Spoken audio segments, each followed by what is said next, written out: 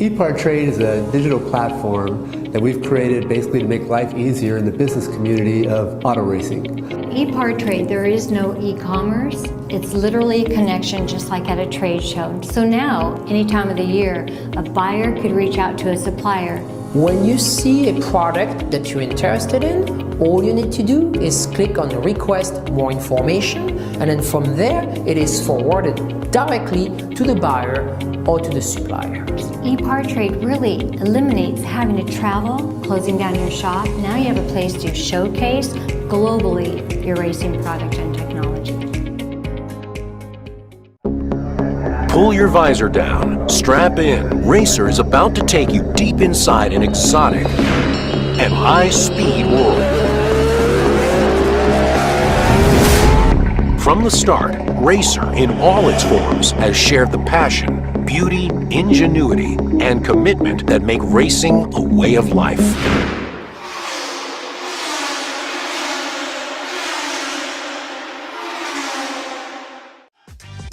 Looking for a quick fix of motorsports news? The Speed Sport Daily is what you need.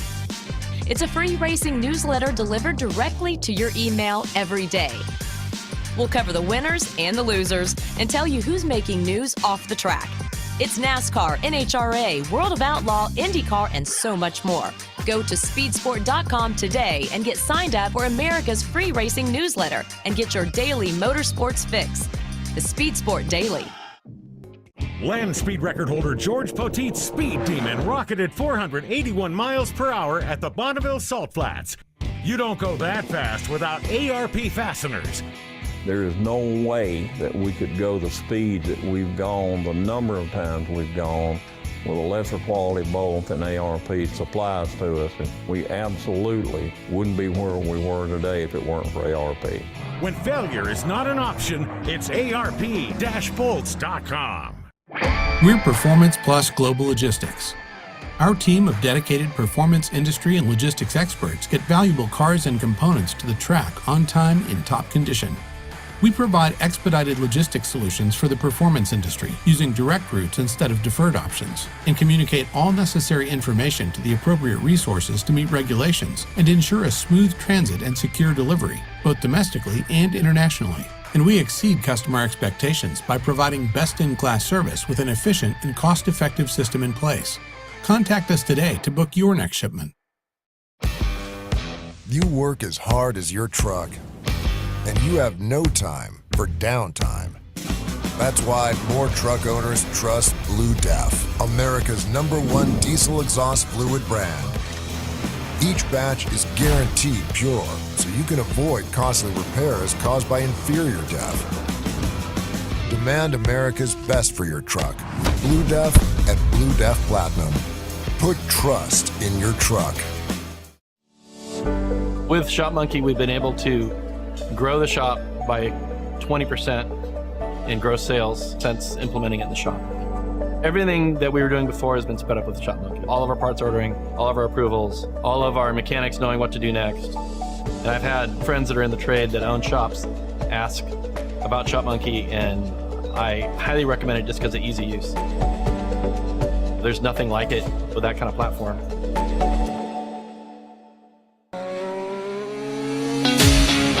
With roots in the Midwest that date back well before the Model T, Fifth Third Bank has a long history of serving the needs of automotive companies.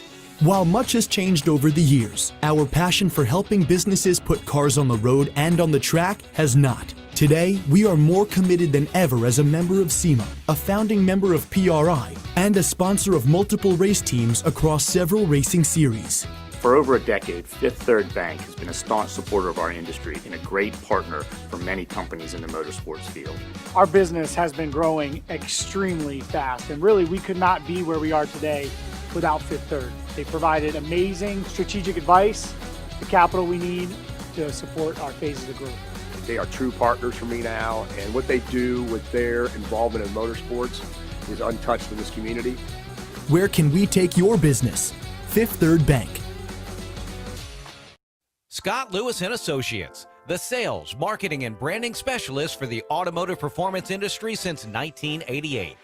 We get our manufacturers on track by opening an extensive distribution network, providing product training to sales staff, creating fully integrated sales and marketing strategies, building successful industry partnerships, attending trade shows, events, and races, offering first-class support to customers. SLAI delivers solutions that win you sales. To get in touch with an SLAI representative, call 516-378-6100. Go to scottlewisinc.com or email info@scottlewisinc.com.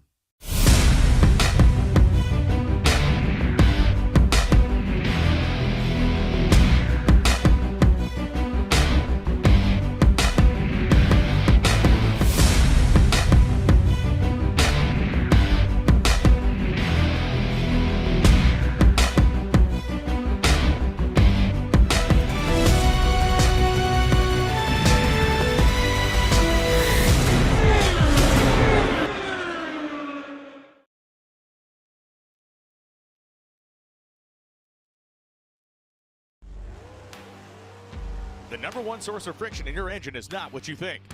Piston rings rubbing against the cylinder walls generate more friction than any other part of the engine.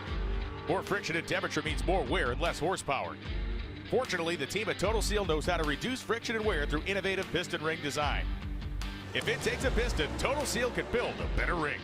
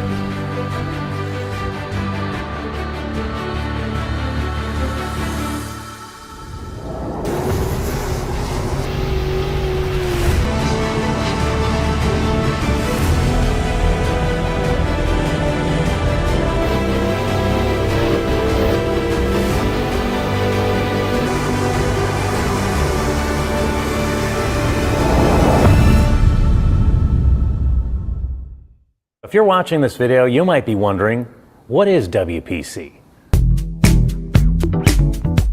WPC is a surface treatment designed to reduce friction and increase the strength of metal parts.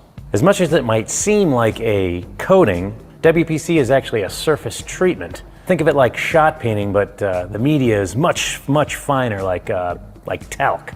So what you're left with is a super hard, smooth surface that actually has some proprietary dry lubricants embedded within it. For more information, visit WPCtreatment.com.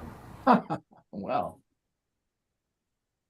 Good morning and welcome to Race Industry Week 2023, brought to you by EPARTRADE, Racer and Speed Sport, presented to you by ETS Racing Fuel, Fifth Third Bank Motorsports, Peak Penske Racing Shop, Scott Lewis Associates, Total Seal Piston Ring, and sponsored by ARP, Performance Plus Global Logistic, and Shop Monkey. I am Francisque Savignan, the founder and CEO of EPARTRADE, the racing industry, every minute, every day. This is day 2. We are going to be live another 4 days, and we have assembled for you the most amazing lineup of speakers. So thank you to each and every one of you for watching us from all around the world. And this year, as we mentioned yesterday, not only are we live on Zoom, but we also live on YouTube through the EPARTRADE YouTube channel. channel, the Racer YouTube channel, the Speed Sport YouTube channel, and we're also live on racer.com and on speedsport.com. So with me this morning are Judy King, the co-founder of EPARTRADE, Paul Fanner, founder, president, and CEO of Racer Media and Marketing, Joe Tripp, managing partner and CEO of Speed Sport, and then two of our wonderful hosts this week, Mike Kirshner, managing editor and publisher of Speed Sport, and Richard James, editor at large of Sports Car for Racer and Racer.com. So thank you very much for being with us today. Ladies first, Judy. Thank you, Francisque. And thank you, everyone, for joining us this week. Wow, yesterday was just dynamic. And I just want to remind everybody what we are. We are a racing platform, just like a trade show, where we have suppliers showcasing. Buyers could connect with them all year long. So don't hesitate to sign in and use the platform. But then we also host technical webinars throughout the year on Wednesdays, very technical. And this is just the cherry on top. Where what an array of racing superstars do we have this entire week. Thank you to Paul Fanner at Racer, Joe Tripp at Speed Sport. Great partners, and it's been fun to work on this week with you guys. Paul? Thank you, Judy. And yeah, what a day yesterday. We had it on the big screen in the office, and it was great to see the entire industry showing so much energy and positivity as we roll on to 2024. I also wanted to make sure I thank my racer teammates who are up early, making sure this happens on our platforms. And I know they're everyone's working in the wee dark hours, just like a race team, to make all of this happen. But it's a really special event, and it's a moment where the world of motorsport comes together, and we share our successes, our challenges, and our optimistic view of what's possible in the years ahead. A little later on, I'll talk about my colleague, Richard James, but it's great to see him here. And it's nice to see you up so early, Richard. Reminds me of our race weekend. Indeed. It's nice to be up early, and thank you for everybody who puts us together. Yeah. Well, on to you, Joe. I think that what you guys are doing with Speed Sport, SS1, Speed Sport TV is fantastic. And it's great to have you as a drafting partner, as always. Likewise, Paul, thank you. Yeah, as we all know in this industry, we'll be celebrating our 90th year next year. And as we all know, we have to continually reinvent ourselves. We stand by what Speed Sport has always meant, and what our ethos is, but we have to reinvent ourselves as media and technology changes, just like in racing. It was in the thing that keeps Speed Sport on track. The person that keeps Speed Sport on track is Mike Kirshner, our editing, our managing editor and publisher. Mike spent many years under the tutelage of the legendary Chris Economaki, and was one of the most important assets that came with the company when Ralph Shaheen and I were fortunate enough to take the torch from the Economakis. So I'm very excited to have Mike with us today. He'll be doing some of the sessions. And Mike, what are your thoughts so far? I think there was a lot of fantastic guests yesterday, and even more today. I think today, as we move through the day, leadership is kind of the buzzword for me. A lot of the top leaders in our sport will be guests today, including World Racing Group's Brian Carter, who will be with me later this afternoon. So it'll be interesting what they have to say about the current business climate as we move into a new year.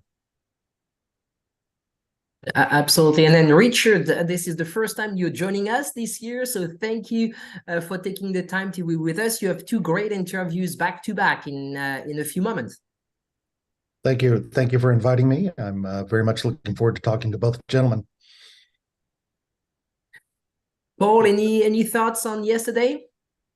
Yes. Well, it was riveting. I didn't get a lot of work done. I was busy watching this, but one of the things I think that is interesting is just the contrast between two eras, the era before 2020 and the era during the pandemic when this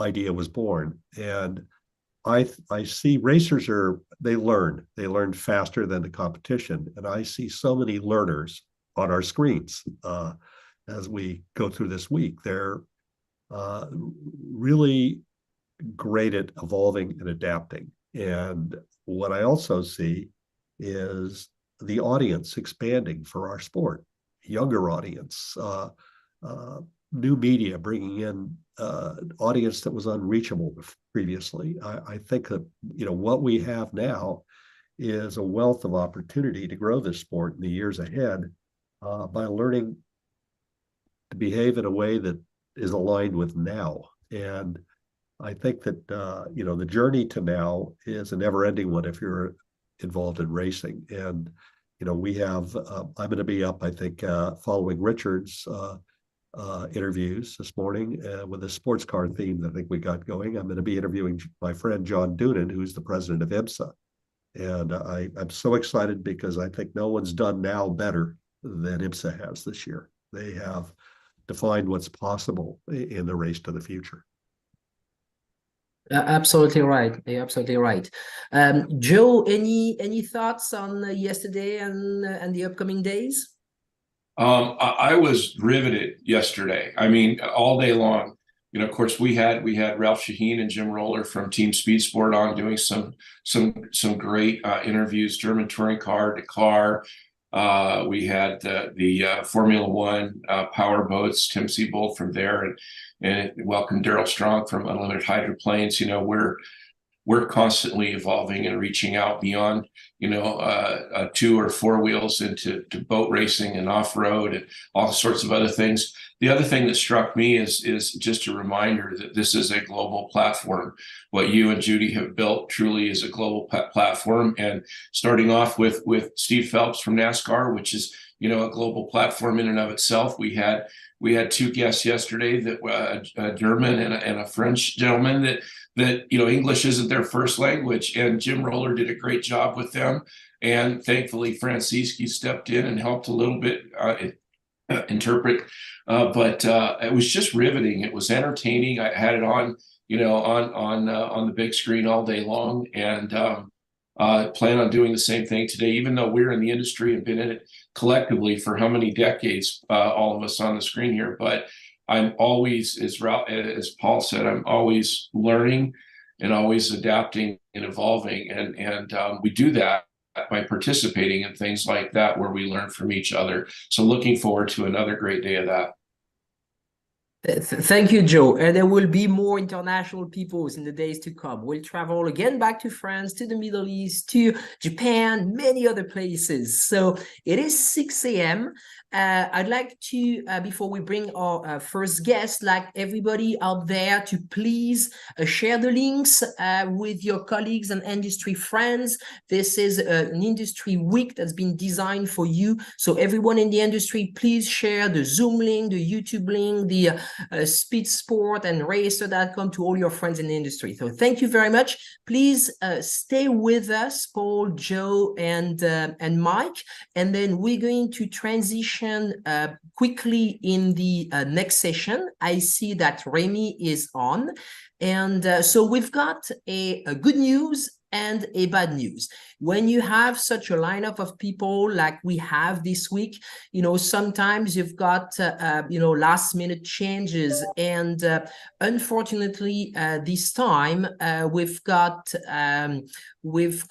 a call from Hugues de Chonac, who has a last minute emergency trip and couldn't be with us today. Now, the good news is that we got Remy Taffin with us today. Now, Remy is one of the smartest technical director out there. He has a resume that you cannot believe, from Renault F1, work with world champion like Alonso, Jenson Button, etc. So enough said. Good morning, Remy. Thank you for stepping in. Thank you for, it was a last minute call and you very gently join us. So we'll leave you in the hands of Richard to talk about Oreca. Thank you, Francisque, and Good morning, good afternoon to all. And hello, Richard. Nice to be here.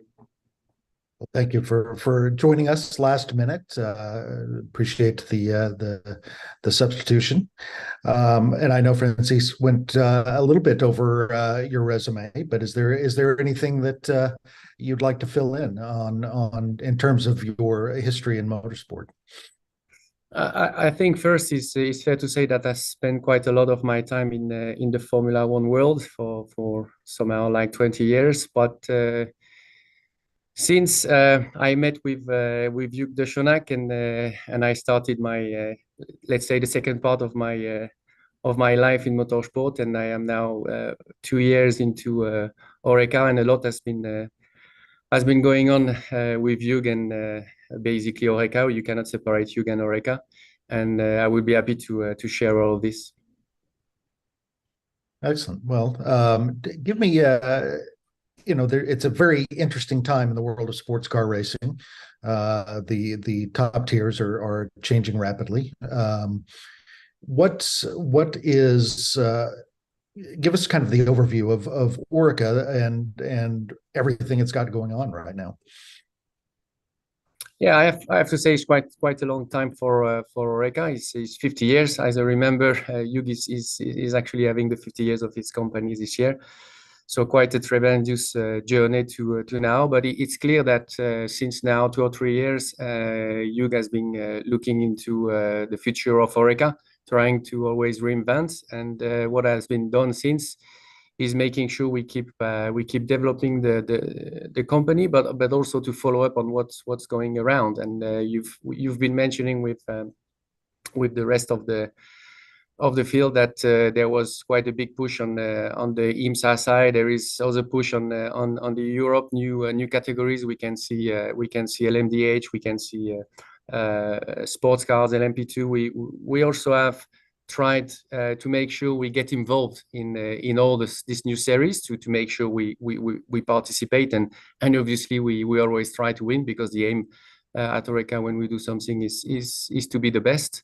So quite a full project, and obviously there are also the new technology, but also the new energies that we're also looking at, and maybe we will have time to discuss it. But definitively there is a lot to come in motorsport.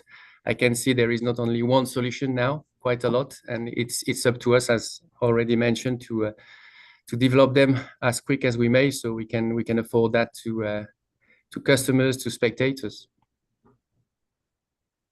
So Oreca has partnered with a variety of OEMs over the years to build race cars with under their brand. Notably the Acura ARX 06 that will be familiar to IMSA fans. Tell me a little bit about how closely you work with the manufacturer, and talk about the various roles for the manufacturer side and from Oreca's side.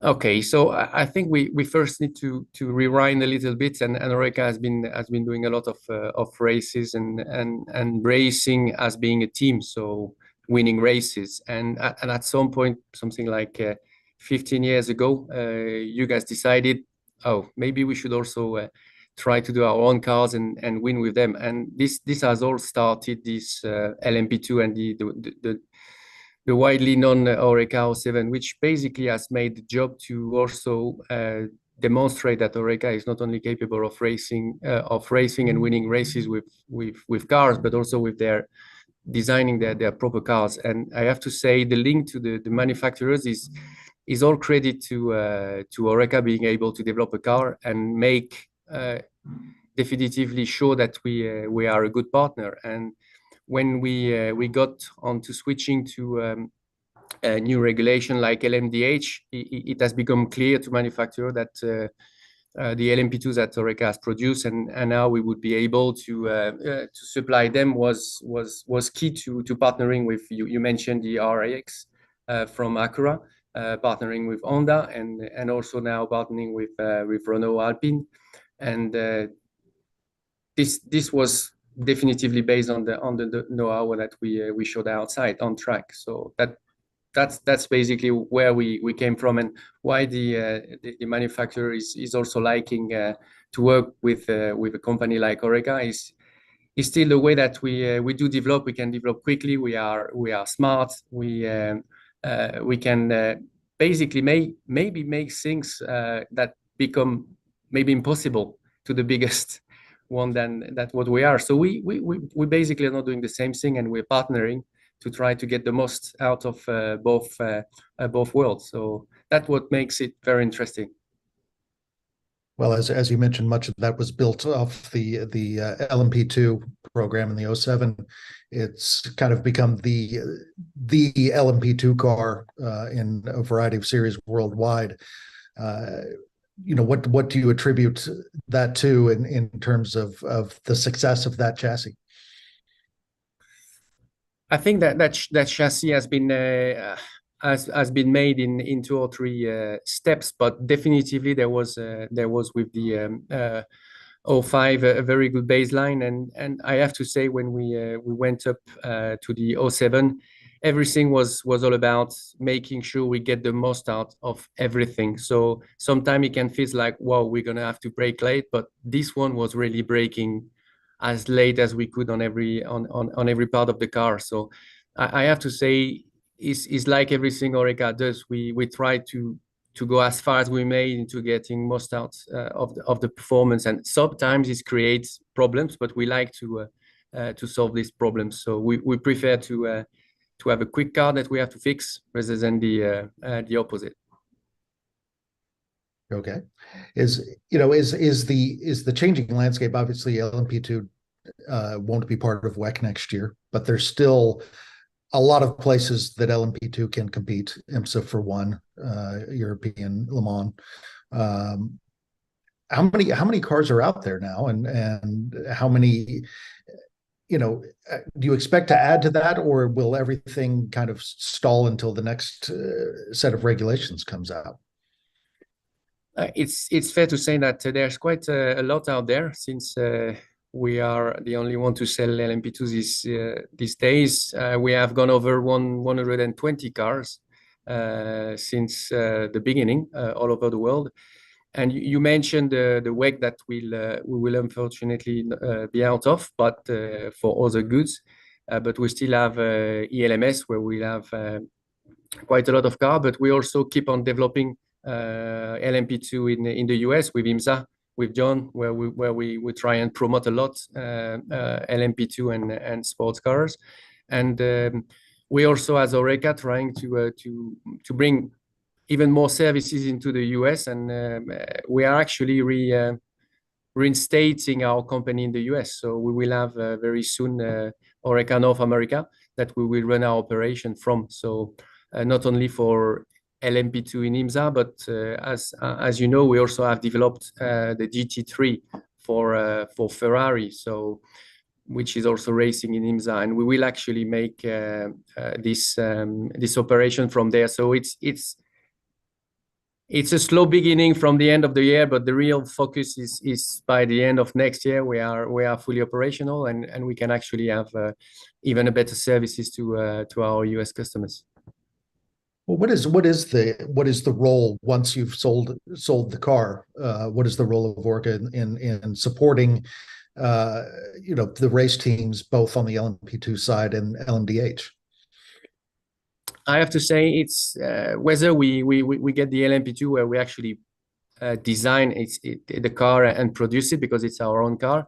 When we get to LMDH, it's a bit different. There is more of a relation with the manufacturer. But in the end, when we have produced the car, when we design it, develop it, validate it comes to the same world where we go into after sales, and the main, which is maybe a place where Oreca is even better, is placing services, is putting services for the customers, which means making sure that we've got the best services for spare parts, for technical assistance onto the track. So we're now growing up to a very high rate in in how many people we get involved into after sales program, whether it is for LMDH, LMP2, or GT3. And this is one.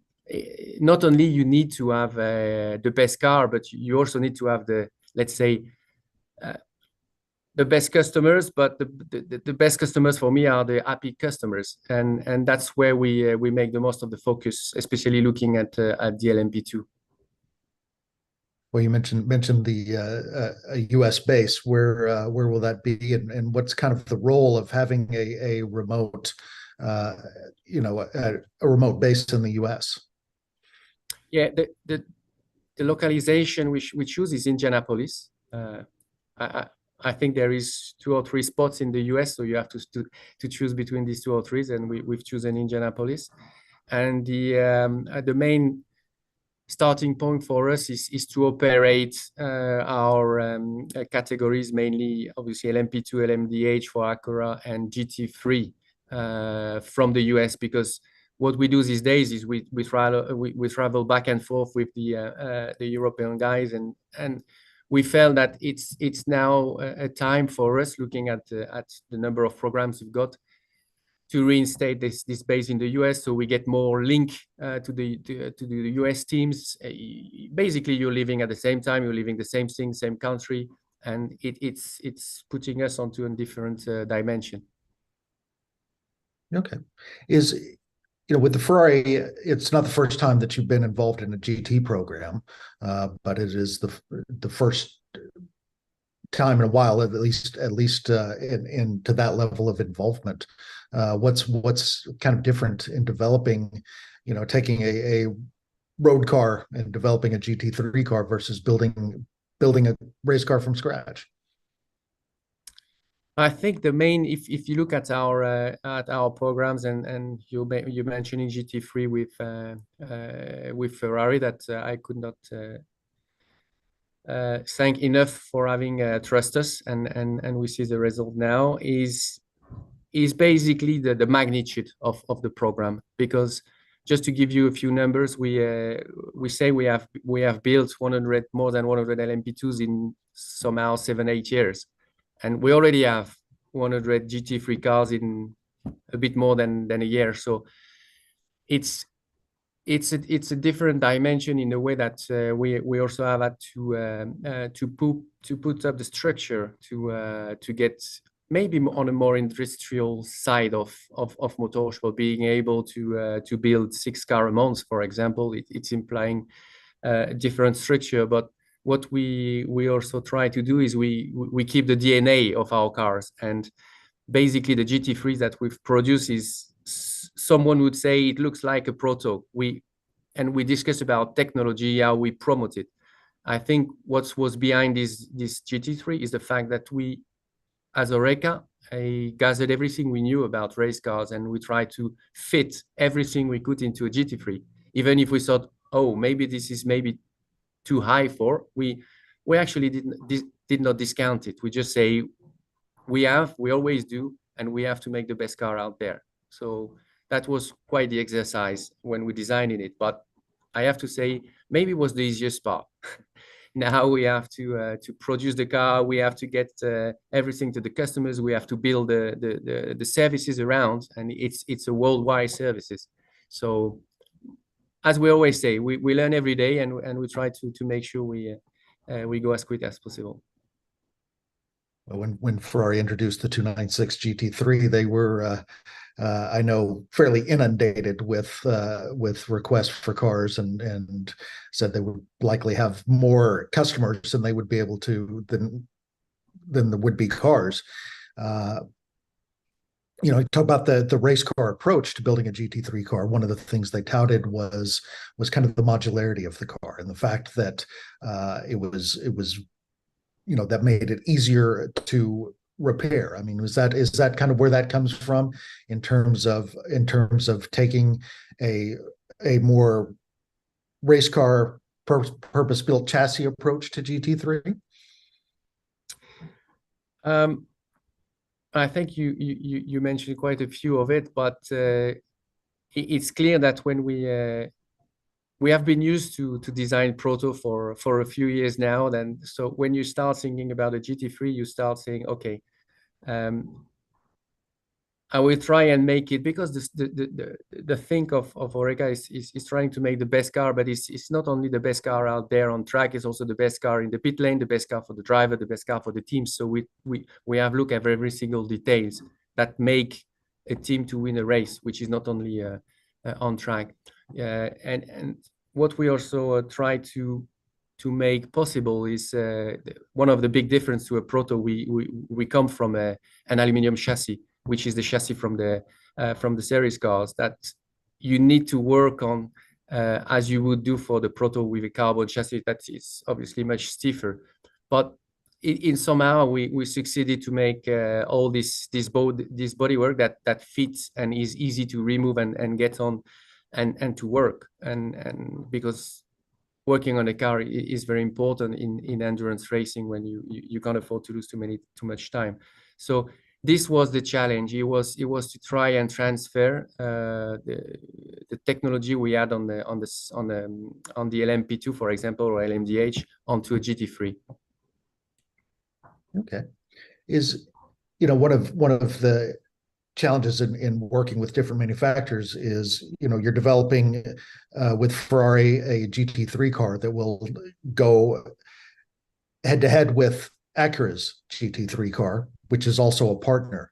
How do you avoid creating friction between manufacturers that are competing on track that you're working with? I think first is the trust you get from your partners, from your customers. You can even mention our LMDH program, where we started to work with Acura and then move on to Alpine. It's even, I would say, you could say, more difficult, because it's the base, the spine is the same, and then you work out the car for either Acura or Alpine. But we actually did not really have problem with that, and I have to be fair to Acura and Alpine. They never really mentioned, are you doing this or this? It's just the trust. But of course, when it comes to us working to this to, for example, customers, you have to have, I would not say Chinese wall, but that's the way we work. We make sure there is a division, a separation in between, and that's how we did operate. And when we talk about GT3, okay, you could argue that there could be a bit of a transfer, but again, our partners and our customers come to us because they trust us, and they trust we will be doing the best car for them. So I think it's enough so that we can work easily with all of them. Understood. Back to LMP2, there's we're at some point going to have a new set of regulations for LMP2. That kind of keeps getting pushed back down the road. Is how prepared is Oreca, once that, they say, okay, here's the regulations, and here's, we're going to start racing this car in 2026, for example. How quickly can Oreca have a chassis? I have to say, when we say how quickly, it would take a year somehow, if I would take a bet. But the one thing we're trying to make with this new LMP2 is to start as quickly as possible. We wish to, as you say, we wish to make sure we have the right regs on, and actually the definitive one, so that we can start on, because there is a real emphasis on cost efficiency for that program. So time is cost, and we need to get on board very, very soon. So maybe we'll take a bit more time than normal, but for it's ready for the sake of having the right car for the right category for the customers. So in short, we have already started into looking into the next LMP2, and next year will be the key year for us. Okay. Well, given Orca's involvement at kind of every level of sports car racing now, how do you see the sports car racing landscape as it's evolving? I mean, we've got full fields. Both IMSA and WEC are looking at turning people away. Where do you see kind of the current state of sports car racing in the broader sense? I think we, as you mentioned, we've got quite a good field or full field of race cars, and this is the real representation of how healthy is the business and how the decision made a few years ago I've brought fruit, and that's the like of whether it is GT3, LMDH, whether it is in the US or in the Europe. Every single program that has been launched has touched the real success. So what I would say is it's already the time to think about what's going to be in 4 or 5 years. And you're right to ask this question, because we need to make sure we get the time. And I have to say that one of the question will always be technology, but I think we more discuss this day about energies, what energy we wish to be using onto race car, because we've seen coming from ICE to hybrid to some thinking about full electric. But in the end, what matters is we have the right product for the right category for the customers. And for me, the main thing we need now to work on is energies. Whether we find the right energy, because you could have said we won't have the type of car we've got now in 5 years' time, but I would actually put technology aside at some point. It's really a matter of what sort of energy, because in the end we also have to be responsible, and we have to think about what's good. And I think there is quite a few subject out there, and that's I think the singularity of our business these days. There is not only one solution, which was maybe before 20 years time very easy, because you would choose very easily for a categories. Now you have a variety of solutions that you could apply to motorsport. But I would say the one thing you should not forget is the end customers, because we also need to satisfy that. And if I would definitively, if I have to take a bet, it's not an easy bet, but I think we'll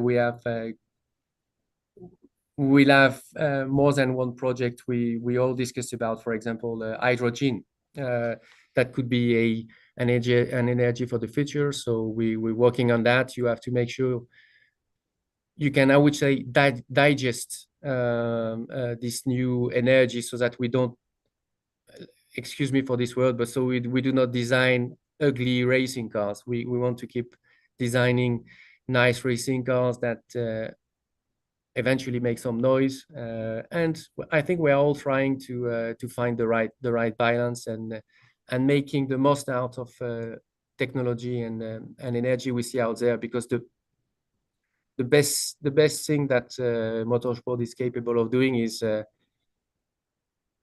go quicker than anyone else on Earth. So I'm pretty sure when we have this all decided what we have to do, we will be the quickest and we will make it happen. So I would maybe finish on that one. We need to keep being the best at delivering product to the track and making the customers and the teams happy. All right. Well, as you said, that's probably a good spot to finish. I believe we are out of time. So thank you very much. Is there anything you'd like to add about what's in Orca's future? I have to say, maybe you did not hear surrounding me some noises, but future for us is our new facilities that we are delivering end of this year, so we can keep developing our ECA and prepare the next 50 years. And obviously, as I mentioned, you will be watching us on track, and there will be quite a few Oreca design cars out there in 24. And as always, try to be at our best and make our teams and customers happy. All right. Well, thank you, and thank you for your time today. Thank you, Remy. And one thing that's important that maybe hasn't been shared on the interview, because Orica is such a large company covering so many aspects. I remember the days, when it was a small little race team competing in open wheels in France, and now it's this not only this manufacturers of race car and engine builder. They have a distributor. It's like one of the biggest distributor of engine parts all across Europe, and it's a fascinating company, privately owned, which is very important in today's world, especially in our industry. So thank you, Remy, for stepping in for Hugues. Again, sorry, Hugues was very sorry he had this last minute trip that couldn't be rescheduled. But Remy, you did a wonderful job. Merci. And we were delighted to have you on. So stay with us a few more seconds, Remy. We're going to run a little video from our sponsors, and we're going to stay in France, and we're going to be talking to Frédéric Lequien, the CEO of the FIA World Endurance Championship. So stay with us. We will be right back with you in a second. I'm getting a signal from a producer there. With roots in the Midwest that date back well before the Model T, Fifth Third Bank has a long history of serving the needs of automotive companies. While much has changed over the years, our passion for helping businesses put cars on the road and on the track has not. Today, we are more committed than ever as a member of SEMA, a founding member of PRI, and a sponsor of multiple race teams across several racing series. For over a decade, Fifth Third Bank has been a staunch supporter of our industry and a great partner for many companies in the motorsports field.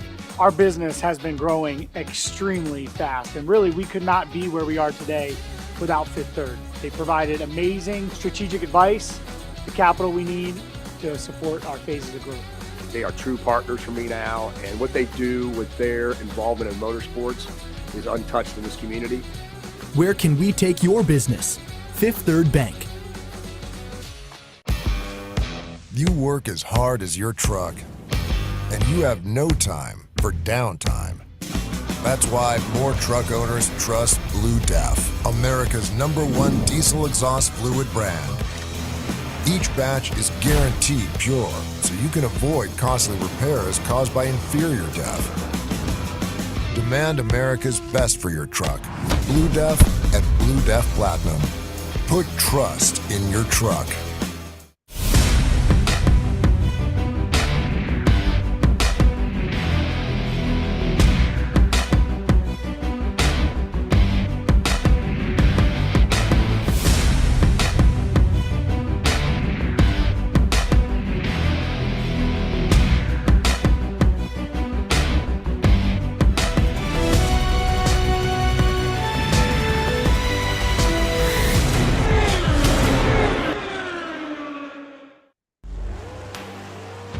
The #1 source of friction in your engine is not what you think.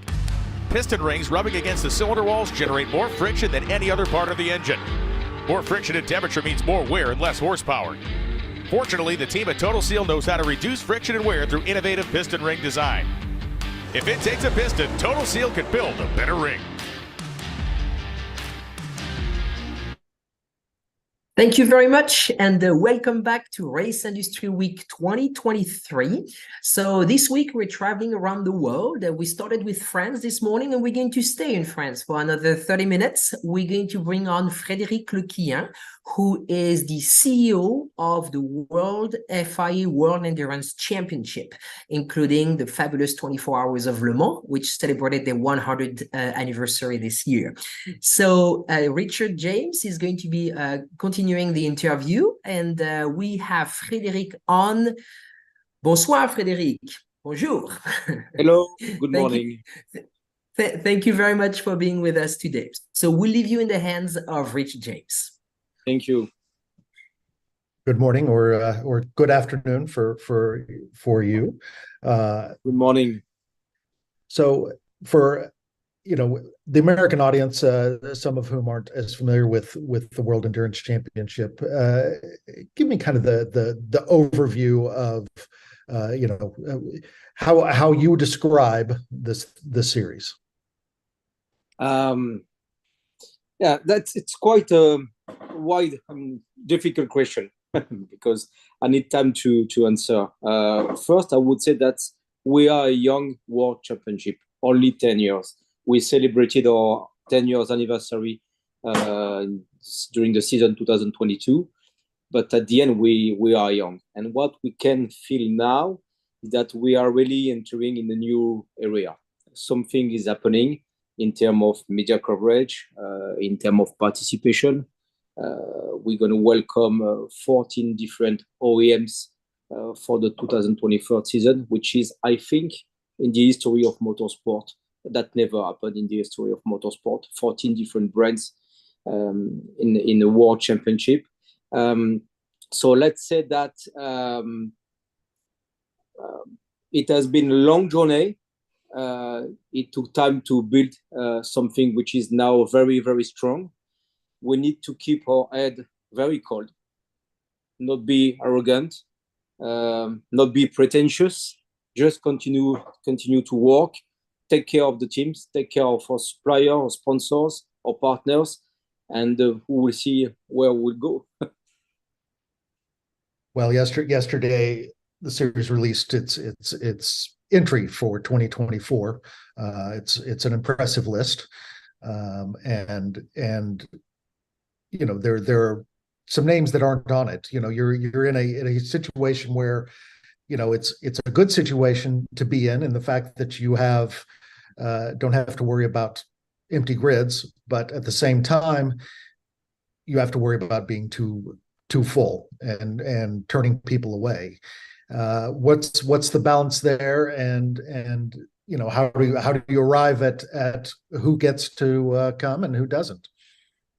Yeah, maybe it's important to explain that the way we race in Europe and on the different circuits, tracks, we go around the world, we need some garages. I mean, we are not racing in the American way. So, and this is important to remind that, because the number of garages we have, it is directly linked to the number of cars we can accept. So that's why on the WEC, I mean, today we are 37 cars for the next season. I mean, tomorrow we're going to have 37 cars. And maybe we will try to increase for 2025 to 40. We will see. But anyway, you're right. We have a limit, and we have to say no to some competitors, OEMs, and super nice, I mean, competitors. So it's always difficult choice. We have some different criteria. We try to be, let's say, to do our best. We try to be fair with everybody. We try to explain why they are in, why they are out. But as you said, it's better to have this. How can I say that? It's better to have this situation instead of having an empty grid, of course. Well, what you know, looking over that list, what you know, what is most what are you most anticipating about next season? Next season, I think it's not the start of the hypercars category, but to me, this is the real start. We're going to have 9 different OEMs with really impressive brands on the grid, like Cadillac, Porsche, Toyota, BMW, Ferrari with 3 cars, Lamborghini, Peugeot, and I think I forgot Alpine also, the French brand. So of course, let's say that I would say in the top class category, we're going to have some very nice battles on track. And it will be also the beginning of a new category, which is called Le Mans GT3. So the base is the GT3 regulation, but we just add some, let's say, torque meters and some different stuff that can help us to check more the car, control more the car. And also we're going to have 9 different OEMs in the GT3 category. So I would say that in terms of diversity for the fans, this is absolutely good. It's very exciting, very promising. And also on the media side, we released the entry list yesterday, and I can tell you that we never had such big media coverage for the WEC. That never really happened. And also, I must underline that we are going to welcome some big names like Valentino Rossi or Mick Schumacher, which means something to motorsport fans, not only sport car fans. Excellent. Well, you mentioned all the OEMs involved next year. BMW, Alpine, and Lamborghini come in, adding to what was already a fairly strong hypercar field. How important is it to have involvement from a wide variety of manufacturers? It is super important because once again, it's when you have we need to pay attention to the privateers, to the private team, to the gentleman drivers, of course. But when you have so many OEMs which are officially involved in the championship, and when they are in hypercar, this is the top class, that brings to you a larger audience. And of course, that we are, let's say, really well known in the motorsport industry, but our target is to be well known in the sport industry. And for this, as I said at the beginning, we are a young championship, so we need the help of the OEMs, of the famous drivers, big names, and then year after year we are building something which is, I think, now very strong. So, we said goodbye to the much loved GTE category in 23. As you said, the coming LMGT3. Give me an idea what WEC is doing differently than other series that use the GT3 platform. You mentioned some things to make checking the car easier. Could you elaborate about that and tell us about anything else that's going to differentiate the category? I think that what is different is the major exposure we offer to the brands and to the teams. We are a world championship, and I have a lot of respect. And by the way, this is our partner when we do organize the Asian Le Mans series. I have a lot of respect and admiration for SRO, which is super great organizer. But we are world championship, so the media coverage we have, the media exposure we can offer to the teams is totally different. Okay. Well, the one topic of discussion has been the balance between the hypercars built to the hypercar regulation and LMDH cars. Where do you see? What is the series trying to do to make sure that the competition between two different platforms is fair and equitable? Yeah, it's a very good question, and thank you for giving me the opportunity to clarify this point, because this is something which is super important for us. We made some promises that we'll do our best to balance the two platforms, LMDH and LMH. And believe me, we have no interest to have the LMH in front, the LMDH, or the opposite. We need to have everybody in the same performance window. This is something which is super important for the convergence we have with the IMSA, which is a very, very strong partner for us. And this is what we promise to do to the OEMs, which are in both platforms. So we just end the 2023 season. We learned a lot. We have now many data. We have some very good professionals around the table from the FIA, from the ACO, but also from some private suppliers that help us to do the right balance of performance between the two platforms. So maybe we'll do some adjustment during the inter-season, but I can promise you once again that this is something which is a priority for us. We do not want to have a platform which is here and the other one which is with a big gap between the two. But I would like also to remind that the BOP is there to put everyone in the same performance window. But then this is the responsibility of the team to have the best execution during the race. And sometimes and this is a personal, not only a personal feeling, but this is something I would like to say, that BOP can be also the perfect excuse, because we have the data and we know that in terms of performance, the car are very, very, very close. So then this is the responsibility of the team to do a nice job on track, to have a good strategy, to have the best drivers, and at the end, the best competitor will win. What I do not want to hear anymore, if you allow me to say that, you do not win because of BOP and you do not lose because of BOP. This is something which is wrong, definitely. BOP can help, but cannot do anything. Yes. Well, we love sport. We love sport, so it's important to remind that. Yeah. Well, obviously, it's good for the series. It's good for everybody if everybody has an equal chance to win. This is super important. Fans don't always see it that way. They're fans are often quick to blame BOP if their favorite marque or team isn't winning. How do you change that perception? Well, I think we must do much more.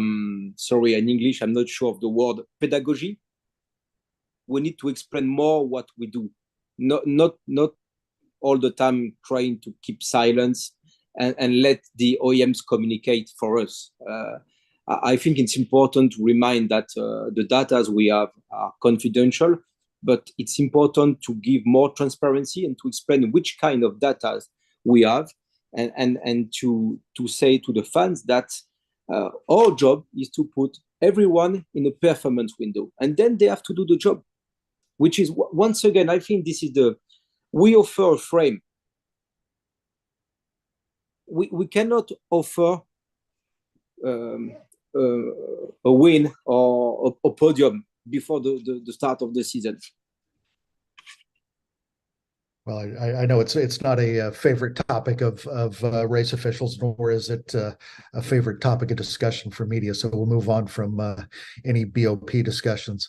You mentioned the convergence with IMSA, and you've got the two platforms, obviously creating a lot of interest among manufacturers. Would you say that convergence has met its goal in your eyes? Yes, I think we did a huge step, and the result we have both on championship in terms of numbers of competitors, quality of the grid, numbers of manufacturers. I mean, that's a good proof that the convergence is there. Of course, now we need to do the second step. We need to see some LMH in IMSA. It's not only the responsibility of the IMSA. We need to convince the competitors which are racing in LMH to go in IMSA championship. But once again, we have some regular, monthly discussion with the top management of the IMSA, and we love to work with them. It is really reliable partner, a very strong partner for us. What's involved in that partnership? I mean, beyond trying to make sure that the rules allow manufacturers to move back and forth between series. Where else and in what other areas are you working with John Doonan and IMSA to elevate the sport? We have some discussion around sometimes sporting regulations. TV coverage, calendar, the way we build the calendar. We try to avoid clashes when it's possible. For example, we have many topics on the table. The main one, of course, is about the technical regulation, and this is something we must be online all the time. This is super important. We have also, this invitation system for Le Mans that we distribute to some winners in the IMSA championship, which help for the convergence also. No, it's many different topics, and I would say that we allow ourselves to discuss about everything. Okay. With the current success of sports car racing in all areas and a huge number of championships out there, how do you balance, when it comes to scheduling? I mean, drivers want to be able to race as much as possible and move back and forth between series, but that is becoming more and more difficult to work around other schedules. Yes, and I do understand sometimes the reaction of some drivers, and sometimes they are a little bit disappointed because we have a clash. And I give you one example. We're gonna have one clash or two clashes between the WEC and the Formula E during the next season, and we have some drivers that are racing in both championship. But believe me, before we start to build the calendar, we try to have some discussion with some promoters, other organizers, and as you said, sometimes you do not have the solution. It's just impossible. So then I would like also to remind that when we always do our best, but this is not our responsibility. Our responsibility is to do our best effort. But then if you are drivers, if you race for important OEMs, you also need to make some choice. Okay, fair enough. So what do you see next on the sports car horizon? I mean, we're obviously currently enjoying a great time. Where do you see, how do you sustain that? What do you see as the next move to keep this momentum going? Yes, it's a very good question. I think that we did only the first part of the job. Now we need to secure this success and make it sustainable. I think that sport car, it's all about the spirit of sport car, and especially in Europe, this is the spirit of Le Mans. And what I want to bring in the WEC, and what I want to bring to compare to other motorsport world championship, like Formula One, for example, is that we can offer to the fans the possibility to come on track to see the race for, and this is cheap. I mean, we are talking between 60 to 70 US dollars to spend 2 days with us. You see a lot of action on the tracks, a lot of animations. You have some food court. You have a lot of animation. You can come with the family, with the children. This is something which I think must stay popular. Must stay popular. Of course, we have some special product for VIPs, some very, very high-standing hospitalities. But never forget that this sport car, has a special spirit which is very linked to something that must be popular for everybody, that must be affordable. So for me, this is one of the most important points. And then the second one is that maybe we need to multiply our effort with the media to make this sport a little bit more simple to understand. So we need to explain more, to take time to explain the strategy, because we have the action. It's incredible on the WEC, on the IMSA championship, on the European Le Mans series. You cannot imagine how many overtaking we have, how many. I mean, it's super impressive to watch. But it is true that after maybe 1 hour of racing, a lot of viewers get lost because they do not really understand the strategy and the spirit of sport car.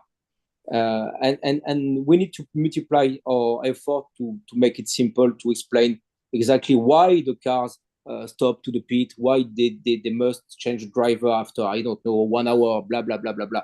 And this is something which is super important because it's full of human adventure.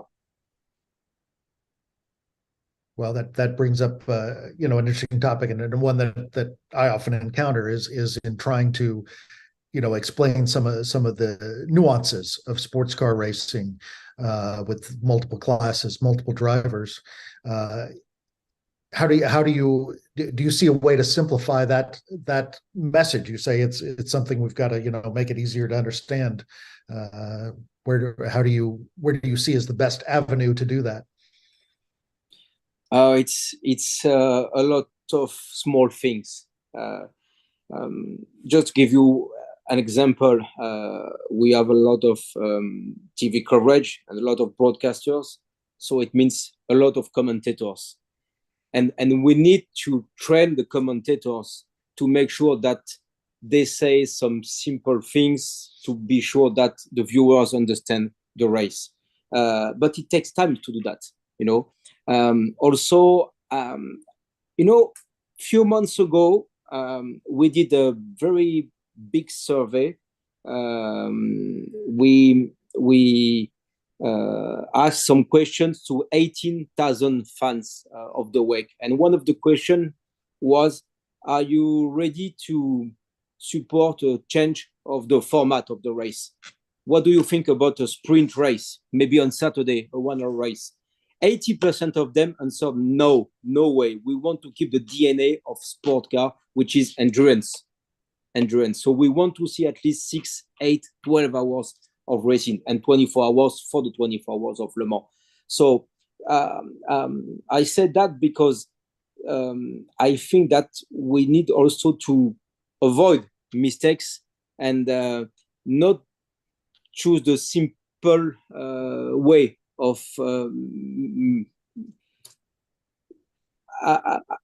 I think we need to keep our DNA, and we need to continue to educate the viewers, the fans, to what we are. I mean, and what are the strategy of the teams, and all the cars are built, which engine are in the car, and to give a maximum of details that are quite interesting for fans.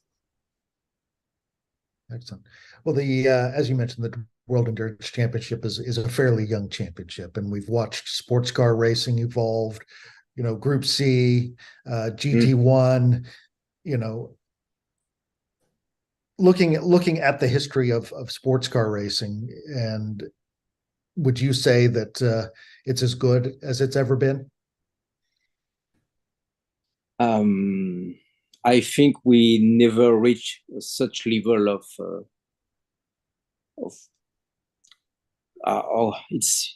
I do not want to seem pretentious, but never in the history of motorsport the championship gets so many manufacturers, and especially with some manufacturers like Ferrari, Lamborghini, BMW, Porsche, Cadillac. It's quite impressive. But I like the past, so I do not like to say that it's better now, because it was also fantastic during the GT1 period, the Group C, and even before. I think we need all motorsport fans. We just need to be proud that sport cars is so wealthy at the moment, especially in 2023.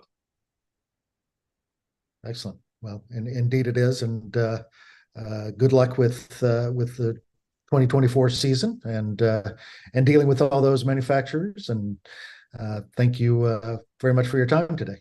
Thank you very much for the invitation. Thank you very much. Goodbye. Thank you, Frédéric. Stay with us a few more seconds. Great interview. I'm so glad what you mentioned about the DNA of sports car, and you're 100% spot on. That is so important. So very proud of what you're doing, Frédéric, and thank you for being with us today. So we're going to stay with a sports car because we have John Doonan next joining us.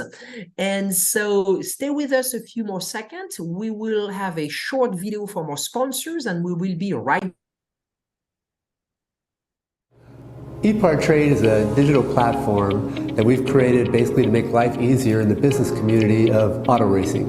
EPARTRADE, there is no e-commerce. It's literally a connection just like at a trade show. So now, any time of the year, a buyer could reach out to a supplier.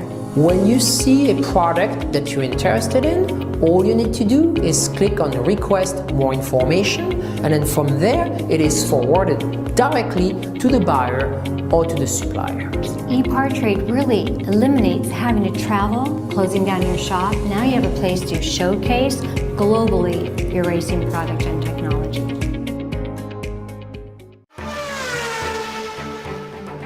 There are two types of people, racers and everyone else. In a sport driven by passion, excellence, courage, and ingenuity, Racer Magazine is for those who believe that racing is a way of life. Get 1 year of Racer's print and digital editions for only $50, with instant access to our digital issue archive. Subscribe now at info.racer.com. Speed Sport 1 is your new home for motorsports. If you're a hardcore race fan, you've got it all on this new, exciting network. It doesn't matter if it's on land or water, 2 wheels or 4, asphalt or dirt. It's all free at speedsport1.com. You can also take it on the go with the Speed Sport 1 app. Download it today. This is Speed Sport 1, the live racing network. Land speed record holder George Poteet's Speed Demon rocketed 481 miles per hour at the Bonneville Salt Flats. You don't go that fast without ARP fasteners. There is no way that we could go the speed that we've gone, the number of times we've gone, with a lesser quality bolt than ARP supplies to us. And we absolutely wouldn't be where we were today if it weren't for ARP. When failure is not an option, it's ARP-bolts.com. We're Performance Plus Global Logistics. Our team of dedicated performance industry and logistics experts get valuable cars and components to the track on time in top condition.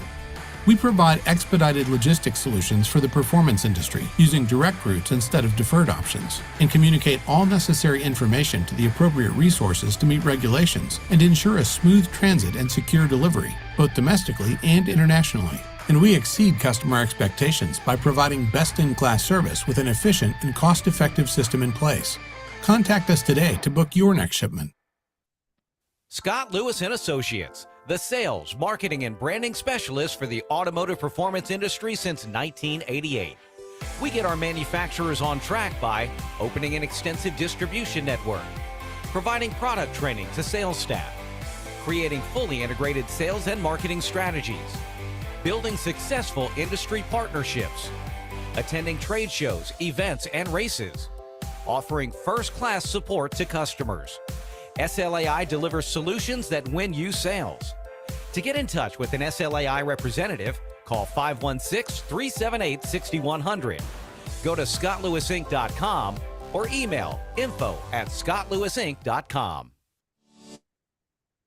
Thank you very much, and welcome back to Race Industry Week 2023. Paul Fanner is back with us. We are going to be talking to John Doonan and IMSA, the president of IMSA. And if you're watching us again today on Zoom, on YouTube, on racer.com, on speedsport.com, please share the links with your industry friends. If you're in the industry and you're not watching this week, you are absolutely missing out. The lineup of speakers is unbelievable. I mean, we heard yesterday people saying they have never seen such a lineup of speakers in the entire history of motor racing. And it's true. I mean, it's absolutely incredible. So we are covering every aspect of anything in racing with some of the greatest leaders in the industry. And it is the hour. So without any further, time, we're going to bring John Doonan. He is in London, as I'm being told. And we're delighted to have John with us. Hey, John. Hey, Paul. Thank you, Judy. Thank you, Francesca. I actually changed of plans. I'm still in Daytona Beach. Had to make a change, and so you're getting me on North American time. Well, I'm just happy to get you. You've been traveling at the speed of light for the last few years. Yeah, it's been quite a season with a lot of different hats to wear, across all of our properties, whether it's IMSA and HSR, which we're heading into the season finale, the classic 12 hours at Sebring this weekend, or the Garage 56 project. There's been a lot of costume changes over the course of the year. Well, yeah, and any one of those is a full-time job. So I'm not quite sure how you're pulling all this off, John, but I'm glad you are. Well, let's start at the beginning. I just think that some in our audience don't know where you came from, and I think that's one of the things I particularly like about you is at your core, you're a racing fan. I appreciate that, Paul, and you're right. And I've told many around me that if I ever lose that fire to be a racing fan, they need to take me off to the side and tell me it's time to hang it up, because grew up with a grandfather that raced circle track midgets, and a couple of miles north is sitting in my shop his Curtis Craft midget from 1947, and then of course my father was an amateur racer starting in the late 60s. So it is part of my DNA, I guess, and really honored to have had the opportunities in the sport that I've had, whether it was my time at Mazda, my time now at IMSA and working for the France family, or just heading down to HSR and obviously got some duties, but trying to be a fan this weekend to close out the season. Well, I sincerely mean I wish I could be with you at the HSR event this weekend. It looks awesome. And knowing that you come from this orientation of actually the ultimate customer, we have a saying at Racer, the audience owns you, not the other way around. And we work for the audience. It shows that you work for the audience too, and what you've created with IMSA. Tell me about the mindset inside your company and what makes this such a special time for IMSA. Well, all morning it's been a sports car morning here on Race Industry Week. So we're so grateful and honored to be part of that momentum and the moment as Frédéric, my good friend from the ACO WEC, just talked about. We are at a critical time. The fan engagement is at an all-time high. Our television viewership on linear television, again on NBC platforms, was up 14% for 23. And I think even another step is that Peacock, the way that people are taking in the content on a streaming, is up over 50%. I think 53% was the latest number. So the fans are taking it in, whether they can beat the track or not. And then, as you and many others reported, record attendance at the race events, from the Rolex 24 to Sebring to Long Beach to VIR to Road America, where IMSA first went in 1979. We set an all-time record this season. So it is an incredible moment. I think we need to embrace it and capture it like never before. What the pandemic did, of course, was a horrible thing. But I have a philosophy also that maybe as an industry, motorsport in general, especially our form of motorsport, where it's camping in vast areas for viewing, people wanted to come and be able to pull their car, their motorhome, or their motorcycle up to a fence and have the show going on right in front of them. So we're fully embracing that here. We're continuing to find ways to share content creatively. As you know, Win the Weekend was a really special element that we added this year, thanks to our partnership with Michelin, showcasing the WeatherTech Sports Car Championship. So I get chills, as I know you do as a race fan, and I'm going to do my ever best to go into 24 with that same enthusiasm, like I did when I was a kid, sitting on the edge of the couch, waiting for my dad to wake up after a long night of preparing the race car, and I was tapping my foot to go to the racetrack. Well, at least he got to sleep. I'm not sure you get to, based upon your schedule, and we occasionally connect. But yeah, it's tough. You mentioned something interesting here, and I want to come back to the comment about the pandemic. And you literally took the reins of this company from our mutual friend Scott Atherton as the pandemic was about to happen. Yeah. Timing is everything. Yeah, for a while there, I teased Mr. France and Ed Bennett and Mike Helton, our core board members. I said, you guys didn't mention anything about this in the interview process throughout 2019, but clearly as an industry, we learned a lot. We learned a lot about safety and how we do things and efficiencies and the number of days on site for our race teams, trying to be more efficient and protect budgets. We learned a lot about commitment. And when I say that, we learned a lot about the loyalty of our partners and our manufacturers. We are so honored to have 18 OEMs competing with us. We're so honored to have partners like WeatherTech, Michelin, VP that not only stuck with us throughout the tough times of the pandemic, but just renewed partnerships through 2030. So, we learned a lot. I think we've applied a lot that we learned on an ongoing basis.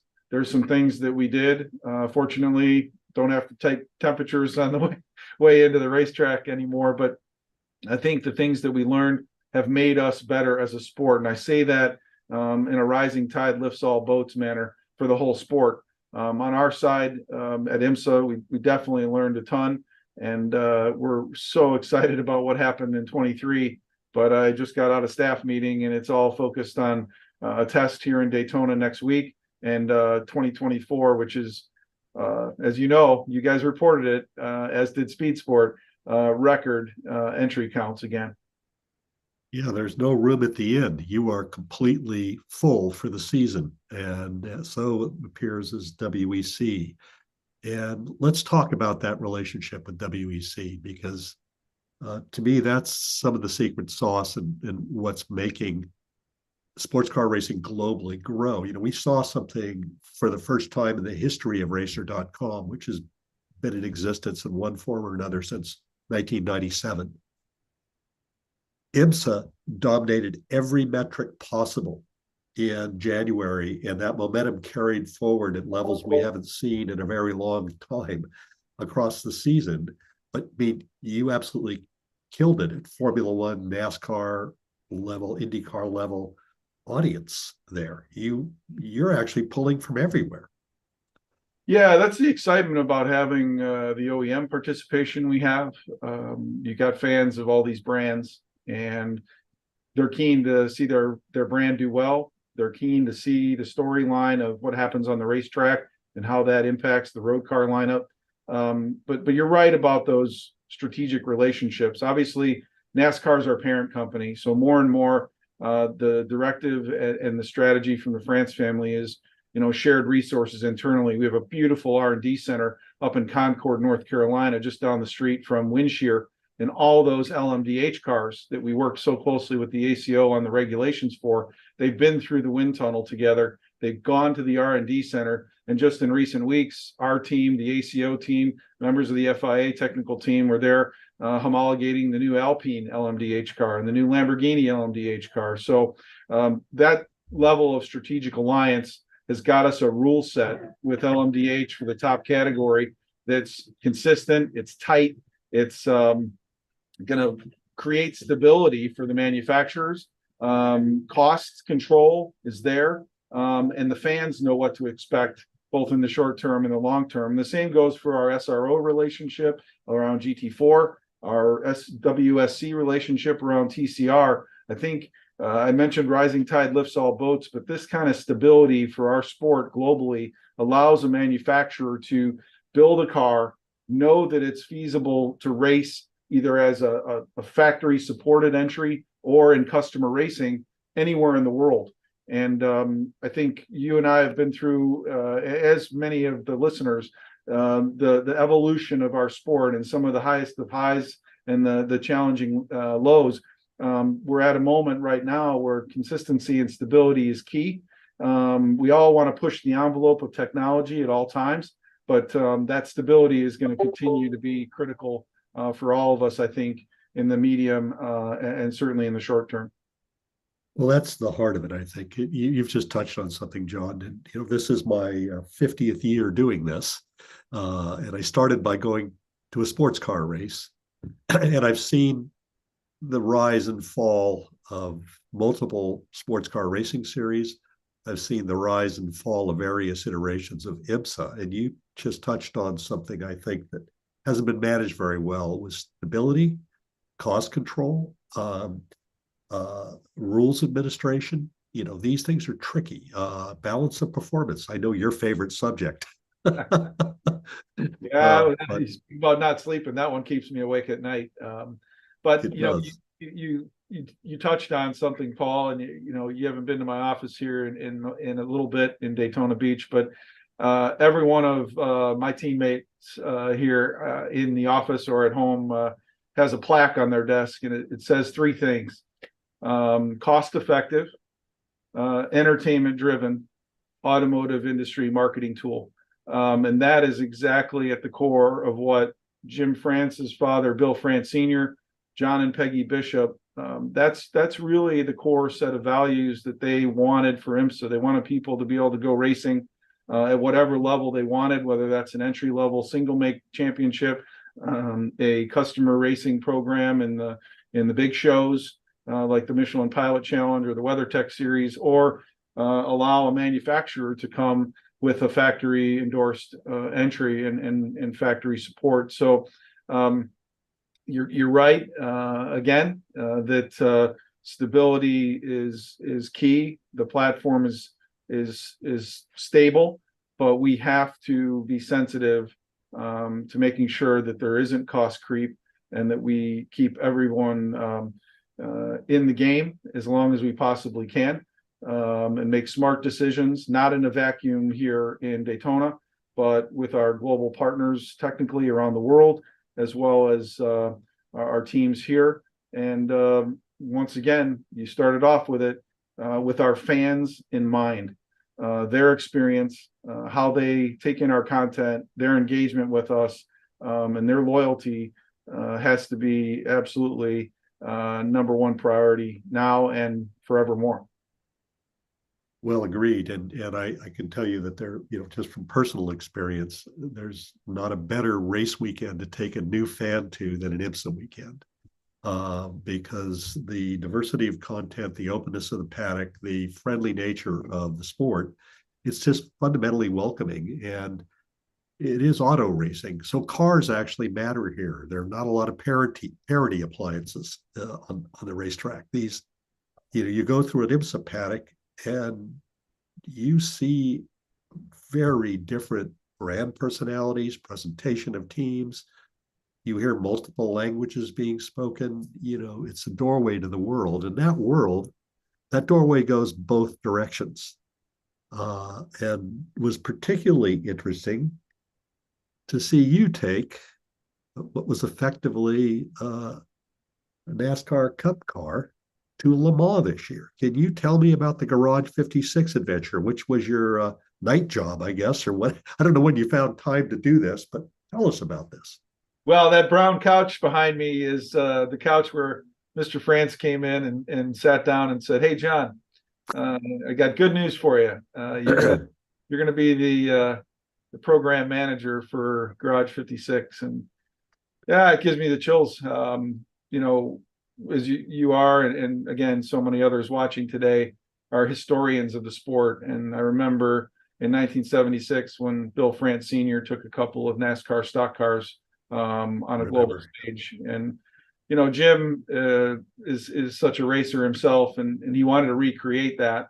And what better time in NASCAR's 75-year history to take the Cup car, which is taken a lot of elements that are similar to the GT cars that we race, single lug hubs, a driver safety cell that's modular in nature to allow Ford and Chevrolet and Toyota to bring the Camry, the Mustang, and the Camaro to NASCAR, and take it back to Le Mans, give a global audience a real taste of NASCAR from the way the car sounded, for sure. That was a big key.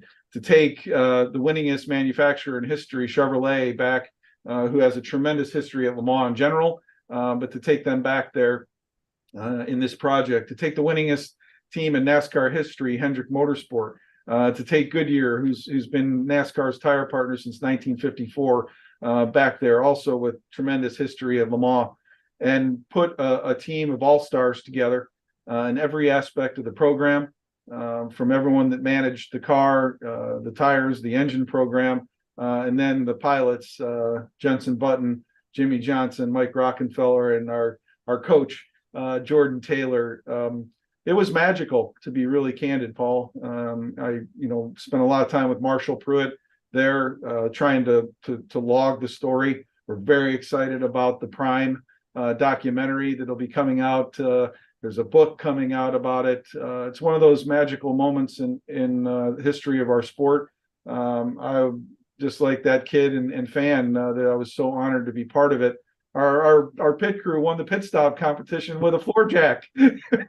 So yeah, I all of it was amazing, and I have to brag a little bit here. That content that Marshall produced about with the team at Coforce, our friends at Coforce, who we work closely with. That content covering the time at Le Mans helped drive Racer.tv, the Racer channel, to the highest ever viewership we've ever seen in a single month in June of this year by a wide margin. I mean, and those videos continue to earn significant viewership as the months go on. You clearly captured the imagination of the world.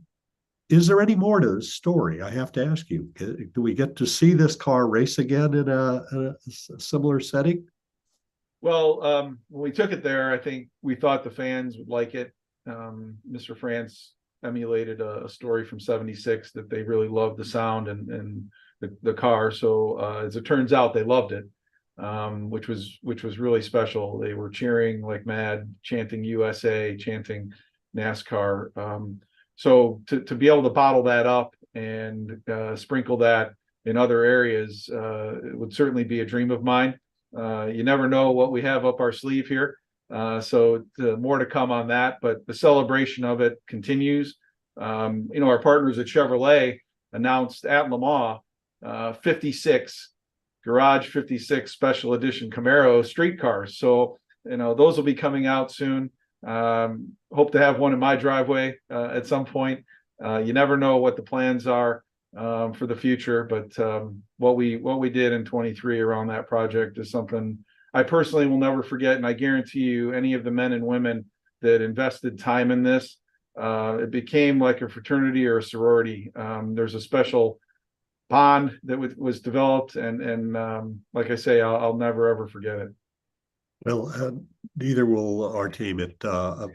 We all tend to stay up all night long during the 24 hours of Le Mans, Sebring 12-hour. We were there for the 12 hours, all of us watching it, living it. certainly Rolex 24, Petite Le Mans. All of them nearly gave me heart attacks this year. I have to be careful at this age. But the fact of the matter is, you had a lot of excitement across the board in your various series this year, but perhaps to me, the story of the year happened in Michelin Pilot Challenge this year, when one of my heroes, Robert Wickens, and his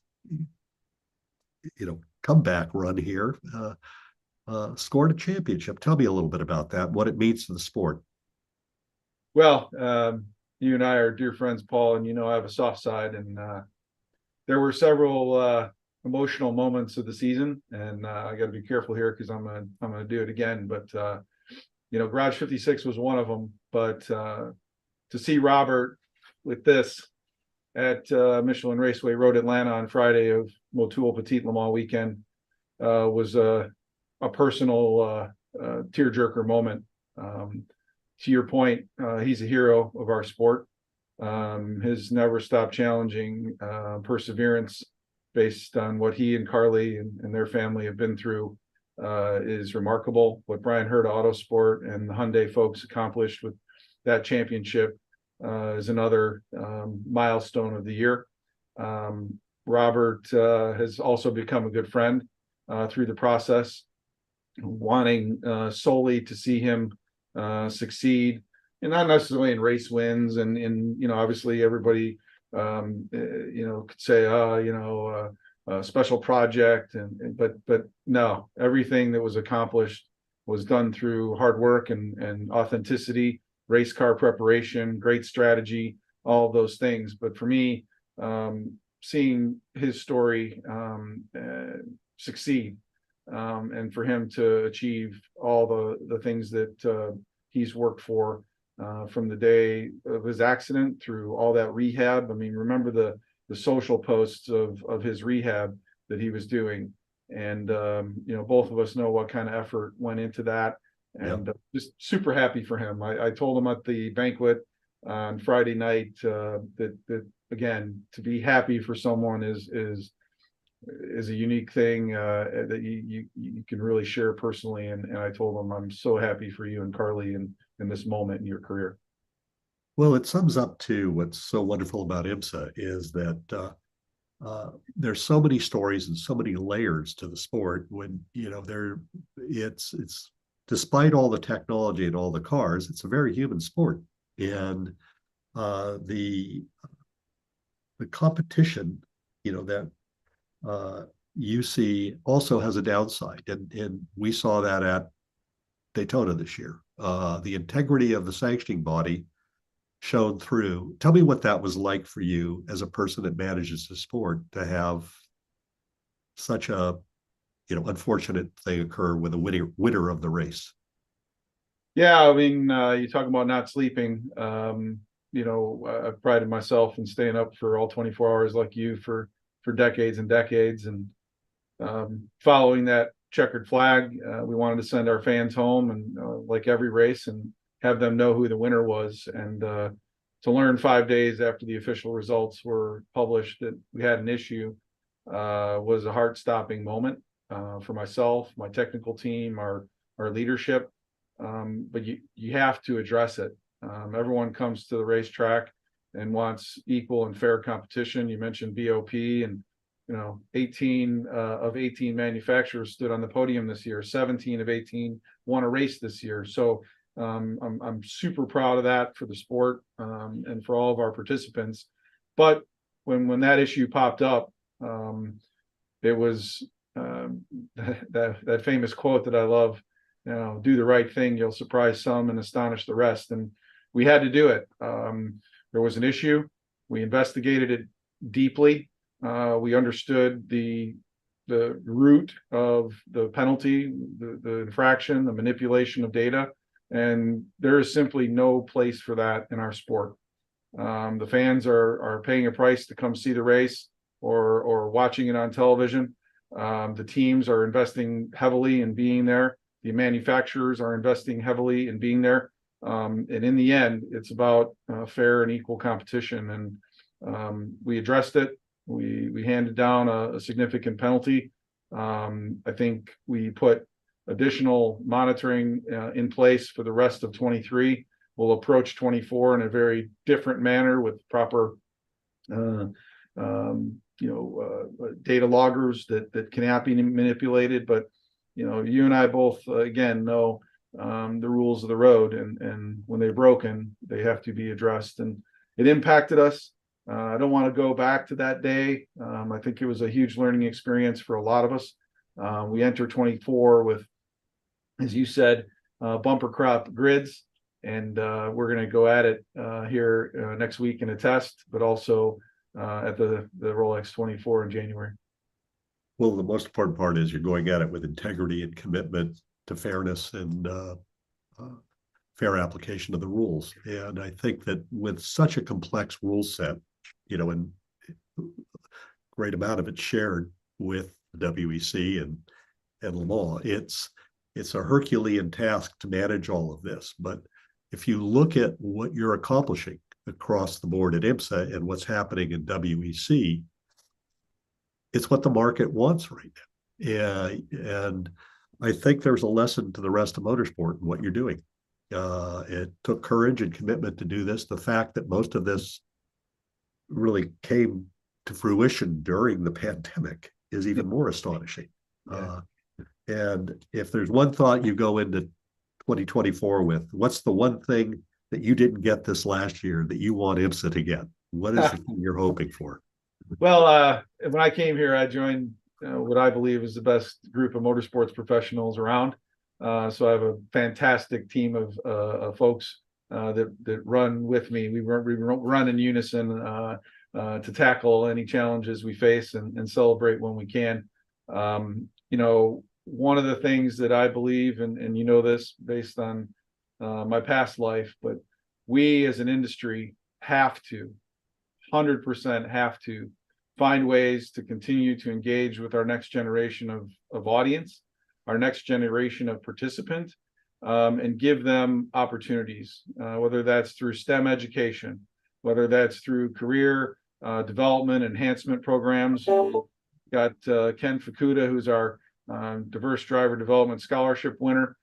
Programs like that for Ken, and what we did with Courtney Crone, and what we did previously with Jaden Conwright, like those programs, not just for drivers, but for engineers, for technicians, for publicity and PR folks, for hospitality folks. This is a training ground for course marshals and for race officials.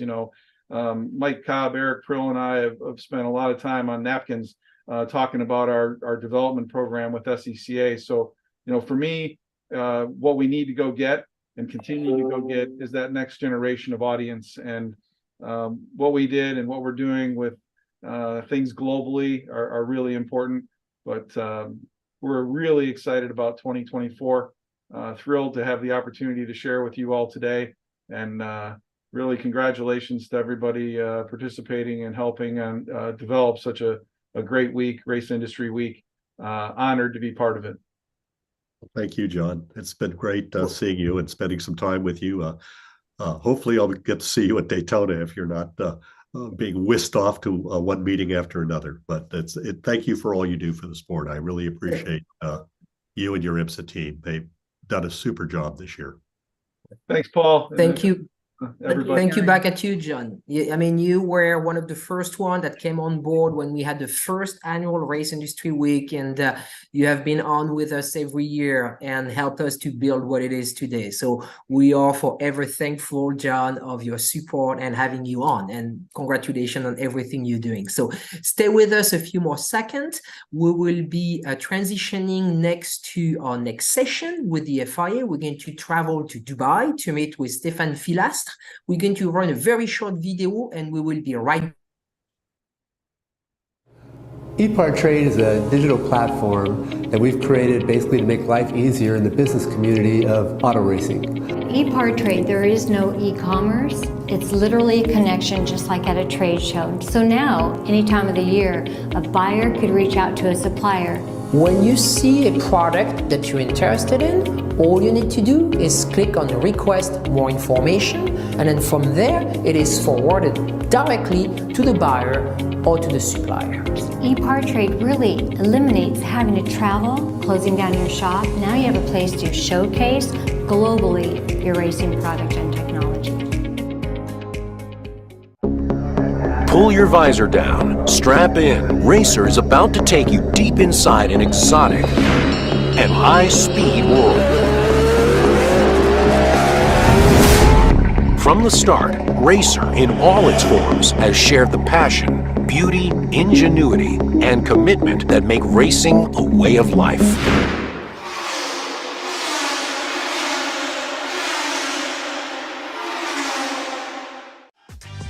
Looking for a quick fix of motorsports news? The Speed Sport Daily is what you need. It's a free racing newsletter delivered directly to your email every day. We'll cover the winners and the losers and tell you who's making news off the track. It's NASCAR, NHRA, World of Outlaw, INDYCAR, and so much more. Go to speedsport.com today and get signed up for America's free racing newsletter and get your daily motorsports fix. The Speed Sport Daily. Thank you, and welcome back to Race Industry Week 2023. George Tamayo is with us while we wait for Stéphane Filastre to join us. A big thank you to our sponsor, ETS Racing Fuel, Fifth Third Bank Motorsport, Peak, Penske Racing Sharks, Scott Lewis Associate, Total Seal Piston Rings, ARP, Performance Plus Global Logistic, and Shop Monkey. They help us cover the production of this event, and that way we can make it free for everyone in the industry from around the world to watch us today. So Stéphane Filastre is out of Dubai. He is with us right now. Thank you for being us. Bonjour, Stéphane. Thank you for being with us today. A very warm thank you from Dubai, where the temperature, as you can imagine, is 37 degrees today. Oh. Well, once again, good evening, good day, good morning for the audience, for this global audience. It's very nice to see you, George. Honored and excited to be part of this prestigious panel of key leaders in motorsport. And thank you for joining us. Let me introduce you a little bit more formally, Stéphane. You are currently the head of brand licensing and retail at the FIA. And of course, we find you in Dubai this morning at the COP28 seminar. But tell us a little bit more, just to get us started, about your role within the FIA.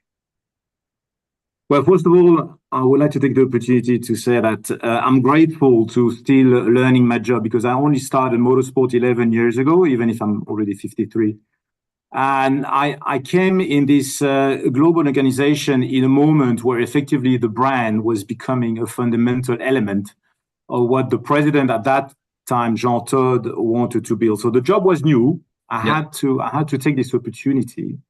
Obviously, now President Mohammed Ben Sulayem is effectively as well extremely pushing to have this brand building and to ensure that effectively the FIA brand effectively exists on its own, but I think more importantly, with the stakeholders that we have to embark with us in this journey.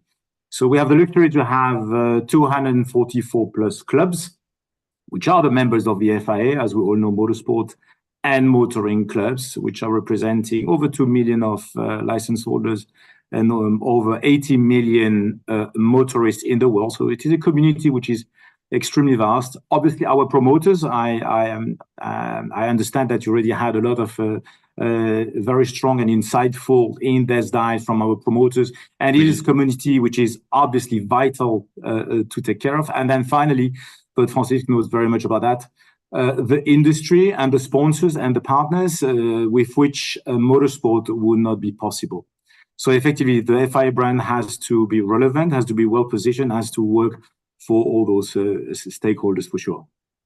And so on that note, I think that those of us in the industry are very familiar with the FIA, but in terms of your mission as the head of the brand, how important is it to you that people outside of that inner circle of people within the industry know and understand the value and what the FIA brings to mobility in society as a wider issue?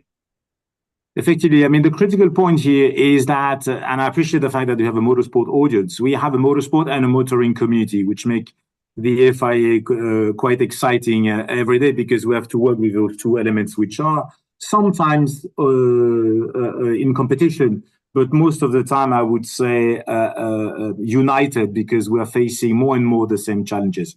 So without going too much into a brand exercise explanation, it is true that, first of all, the brand has to be relevant. And the relevancy of the brand comes effectively with the positioning, the message, and how you effectively, through your acts, you are credible. I think that with the leadership of our current president, what is very much important is to understand that we want to have a global voice. So we want to speak to grassroots, but also to elite sports. So we want to have this united community that works very, very well together. The second message, which is quite important, is that we have to maintain a high level of purpose. I mean, it is important that we are maintaining and keeping value to society. So the sustainability agenda and what we're doing in the forefront of motorsport and motoring is the perfect demonstration of those actions. But also in other fields, like campaigns we are engaging, such as United Against Online Abusers, which is at the moment, as unfortunately we can all live, a very important subject. So the relevancy of the federations is also very critical.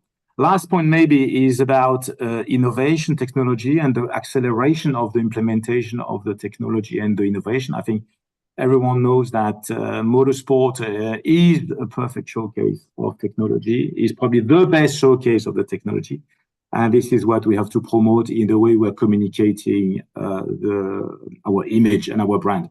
The second part is more down to earth and more practical, which is once you have built the narrative and what the brand is about and what the brand is entitled to deliver to the different audience we want to embark with us, is visibility. So my job from that perspective has been through many, many years with our promoters, but also with the industry to ensure that the FIA brand is recognized as a seal of authority, a seal of safety, and a seal of motorsport promotion, so that we can effectively have all those hats being worn and be promoted.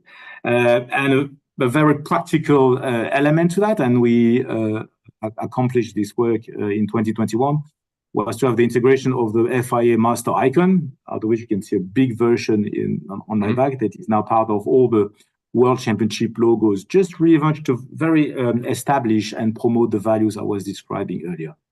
Yeah, very good. You mentioned one of the things in the mission of the FIA is a push towards sustainability. And of course, you're in Dubai at the COP28 conference. And one of the things that I noted in looking at where the FIA's mission is headed is this idea of sustainable mobility for all. But I think the FIA was very careful to underscore the fact that that doesn't mean it's a one-size solution for all or one-size-fits-all solution. And especially as your goal is to drive to sort of the net zero in terms of carbon by 2030. What can you tell us about this idea of that there isn't just a one-size-fits-all solution? What is the FIA's position in it? And relevant to our audience, how does motorsport help you to either move that goal forward or promote that message a bit further? Alors, it is true that we are honored, pleased, and we take this opportunity to be officially part of COP28 days to effectively have the capacity to promote and to speak on behalf of our club members and promoters about what we're doing. The situation being quite complex, so effectively at a certain point you have to streamline and to ensure that the narrative is strong. So maybe to recap the initiatives we want to conduct, because I think there is at the moment an emergency to demonstrate by proof of evidences that we are effectively supporting and we are also part of the climate change journey. There are probably three main things. So the first one is very much having a pragmatic and grassroots approach. So we have an FIA Sustainable Mobility Program funded with the FIA Foundation, which supports sustainable, accessible, and inclusive mobility projects. So we are literally effectively scouting, scoping, and investing into projects that do take place at a national level. We are also partnering with the United Nations Environment Program, UNEP, and the United Nations Economic Commission for Europe, which are as well bodies which are enabling programs to effectively ensure that we are fostering and we're increasing the capacity of the actors in the field to be sure that they are hitting their targets. So very, very much acting as an incubator to be sure that everyone has a good solution, can get access to the knowledge and to the fundings that we do have.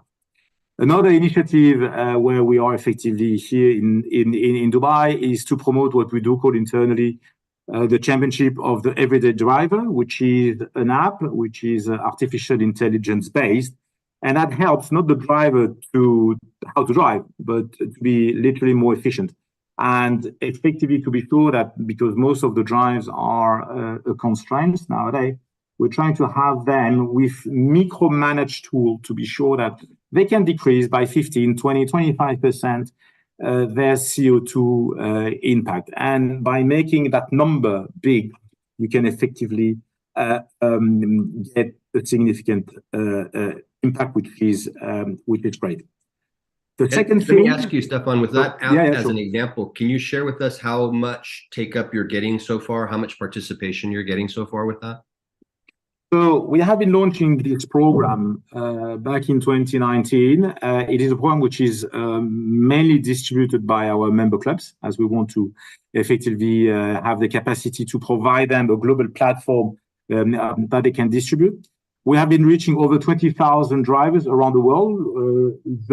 The strong development of this platform is that we are completely car agnostic, and we can effectively operate in the world, as we don't really need too much of data batches to have the scoring. And again, the idea is to gamify with a spirit of having a carrot as the end of the nice drive to reward the positive behaviors when it comes to the everyday drive. We also have developments with professional fleets, which is a very big subject. We know that here there is a fundamental agenda that needs to be tackled. And we are keeping promoting this technology because we do believe that specifically artificial intelligence will be a great support in the coming year to help the everyday drivers to be more efficient. And again, when you were talking about that idea of the sustainable mobility for all and a goal towards greater efficiency, a move toward renewable fuels and things like that. I think that the FIA's position is not sort of to say in any way, shape, or form that one of the technologies, whether it's an internal combustion engine or a hybrid or a battery, that all of these things play a part. And you can see that in the various FIA championships, where there are different engine technologies that are at use in the various. You have everything from Formula E, which is all electric, to Formula One, which is a hybrid technology, and then championships in between. Does this platform that you're promoting again try to bring people together in that goal toward a sustainable mobility by not demonizing any one particular element of how we as a society are mobile? Exactly. If you take the technology angle, you perfectly summarize that we are scanning a scope which is extremely vast, not talking about what we're doing with life cycle assessment tools, the hydrogen implementation, as we all know, that will come in our 24 hours events, such as with Extreme E. There is also all the developments which are about the new generation of fuels, which is an extremely strong development that we have to push.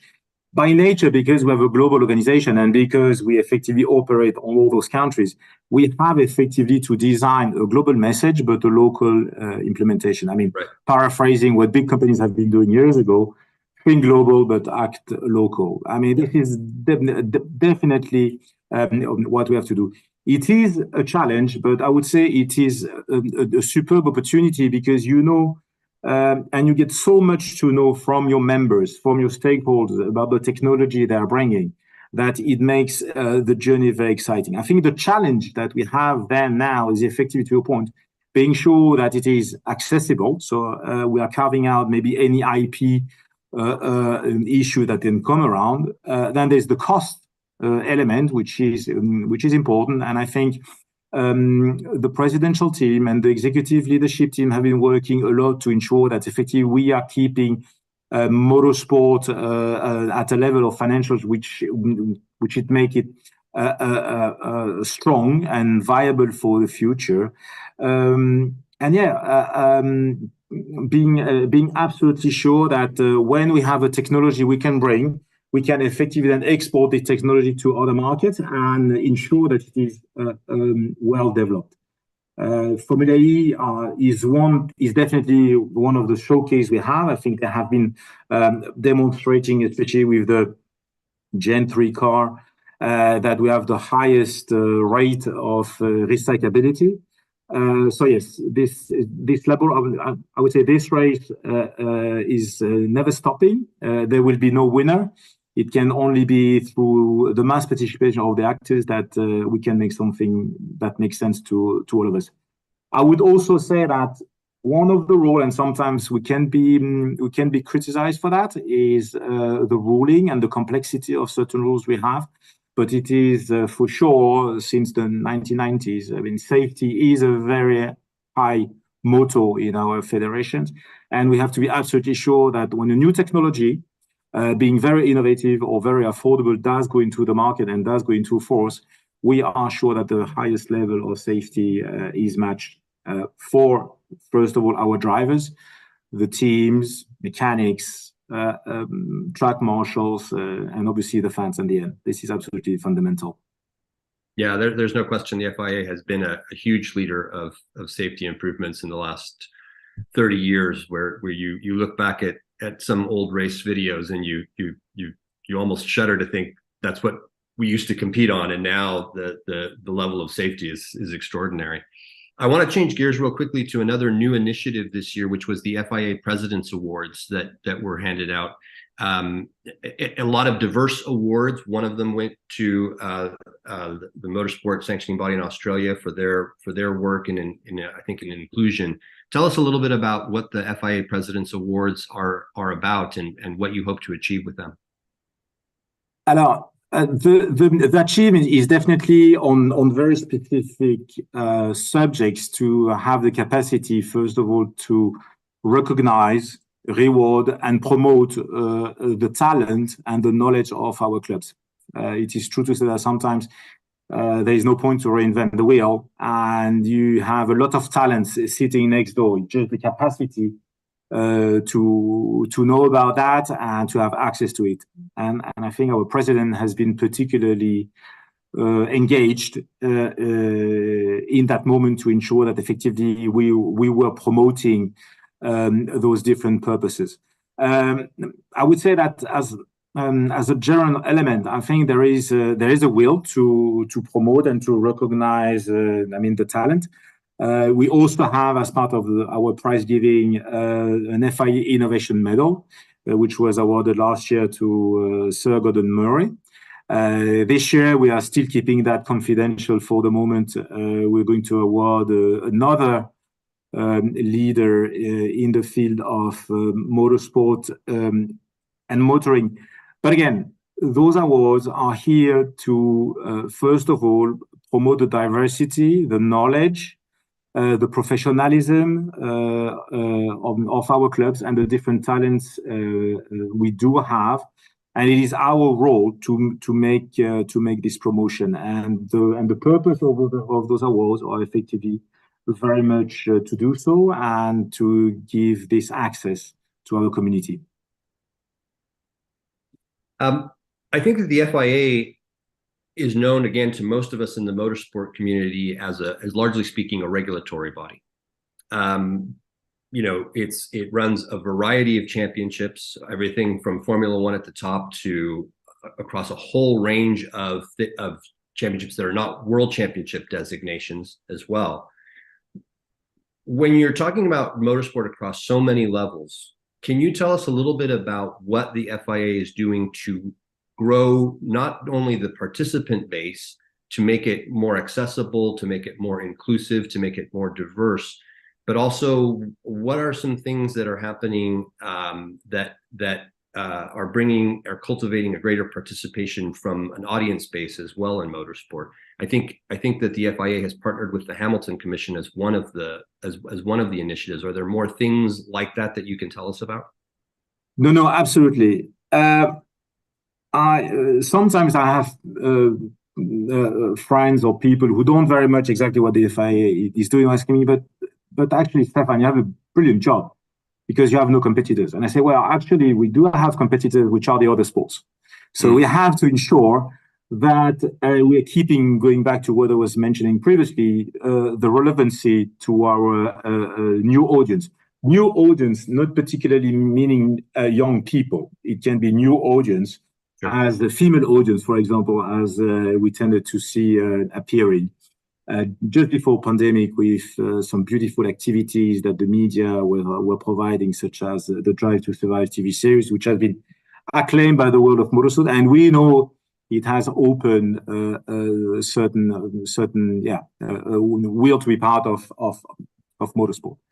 I think you have three levels when it comes to fan and participation. So when you act on a global level, for sure, we are initiating centrally at the FIA, and we're leading centrally at the FIA activities which are designed to be mass participation, to be grassroots, which is easy to understand, easy to access in terms of money, and which do have the same standard across the world.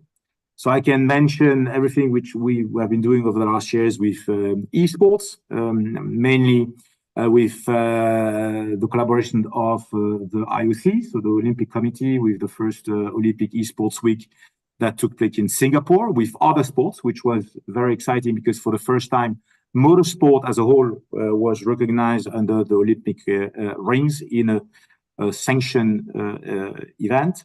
But also what we're doing with publishers like iRacing, which has a fantastic community, very engaged community, over 250,000 monthly passionate digital racers. So those are ways where you can effectively demonstrate, showcase, present your rules, and make a fair and accessible access to motorsport championships.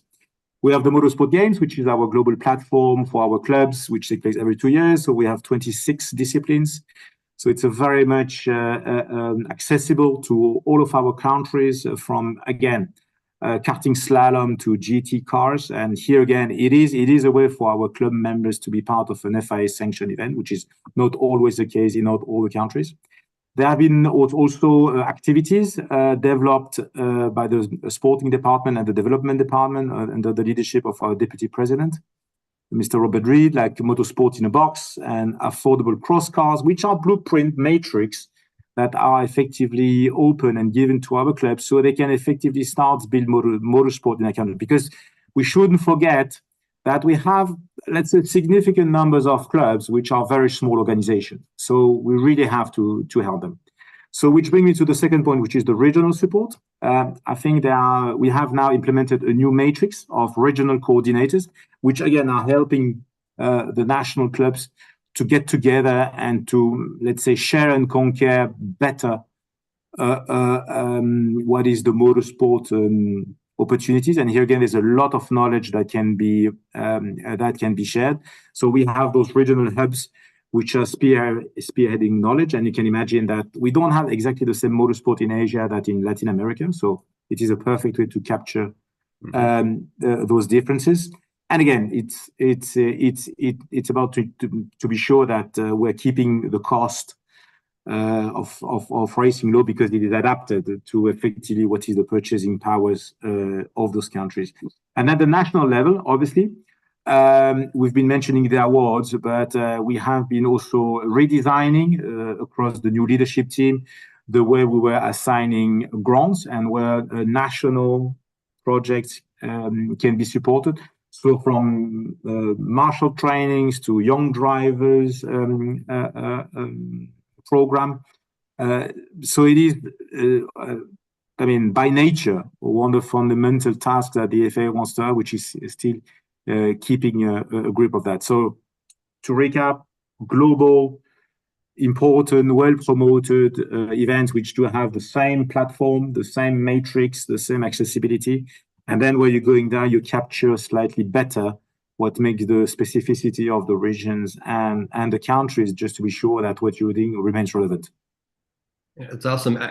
And can you give us again a little bit of maybe of insight in how are these programs working? Are they achieving their aims? Are they moving the ball forward in terms of where you want the end goal to be?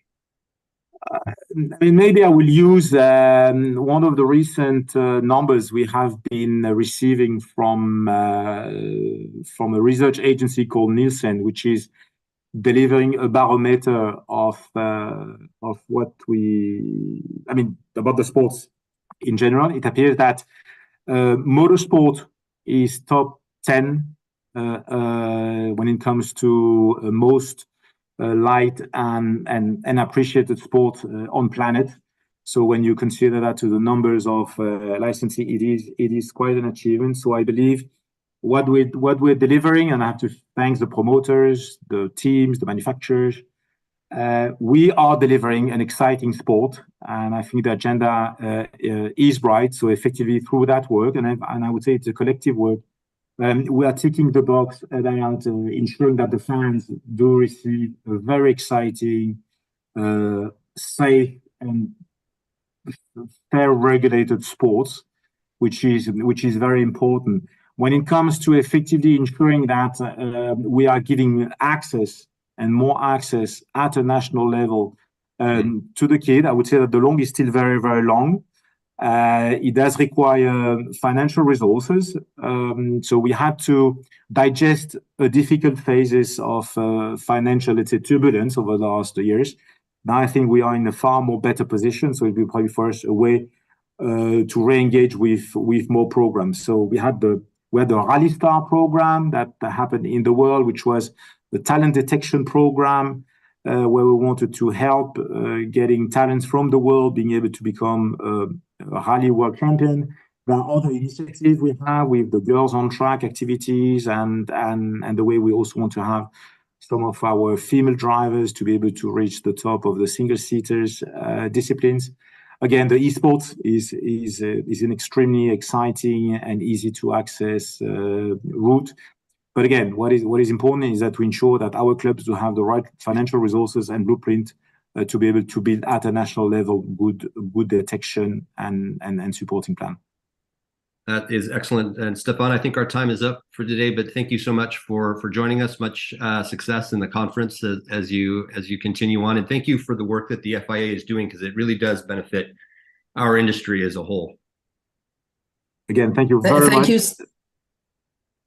Thank you, Stefan. I'm delighted you were able to join us. I've known Stefan for 15 years. I love his energy, his passion, his commitment to racing. And I think it was very important. I wanted people to take the opportunity to understand that the FIA is a lot more than people writing rules.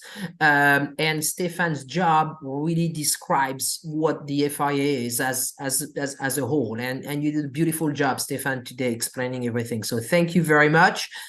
Good evening to you, because it's now the evening in Dubai. Have a wonderful time over there, and we'll catch up soon. So thank you very much for being with us. George, we're going to have you back a little bit later. I'm going to be bringing our next host, Brad Gilly. I don't think we have time now to run a little video, because I'm being told that Jeff Dodds, the CEO of Formula E, is with us right now. So let me bring Brad Gilly, our next host. Brad has been with us for many years. He's a terrific host. We're so glad to have him on. So good morning, Mr. Gilly. How are you today? I'm wonderful. I hope you're great, Francis, Judy as well. It's been an exciting morning so far already. Absolutely, and we had quite a few French people this morning. My apologies, because they were all lined up, but that was very important. The FIA was very important. The FIA WEC, World Endurance Championship, as well. Oreca, and so now we're going to be talking Formula E. We had a little a snapshot of Formula E last year in a panel session with Extreme E and E1 Racing. This year, we are giving those 3 series individual session, and we're delighted to have Jeff Dodds, the new CEO of Formula E, who has brought a lot of energy into the series. So, Mr. Dodds, good afternoon, and thank you for being with us. There we go. Just unmuting myself. Thank you for having me. It's an absolute pleasure to join you. Thank you. Brad, on to you. Awesome. Thank you, Francis and Judy. We'll see y'all here shortly. And Jeff, welcome. I hope everything is okay where you are today. All good for me, Brad. Thank you. I'm sitting here. I was going to say in a very sunny London, but it's evening here, so we're a little bit dusky, but we're all good. Thank you. That is wonderful. All right, well, let's talk about Formula E. And obviously, in nearly a decade of existence, Formula E has become very well known worldwide. But let's just get your overview of exactly what is Formula E. Yeah, so I'm a relative baby here, Brad. So I'm only 6 months into my journey of Formula E as the chief exec, although I was working for one of our big investors prior to joining here. But you're right, 9 seasons in, about to start our 10th season. And how can I describe it? I mean, it's the world's only all-electric world championship. And I would say it's kind of at that cross section. It's at the cross section of elite racing, so elite motorsport, but also as a platform for educating around climate change and sustainability. Formula E being net zero from day zero, very much focused on climate change. So we find ourselves sitting right at the crosshairs of those two very important topics. Yeah, and that's incredible. And to be able to do that and put on highly competitive racing as well. I will say this, Jeff, I know throughout yesterday in some of these that I had hosted, there were questions that were coming through about EVs in different racing series, and that's exclusively what you guys are. So yep. I would encourage anyone who has a question, if you want to type it into the chat, we'll Please try. Do.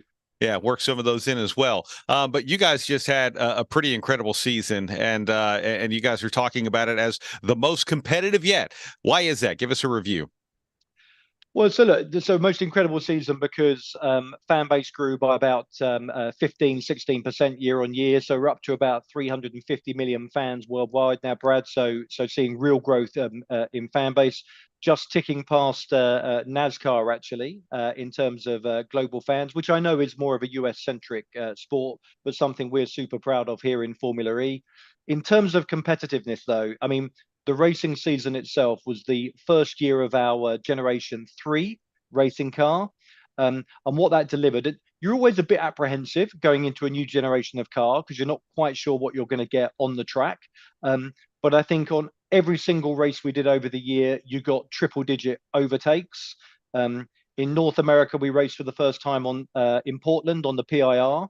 And in that race alone, we had over 400 overtakes. So a pretty spectacular race. And when we got to the last race of the year, which was in London in season 9, there were still 3 drivers that could have won the world championship, 3 teams that could have won the team championship. And not to have a little dig at my friends in Formula One, you know, you've got this juxtaposition of one series coming down to the very last race of the year versus one that was obviously wrapped up pretty early on in the season. Yeah, which it was very exciting as well. And to see you guys be able to race in the U.S. was pretty incredible also. Yep. Let's look ahead just a little bit because next year, just the 10th season for the championship. So what can we expect as we look forward? Well, so I'm hoping for just as competitive racing. So the last thing we want to see is any reduction in competitiveness on the racetrack. So I think you can look forward to a highly competitive racing series. In terms of venues, though, it's our 10th anniversary of Formula E next year in season 10, obviously. And we have a couple of new race venues within the year, which we're very, very excited about. So for the first time ever, people will be able to see a motorsport, a motor race in the center of Tokyo, in the city of Tokyo by the big site. So we're very excited by that. We're heading back to China, which, as we know, was hit pretty hard by lockdown. They've reopened for business in mainland China. So we're going to be racing in Shanghai on the GP circuit there in Shanghai as well next year. So I think new venues for us. There may well be some small tweaks to the sporting format, which we think will be exciting for people, but hoping to see just as competitive a series in season 10. Yeah, as we are as well. I do want to ask you, Gen 3, and a lot of times, I mean, look, we've all grown up with internal combustion cars, and we certainly understand when we're changing displacement or horsepower or different things like that. Can you give us just maybe a quick overview of where we started with Formula E, say 9 years ago, and how the car itself has refined and advanced since then? Yeah, of course. So look, all the obvious things, Brad. So as you would expect, as time has gone on, the cars continue to get lighter, more powerful. In Generation 3, what you have is a 300 kilowatt battery that can advance to 350 kilowatts during attack mode. If you compare Generation 1 to Generation 3, I mean, the simple comparison for me would be when the very first race was held in Beijing 9 years ago, the cars had a max speed of about 225 kilometers an hour. And the 0 to 60 time, or the 0 to 100, depending on which currency you prefer for speed, was probably about 3.5 seconds. And here we are now. We'll head to Shanghai. So 10 years apart, 2 races in China. Top speed about 100 kilometers an hour faster. The 0 to 60 time is down at about 2.6 seconds. And remember, the car itself has 2 motors, a front and rear powertrain. Only one of those motors is used currently for propulsion of the car. The other is used for regeneration of the battery. So if we were to open up both of those for propulsion, you're talking about 0 to 60 well south of 2 seconds. So the cars themselves have become much more powerful, and that's led to a much more competitive racing series. Yeah, that's incredible. You know what? And this is a great segue into a question that just came in from the chat as well. Are there any Formula E technologies or specific innovations that have trickled down to road cars? Do you see this happening more in the future? Brad, it's a brilliant question, actually. And for a number of our manufacturers, that's the primary reason they race in the series. So when I'm talking to manufacturers like Porsche and Jaguar and Nissan, who are part of our ecosystem, they use this racing series not only because they're highly competitive organizations that love elite sport, but also because they use it as a way of delivering R&D for their electric vehicle platforms. So give you a couple of examples. Jaguar's electric platform is the I-Pace, so their electric vehicle is the I-Pace. So Jaguar developed learnings and technology in the Formula E series that they were able to push across to their I-Pace that effectively increased the range of the I-Pace by around 10%. And that was delivered as an over-the-air update, software update to all of those I-Paces on the road. So people were getting maybe 30 miles more effective range out of the I-Pace through technology that was developed on the racetrack. Nissan, very similar, the Nissan Leaf, they delivered 181% more efficient battery usage to the Leaf through technology they delivered on the racetrack. And I had the great privilege actually of being invited by Stellantis to a DS event that was held in the Motor Valley in Italy very recently. And I got to see I think it's called the E-Tense, which is a concept car that they're building for DS that is effectively a road car built off the entire principal platform of the Generation 3 racing car for Formula E. So they are developing a concept sports car off of the Formula E racing car. So absolutely, that trickle-down effect, we call it from race to road. That race to road journey is very direct. I love that. And I love the idea. Imagine if we said, hey, you can get 2 extra miles per gallon just from an over-the-air update. Well, with nice, wouldn't it? Yeah. I mean, it's the EV effect of that. You had mentioned the Jaguar and the EVs there. Early on in Formula E, question from the chat, there was a support race series with what was then the new Jaguar I-Pace. Right. With so many EVs on the market now, do you see the return of a production EV car support race? I'm fully open to that, and we have had conversations. We have a couple of live conversations with potential support series. It maybe for slightly different reason though. So what I don't think, we don't need a support series necessarily from a technology or a technical development point of view. I think if we looked at a support series, it'd be for a different reason. So potentially because we wanted to add to the fan experience. A lot of people bringing families to watch the racing series, and they get to see free practice, they get to see the dual qualifying format, and they get to see the actual race. But maybe there's time in the day to make it even more compelling by adding another race for them to watch. So I would look at it on that basis. The second thing is, if I thought it was an opportunity to bring more diversity into the series, so perhaps it might be a women-only support series, or maybe we'd invite younger drivers that were coming through the funnel trying to get into motorsport into a support series, then I'm absolutely open to that. And as I say, we have a couple of live conversations, but we won't launch a support series for season 10, which starts in January. Okay, and again, a great question, and pretty exciting to, at least hear about some of the things that are being talked about as well when it comes to the future of the race weekends in the series. You had mentioned Portland last season. You're going to go back for a double header of races this upcoming season. So tell us about the increase and why, and then the U.S. strategy overall. Yeah, so Portland, I was at the I think the Portland race was my third race my third race in charge. I'd visited races before as a fan actually, but my third race in charge. And I won't lie to you, there was a bit of apprehension heading into Portland because obviously it's a fixed circuit. Formula E is renowned as a street circuit or a city circuit setup. It's a fixed circuit. People weren't quite sure what to expect. We were pretty much blown away by what we saw in Portland. As I said, 400 overtakes. I got a chance to speak to a number of IndyCar fans and NASCAR fans who were there to watch the racing, and they were extraordinarily complimentary about what they saw, not just the racing, but also the setup and the infrastructure and the hospitality and the circus we bring to town. So we had great fun. I was also very lucky enough to see to spend time out there with Michael Andretti, and obviously Michael's won on that racetrack many times. In fact, if my memory serves me right, he had a pretty exciting finish against his dad there in one of the races at Portland. So I was able to chat to him about his experiences on the racetrack there. But North American market, critical for us, one of our top 2 or 3 markets in the world, alongside China and some of the core European markets. So going back to Portland for season 10 will be brilliant. And then from season 11 onwards, looking to expand our footprint and bring even more races to North America. Yeah, we actually had a question just come through. Any plans for other races, perhaps in Battery Alley? And I don't know if Battery Alley refers to, say, the Austin area. You know, I know Toyota is putting a battery facility in North Carolina and all of that. So it seems like a lot of opportunity.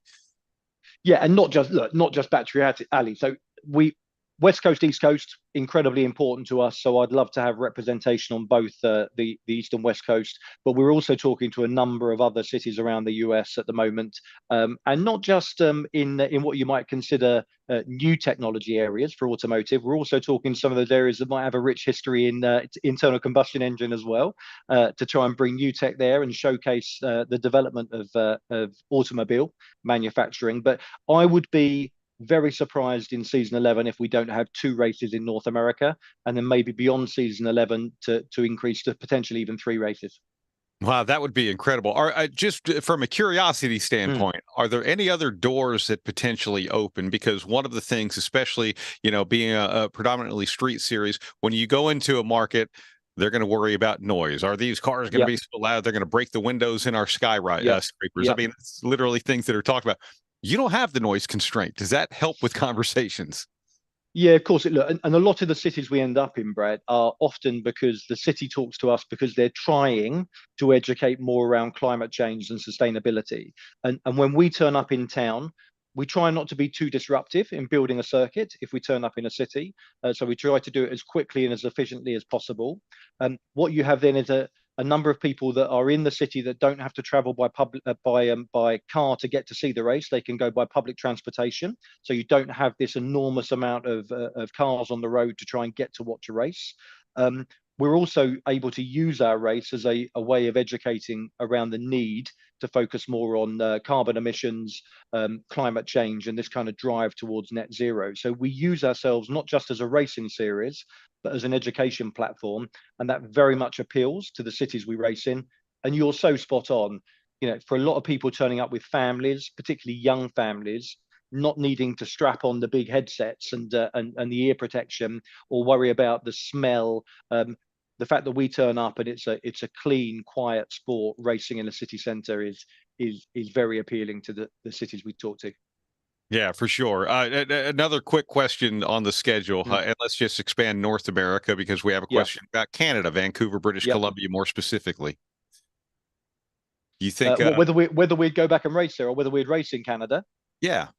Yeah, so without giving away too many trade secrets, I'm actually in conversation right now with a very large Canadian city who are keen to bring the race to themselves over the coming years. So no, when we talk about North America, we include Canada within that and from a geographic point of view. But absolutely, Canada, we would look at Canada as well, and are looking at Canada as well. Oh, that's wonderful. All right, let's talk about the teams now. Do you have capacity for another U.S. team or from anywhere else on the Formula E grid?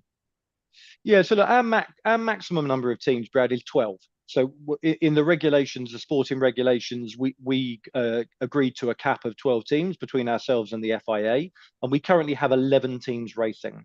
And those 11 teams are a mixture of manufacturers, as I said, Porsche, Jaguar, Maserati, McLaren, Nissan, Mahindra, Neo, but also kind of DS, but also kind of racing royalty. We have the Andretti team, we have the Penske team, we have the AB team.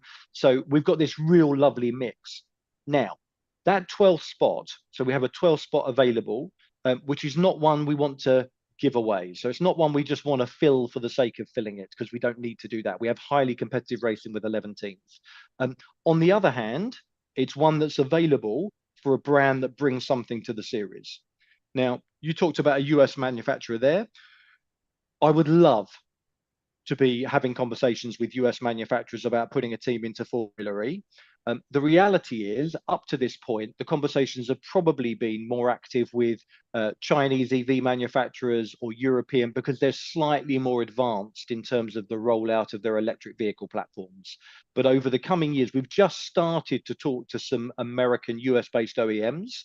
And of course, we would love to have an American manufacturer, US manufacturer on the grid, because we're a truly global sport, and the US market is one of our most important markets. And which is wonderful and certainly welcome here for sure. Question from the chat: going forward, what television coverage do you have planned? Is it possible to have coverage on a network that maybe is more readily available?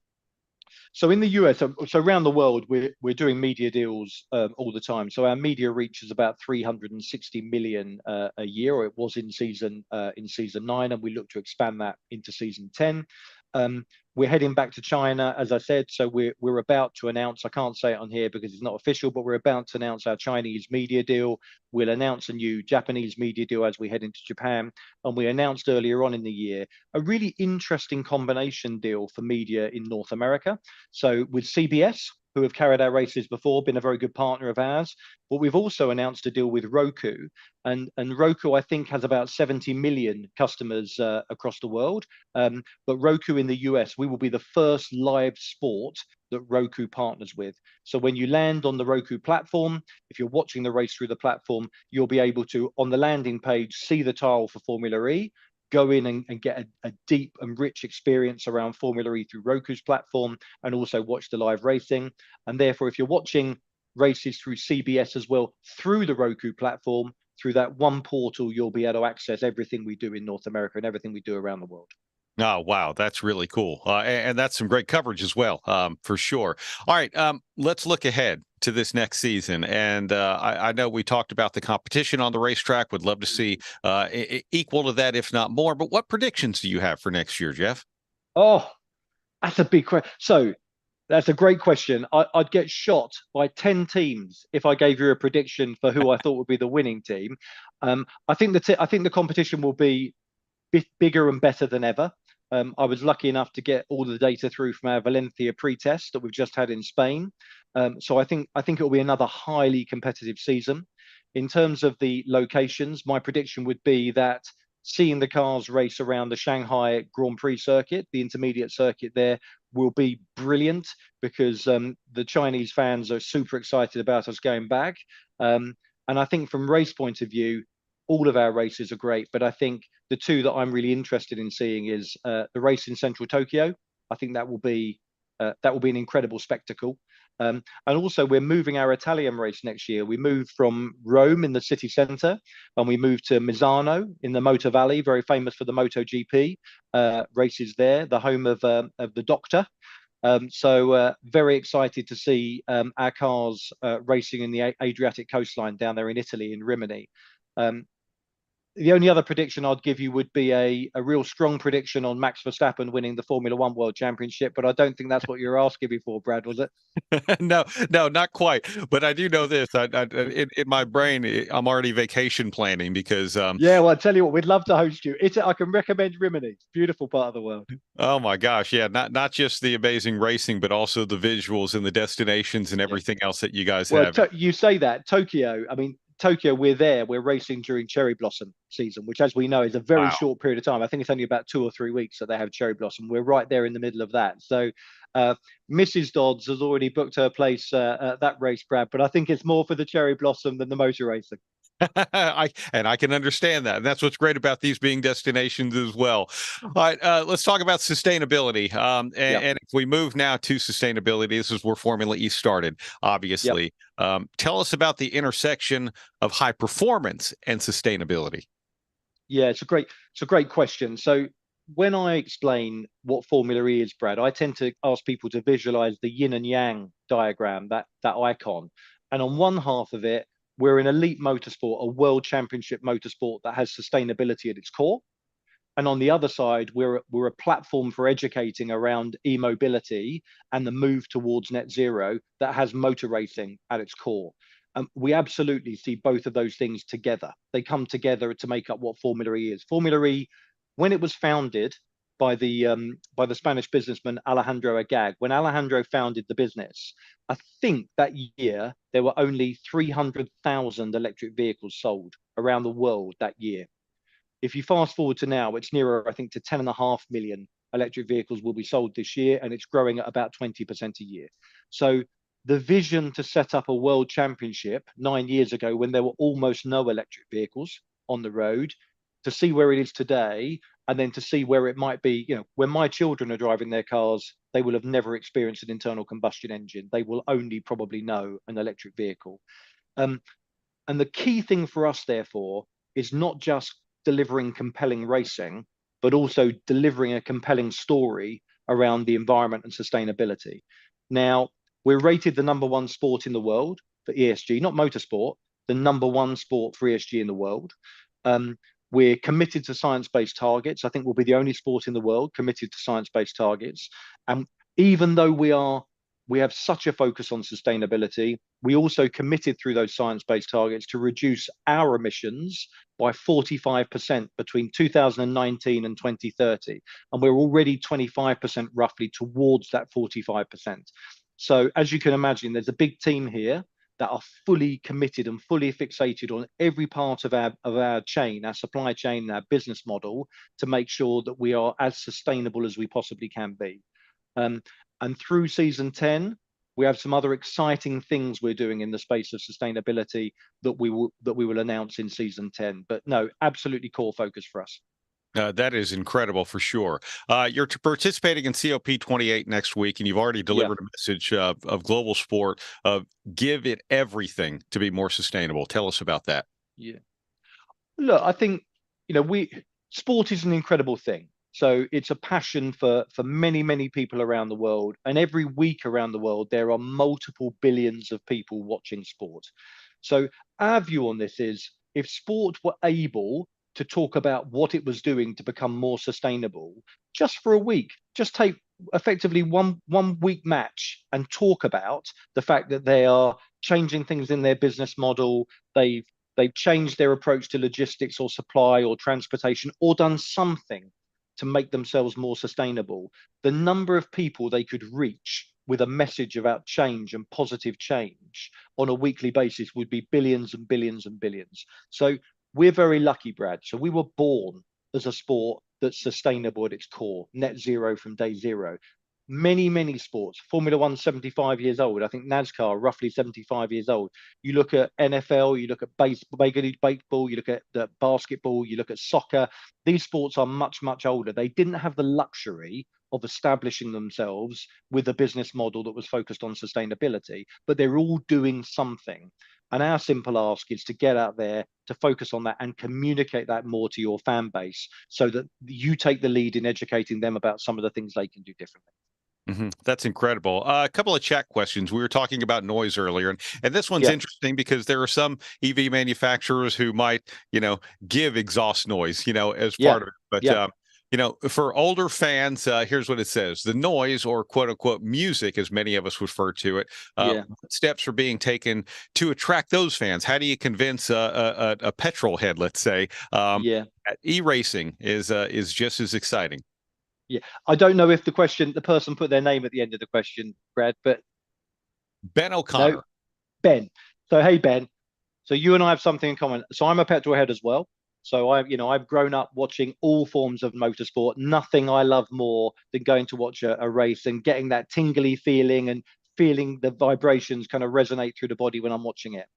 But we have this dilemma, and the dilemma is this: that the sound you hear when cars are racing, combustion in cars are racing, that the noise is largely a function of inefficiency, engine inefficiency.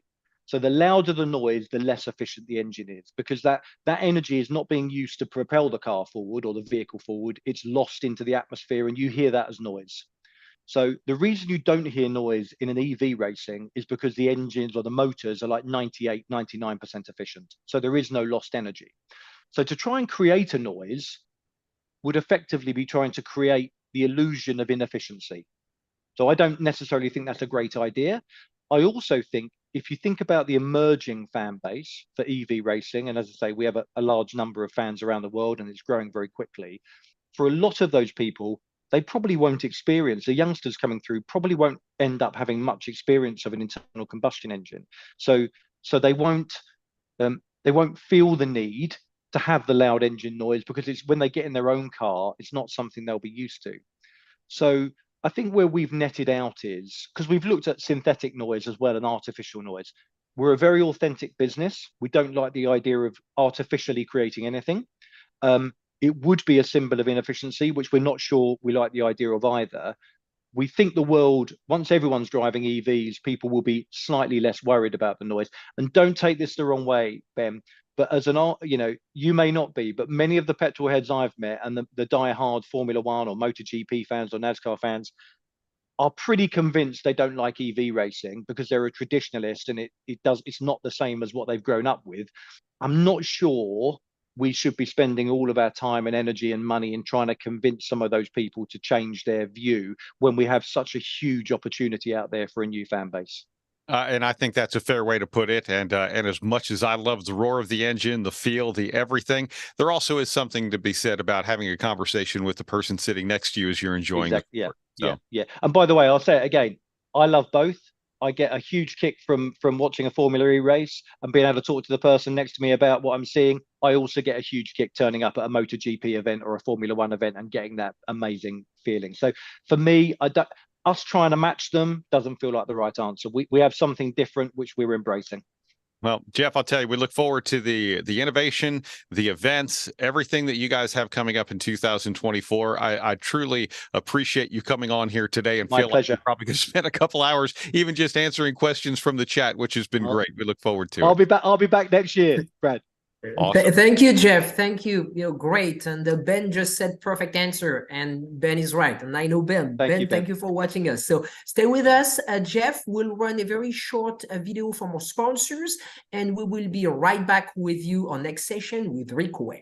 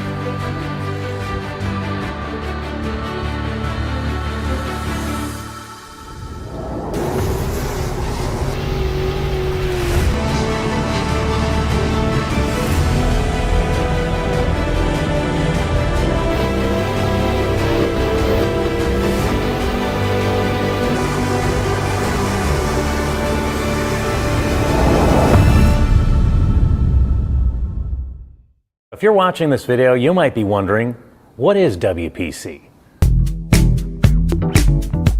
WPC is a surface treatment designed to reduce friction and increase the strength of metal parts.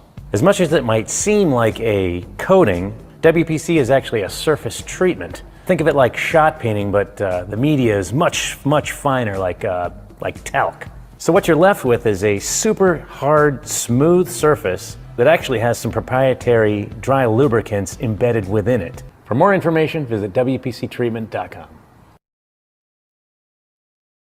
Thank you very much. Welcome back. And what a great session we just had, and what a fantastic lineup. So if you're watching us on Zoom, on YouTube, on racer.com, on speedsport.com, we're also live on Facebook and LinkedIn. Please share those links with your friends within the industry, because if you know anyone's not watching, please tell them they should be on. This is absolutely unbelievable. And we next going to have Rick Ware. Yes, and let me jump in here because, you know, throughout all the races I attend, INDYCAR, NHRA, NASCAR, throughout the year and events, I ask people, who's the one person you'd like to be interviewed? I swear to you, all year long, Rick Ware. That name popped up all over the place. So I am so proud to have him on and thankful that he's joining us this year. Spot on, absolutely.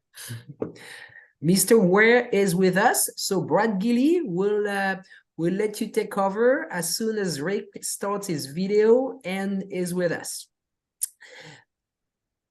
Well, let's we'll wait a few more seconds for Rick.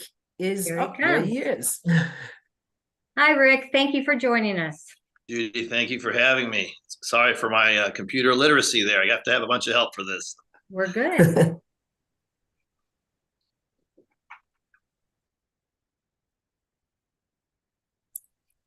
Oh, there we go. Sorry, I had myself muted, Rick. Sorry about that. All right. You and me both. I think did we actually have a video to play to start with this today? If so, if we could get that rolling, that would be great.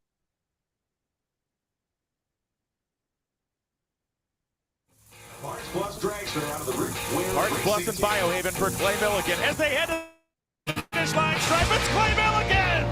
Yes! Clay Milligan picks up win number 5, his second on the season. Rick Ware Racing! Checkered flag, Shane McElrath wins the British GP. It's a great weekend for Rick Ware Racing. If Shane won both overalls last year en route to his first SX2 championship. The KTM from Rick Ware Racing. Here comes Briar Bauman on this Parts Plus KTM. The first victory for KTM, the Progressive American Flat Track Championship. Briar Bauman's gonna do it! He's won the Springfield Mile, the Progressive American Flat Track Premier Division. One thing that's kind of interesting is the momentum Rick Ware Racing is carrying into this event. Final point racing with Rick Ware Racing rookie, King Ray Ross. Green is the call here in the Indianapolis Motor Speedway. Let's go! Stingray Ross. Gentlemen, start your engine!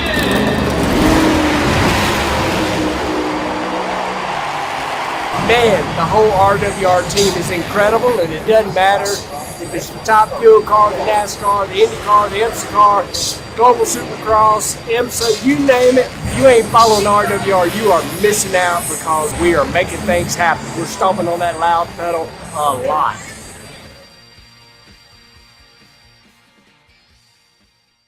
Well, Rick, I think the best thing we can start this off with is there a series in North America that you're not entered in right now? That might be the quicker review. No, there are several.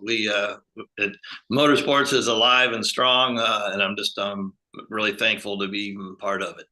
It's incredible. Let's talk about you for a minute here. You know, you're a gearhead from California who came through Texas and kept working your way east, and obviously picking up a lot of racing along the way. So let's talk about where it started, and we'll take it to where we are today. Well, just I grew up in Southern California, born in '63, and so the growing up through the late 60s, early 70s, Southern California was really a hotbed of all kinds of racing.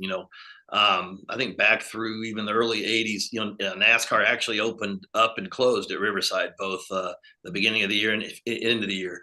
The amount of INDYCAR, Can-Am, all the kinds of racing, there was so much going on within that industry. I was just fortunate to be, born there and kind of be able to go hang out at shops and got to do cool things. I used to hang out at Bell's Parnelli Jones' shop, and he'd have the Ole Baja 1000 truck there right next to the Viceroy IndyCar, and they were dynoing motors, getting ready to go to Indy Indianapolis for Speed Weeks, and just going to the original Trans Am series, which was, it's kind of like, it was like the road racing of NASCAR back then. It was beating and banging, and all the manufacturers, and then I went to Carlsbad and Orange County and Lyons and Irwindale to in the heyday of all the funny cars and the fuel racing, and Ascot and sprint cars. So as a kid, I was just enamored with racing, period, and I loved it, every form of it. And that was probably the nucleus that embedded my addiction, I guess, for lack of a better word. Yeah, well, it's going to be great to talk to you, and it's great having you here because you are involved in so many different things. Let's just start with the NASCAR team. A couple of cars. You had a big change this past season where you actually moved the race shop over to Concord, North Carolina. It's on the campus of where RFK Racing is, Roush Fenway Keselowski, and a strong technical alliance there. Moving forward, you've signed Justin Haley as one of your drivers, not just for 2024, but beyond that as well. So how has the past year been for Rick Ware Racing? And let's take a look ahead as well. The past year for us, we achieved a lot of goals in different series, and as well as NASCAR, is just to continue growth, to try to excel from where we're competing at now, to shoot for top 5s, top 10s, top 20s. Man, the NASCAR deal, it's tough. It's, in my opinion, it's the toughest. It's the toughest form of motorsport on the planet by volume of the amount of races that we have to do, the amount of things that we tear up on a weekly basis, the preparation. We're taking baby steps in that program, and I feel like what we did this year, moving to RFK, it got us closer to be more embedded to getting. It's one thing to get the information. It's another to get it and to have to decipher it and to actually get it on the car correctly. I always heard jokes about people, measuring toe. You can measure toe setting up a car with a laser or a string or a plastic gauge and all kinds of different things. But at the end of the day, it has to have consistency. And we weren't having consistency even with the information that we were getting. We weren't getting quite enough information anyway. So it's multiple pieces. And now with this new car, we have so little practice or no practice. We run, I think, 6 races where you actually literally have no practice. We unload and race at, I think, Daytona, Talladega, and both Atlantas. You better do your homework at the shop. And so we have, for a small team, got a really great bunch of guys at the shop that can help us get the cars prepared, take the information that we're getting. And I got to hand it to RFK. They've been fantastic. They've done everything that they said that they would do and then some. We still have to utilize that information that we're getting from them, continually learning to do that better, because it's a process. And if you don't have quite as much depth, they may be preparing their Talladega cars, let's say as an example, 4 weeks ahead of time, and we may only be preparing them a couple weeks ahead of time, just by the volume of equipment that we may or may not be tore up, or the amount of people to prepare those things. So the NASCAR deal, I think I'm cautiously optimistic in that we will continue to progress. I would say this year it has been insanely competitive in the amount of the new knowledge that on a weekly basis. Now, a year ago, as a small team, we might hit it a little bit lucky, and come off the trailer for practice and run decent. And then as the event goes on, or we come back to that track a second time, the bigger teams have a whole lot more information. And so then there's another leapfrog. The off season in 22 into 23, it's just been amazing, just the growth of this industry. Yeah, and things continue to move forward. You guys will be campaigning the new Dark Horse Ford Mustang, which, by the way, is a very cool name for a race car. I also want to ask you about the business side too, because when the charter system came out, you went out there and you can look at it and say you took a risk, and some became available, and you jumped on them pretty quick. And now we've started to see the value of those continue to grow very exponentially and very quick as well. Were your early thoughts on that? That did you see the vision of where it would go, or was it just right place at the right time? How did that work out for you? Well, I think the one thing that we decided on, me and my wife decided on, we'd been racing the part-time cup. We had run basically a full season as an open car the year before. We weren't being able to get over that hump in Xfinity, and having been in the racing is what we do for a living. So, racing inherently is not a very profitable business, and it takes the right amount of sponsorship and all these things to come together. But what I could see is that NASCAR Cup was getting stronger. NASCAR as a whole was continuing to get stronger. But if you were ever going to get a seat at the table, you had better start fighting early and figure out a way to do it. It was never. I always believed in the charter system. It's worked in everything else from Formula One to we have a charter in the World Supercross. It works in MotoGP. Anytime that you have a guaranteed structure, people can invest, which before it was just wealthy people being involved until they didn't have the comfort level of spending any more money, and then it would leave. So for us, it wasn't about, hey, could you buy a charter for X and then turn it around and resell it? Because if that was the case, we would have already done that, I would say, if it was about the dollars. What it was is the viability for me to continue to be in business, first off, because it was getting tougher to even be in business in the racing world. But I knew if we had a seat at the table, that we could at least plan. If you have set income, meaning that at least that you're going to be in business for a full year, then you can sell sponsorship based on that. You can hire better people. We've added and increased the quality of the people and the payroll substantially every single year. You can't do that on just a whim. There has to be a business model there. And at the time, we paid record prices for the charters, and people, I had some people even laugh and say, man, I can't believe you paid more money for the last place charter than somebody paid for the first place charter when Front Row sold.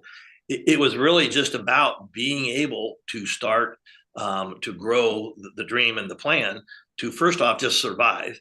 And then, again, I'm a racer, and I try to be a smart businessman and to grow what I really wanted to do, which was, start to grow into motorsports as a whole. I love the marketing aspect of it, and but NASCAR was the cornerstone of the whole program, and still is. Yeah, it's interesting when we look at today, the most recent charter transfer that happened. Some people are going, "Oh my gosh, I can't believe these are going for $40 million." I look at this down the road, and people are going to go, "Oh my gosh, can you remember when these were only going for $40 million?" I mean, that's what it's supposed to do, right? Increase in value.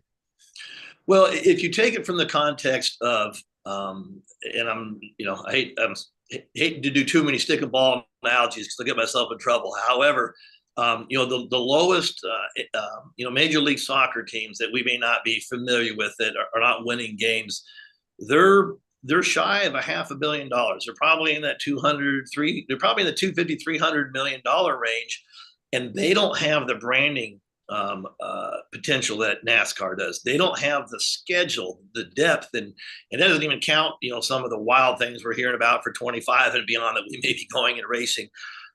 So to say $40 million, that's $40 million doesn't even get you a winning AAA ball team anymore, right? And so, that number is a stout number, and the way we live, that could be life-changing money. But the people that know me, I could have retired at half that years ago if that was really the plan. We like racing. This is our business, and we still have a lot of racing to do. So, but it is nice to know that, all the blood, sweat, and tears that you had, and the things that we've leveraged and had to sell to be able to even acquire the first one. It wasn't just a passive idea. It took risking and everything that we had. And it's nice to know that, 5 or 10 years down the road, we'll at least, be able to relax.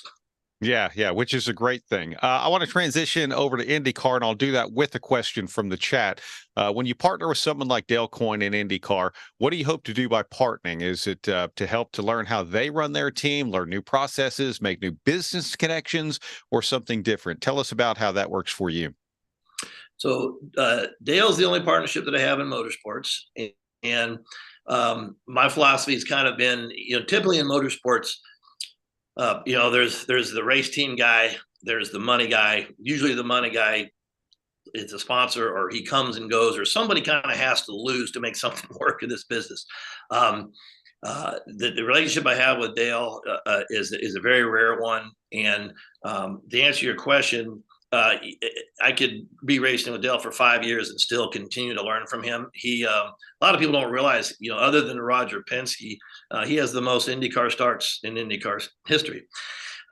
He is a hands-on guy, hard worker. Just have a total respect for him. With everything else we had going on, when the opportunity came about, actually through COVID, and anybody in racing is familiar with the Indy 500, and that race is just a crazy. It's a crazy event, let alone a race event, right? So when the COVID came about, and there was a lot of fluctuation and funding and drivers and money and this and that, we had an opportunity to run a third car with Dale.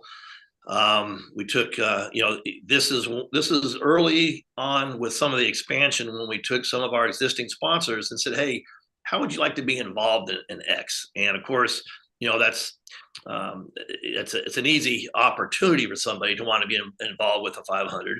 And I had never been, an owner or co-owner and entered a car in the 500. And needless to say, we ran. We had a mechanical problem right off the bat, but that's a pretty strong aphrodisiac to even walk on the grid and to be part of that. So, that was a pretty huge drug to pull me in. And, the conversations just went from there. And, we'd looked at doing IndyCar, and we'd looked at doing, prototypes. And, years ago, I viewed IndyCars as a little bit more daunting just because of the cost. And, you're wrecking these things. I will say, with what the new next gen cars cost and the amount of effort and work it takes to go put these things back together, it took a little of that sting away. And I think there's some things to learn a little bit from how they do a single source supplier versus some of the ways that we're doing it with suppliers, as opposed to building things, right? We are now purchasing things just like the IndyCar did. So right now my plan is to continue with Dale and to really dive in deeper and to grow that. And I get along great with him. He works hard, and he's a real asset and a real tool in the toolbox for RWR. That's wonderful. All right, I'm going to ask you this question, and maybe this will transition into another series in which you race. But you have so many different types of race teams. Which was your favorite win so far? Well, again, since we haven't won a cup race, I would have to say, winning a top fuel race was pretty cool. Having, again, I was 6 years old during an intermission, and I made my first full pass at a drag strip. It was a quarter mile, staged my go-kart, Christmas tree, got the time slip at the end of the deal. At 6 years old, it felt like I was going 200 miles an hour. It's probably a day and a half, right? And but like that, I can remember every aspect of that, and then to grow up during the fuel, the core of the new fuel racing with funny cars and front engine dragsters. I was enamored with that just because it's the sheer speed, the smell, the sound.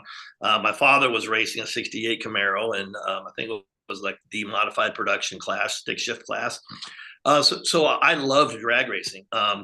And as I got older, I loved the marketing side of it, and where it wasn't necessarily age related. And as when I was in California, when I moved in '90 back to North Carolina to pursue racing, NASCAR more. John Force went from to almost a nobody into this superstar, and he did it through marketing, branding himself. And I like drag racing because it could, you could be 50 years old and still be competitive to this day. And that's what I always liked about it. I never figured out a way to monetize it or make it a viable business until probably 3 or 4 years ago. And it took me a couple years to put the pieces together. So kind of a long answer, but the reason being is that it's I grew up, we're racing with John Force and Kalitta and just, these superstars of the drag race world. And I love it. And now I'm having a race against Tony Stewart. He's been kicking my butt every weekend. And now I've got a race with him over there too. So it's kind of cool. That is great. And I'm right there with you when it comes to drag racing. That was definitely an early passion for me in my motorsports fandom, which is wonderful. You had talked about finding a viable way to make it work. And while we're talking about the multiple series in which you race, Rick, how much of that is able to transfer when you start talking to sponsors and, having opportunities for different things or maybe combining efficiencies? How do all of those help work together? Well, so the efficiencies really work well because we've finally been able to get some full-time, a good small group of marketing people in-house that does our graphics, our video stuff. We manage our hospitality in-house and our social media, et cetera. It's worked well because, if you're a Fortune 500 company and somebody said, hey, you can be part of the Super Bowl and the World Series and NBA playoffs, those things, those are all iconic events. It's hard to be able to go in and potentially do that as a sponsor in motorsports because you're going to have to deal with multiple entities. And the few people that do that, it's pretty expensive scenario. Throughout my whole history, you go and you pitch a sponsor on a NASCAR scenario and somebody kind of like, man, our market, they feel, and whether they're right or wrong, but they may feel that, we're more tech oriented. We kind of like the coolness maybe of what the INDYCARs represent or, drag racing, is a different animal, but yet there's a lot of crossover between NASCAR and drag race on the fan base. But what I would say is that each series has something unique to offer. And if you can go into a company, which we did a couple of years ago with, Biohaven was the parent company and it was Nurtec, and they wanted to do what a lot of teams did, 10, 15 years ago before it got to be too expensive, is that they would come in and do, IMSA and NASCAR and drag racing. Bernstein, did that. Joe Gibbs did it with, Funny Car and Top Fuel and Cup and in Supercross. And there are many other people that have done it. And this got really tough to do. But to be able to go in and talk to somebody and say, hey, look, you may be all about NASCAR and that's the 800-pound gorilla and there's 36 events. But man, wouldn't you like to bring people to the Indianapolis 500? Nobody's ever said, no, we don't want to go to the largest sporting event in the world. The U.S. Nationals, which, has over 900 entries and they're there for a week. And it's a crazy drag race. So I now have brought people from that side over to NASCAR and vice versa and utilized all the greatest things. And we are a value financially to be able to do that. And some of our people that we compete against that have similar scenarios, I think are dramatically more expensive than we are. And what's really important is at the end of the day, it's a business, is marketing, but we all race to go win races. From the very first time you drug a go-kart anywhere, or you did a street stock at Caraway, you go with the mentality of like, well, if we're not going to try to win, why do you go? The reality is once you get to a certain level, it gets really tough to win. And, guys like BJ McLeod have won hundreds of super late model races. But when you get to Truck, Xfinity, and Cup, there are successful race drivers that have not won another race, for years or decades. So it's important for us as we brand and build RWR as an entity that we have to be competitive. And again, NASCAR, we get our butt kicked on a continual basis, but we are getting more lead lap finishes, top 20s, multiple top 10s, those kind of things. But everywhere else we compete in, we can generate enough budget to literally say we have a shot to win. We've been on podiums in Supercross and IMSA, and this is our first full season. We did a partial season last year in Top Fuel, and we won 3 races in Top Fuel this year.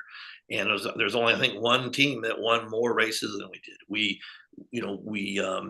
won the Daytona 500 of flat track at the Springfield Mile with KTM, and had 9 podiums and won the World Supercross Championship last year. And I say this because it's an important part of what we do. So when we come in and talk to somebody, we can say with conviction, hey, on Monday and Tuesday, we're going to have videos and you're going to have success.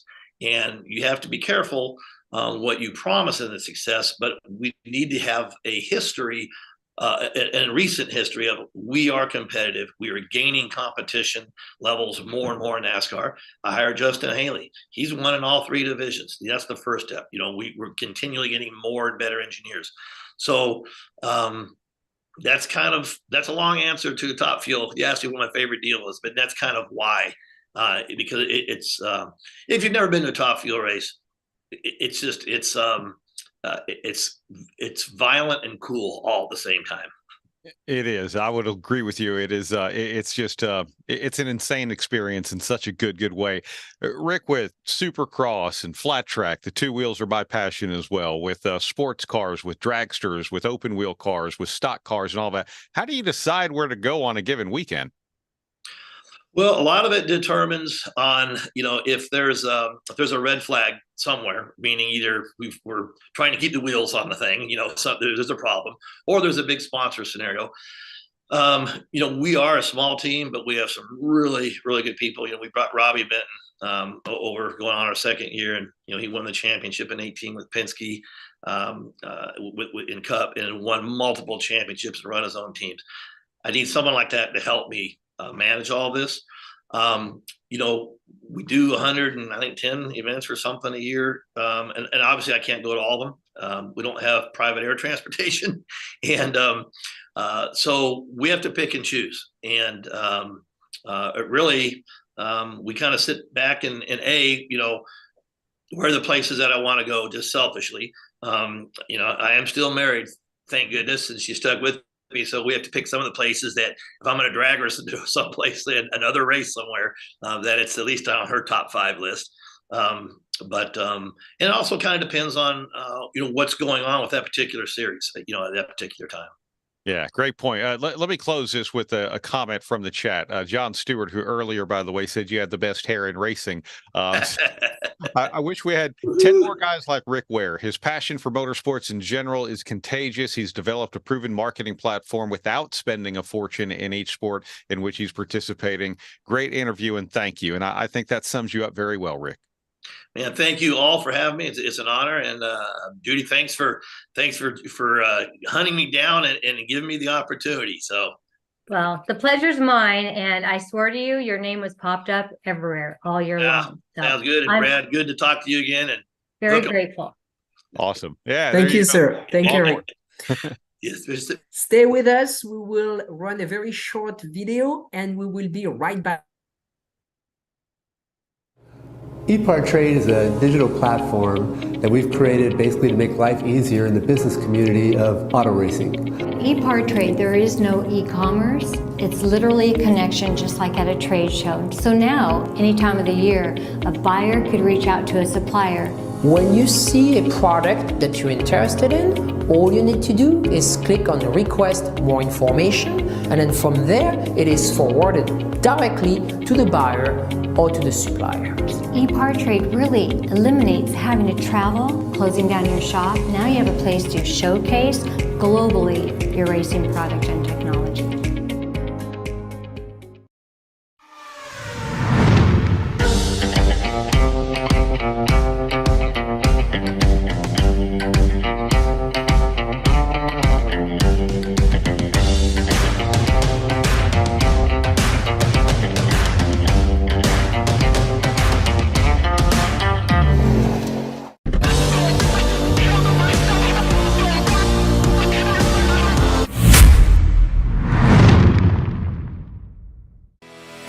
Speed Sport 1 is your new home for motorsports. If you're a hardcore race fan, you've got it all on this new, exciting network. It doesn't matter if it's on land or water, 2 wheels or 4, asphalt or dirt. It's all free at speedsport1.com. You can also take it on the go with the Speedsport 1 app. Download it today. This is Speedsport 1, the live racing network. Thank you very much and welcome back. Next, we're going to bring Jérôme Galpin on. Jérôme is the president and CEO of NASCAR Euro Series. Now, I'm going to say little things about Jérôme because not only is an incredible entrepreneur, a true racer, but about 15 or something years ago during our PRI days with Judy, I made a little introduction between Jérôme and NASCAR at PRI because he had some questions. Never thought what he had in mind would become this absolutely incredible racing series, the NASCAR Euro Series. So I'm delighted to bring Jérôme on, and Jérôme and his wife are absolutely extraordinary couple. Not only they run many series, run a great organization, they also compete. We had the people from the Dakar yesterday. They won the Dakar Classic twice. So Jérôme, welcome back, and you are in the States this week because there is a very important week for you. Yeah, absolutely. What an introduction. Thank you very much for the introduction. Yeah, absolutely. We are in Nashville this week to celebrate the NASCAR champions that will come from the cup level to all the weekly series. So as part of the Euro NASCAR, we will celebrate our champions also with the NASCAR family in Nashville. Yeah, and I think that is wonderful that Euro NASCAR is a part of this week's Champions Week in Nashville as well. Jérôme, forgive me for just Americanizing the pronunciation of your name. I cannot say it with the same kind of flair as Francis, but we welcome you here today and welcome to the States. I hope it's just a wonderful week in Music City for you. Yeah, thanks a lot. No problem at all. Just bear with me for my French accent, but that's part of the European flavor. Yeah. Oh, it's wonderful. Well, let's talk about Euro NASCAR, the Whelen Euro NASCAR Series. And you guys just wrapped up an incredible season, 7 rounds, 28 races among 2 divisions. Tell us about how Euro NASCAR works, how the schedule works, and what you guys are doing throughout several different countries as well. Yeah, it's a huge season for us. The thing for Euro NASCAR, you have to understand that we work on a daily basis with the NASCAR International Group, so we have great support and we work really hand to hand with NASCAR USA. NASCAR, we had to translate the NASCAR spirit, the NASCAR fun and NASCAR racing to the European culture. Because, on our side of the pond, we have a different way to race with more, let's say, road course action. We race under the rain. So it's not really, a copy-paste of the NASCAR US model, but clearly, a very unique model that we developed for the European markets, competitors, and teams and fans, of course. Well, one thing I will say that comes over there is NASCAR is definitely full contact, full fendered racing, and in no way is this disparaging of any other series. A lot of road racing series, some of that is frowned upon. But how does it go in Euro NASCAR? Is it encouraged? Is it frowned upon? Is it part of it? What can you tell us? Yeah, Euro NASCAR is doing really well. Since we founded the series in 2009 and then became the official European NASCAR series in 2012, the series never stopped growing. And now we have an average of, let's say, 25,000 fans at the event. All our Euro NASCAR events are built like a huge American themed festival where you have a lot of, so we have American football players, we have barbecue contests, we have rock and roll and country music bands, we have cheerleaders, so it's a big mix of people coming to the track to have fun, celebrate the US culture in a very fun atmosphere, and we have such great track partners, with Valencia, Brands Hatch, Most or Zolders, and we are lucky to have a great fan base with a lot of families and kids coming at the event, and we can't be more happy to see those smiling faces around the track. Putting on 4 races in a single event weekend, and again, among 2 different divisions, tell us about how that goes and maybe even how that might add to that festival atmosphere. Yeah, we made the choice to go with 4 high action sprint races in a weekend compared to one big race, for the usual NASCAR series in the US, to bring, a kind of a very nice program to our fans, the same programs with 2 races on Saturday and 2 races on Sunday. We also run a very special format by having 2 drivers sharing the same cars. So our first division is the Euro NASCAR Pro Series, where we have the top European drivers competing for the European NASCAR title. And then we have the Euro NASCAR 2 division, which is really designed for young drivers to come and discover NASCAR racing, and also for gentleman drivers coming to have fun in a pure racing machine. For sure. Let's talk about the race car. And I know we even have some questions from the chat about it. But, when we talk about NASCAR Cup and having single source suppliers and 100% parity, tell us about your race car and the 3 different manufacturer body styles that run. In fact, we have exactly the same model. This is the model we run since 2009. Our company, Euro NASCAR Management, is handling all aspects of the cars, and all teams must buy the parts from us, and all parts are single spec. So that means when you see the cars on the grid, from the spark plug to the gearbox to the lug nut, they all have the same part. So it's all about the crew chief and also the driver to make the difference, to make the best they can with their parts lot, and get the most competitive car. So let's say every single car on the grid with a good adjustment and a good driver can win the race. So it can't be more parity than this.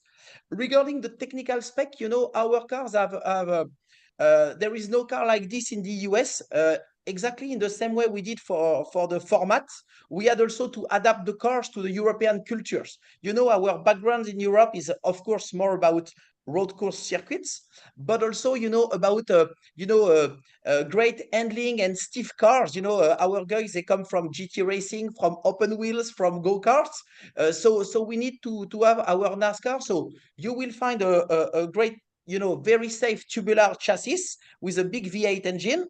But then regarding all let's say the weight, we are approx, I would say 500 pounds lighter than a US NASCAR. So very light car, and also very responsive in handling. So that's mean, from the huge track. In the past, we were selected 9 times to race the race of champions, that are raced on the stadium TD tracks and so on.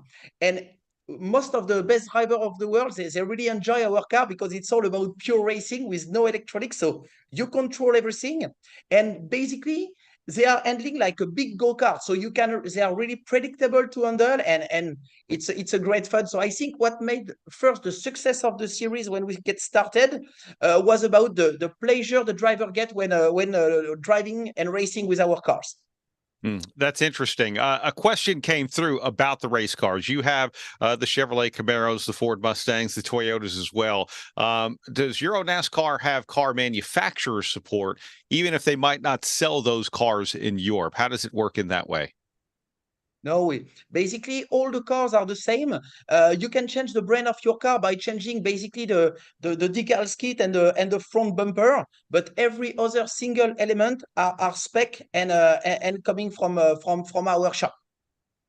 Another question here, Jerome. Does the influx of international drivers in Cup, and we've seen some people come over, from Kimi Räikkönen to, Shane Van Gisbergen and several other drivers as well. Does that have an impact in the Euro Series? And I'll even add to that as well, because Bobby Labonte, a former Cup and Xfinity champion, has come over and raced with you guys. Myatt Snyder, who runs in the Xfinity Series right now, has come over and raced in Euro NASCAR as well. Can you tell us about the transfer of maybe interest in drivers wanting to go back and forth? Yeah, our job is to make a bridge between the US and Europe, but also I would say a little bit more deeper than this, because we have also in Europe multiple drivers coming also from Asia, from South America. So basically, we gather people wanting to discover NASCAR in a format that is closer to their background. So I think since we started the series in 2009, it was even the first year in the heart of our process to bring drivers to the US. I think we had over 35 drivers now racing with us in the US thanks to their participation in the series. From the weekly series to understand, NASCAR racing to the cup level. The last one was Loris Esman, said the team Esberg that were racing also with Jacques Villeneuve in Daytona. Jacques was also part of the series for 3 or 4 years also. Alon Day also won made some good results in Xfinity, and it also drove some cup race. So having Bobby Labonte and Maya joining us. The last one was also Ryan Vargas coming with the team 3F Racing to race with us in Oschersleben and Zolder this year. So more than ever, the world is coming smaller and smaller, and these kinds of exchanges will I think get bigger and better in the coming weeks and months.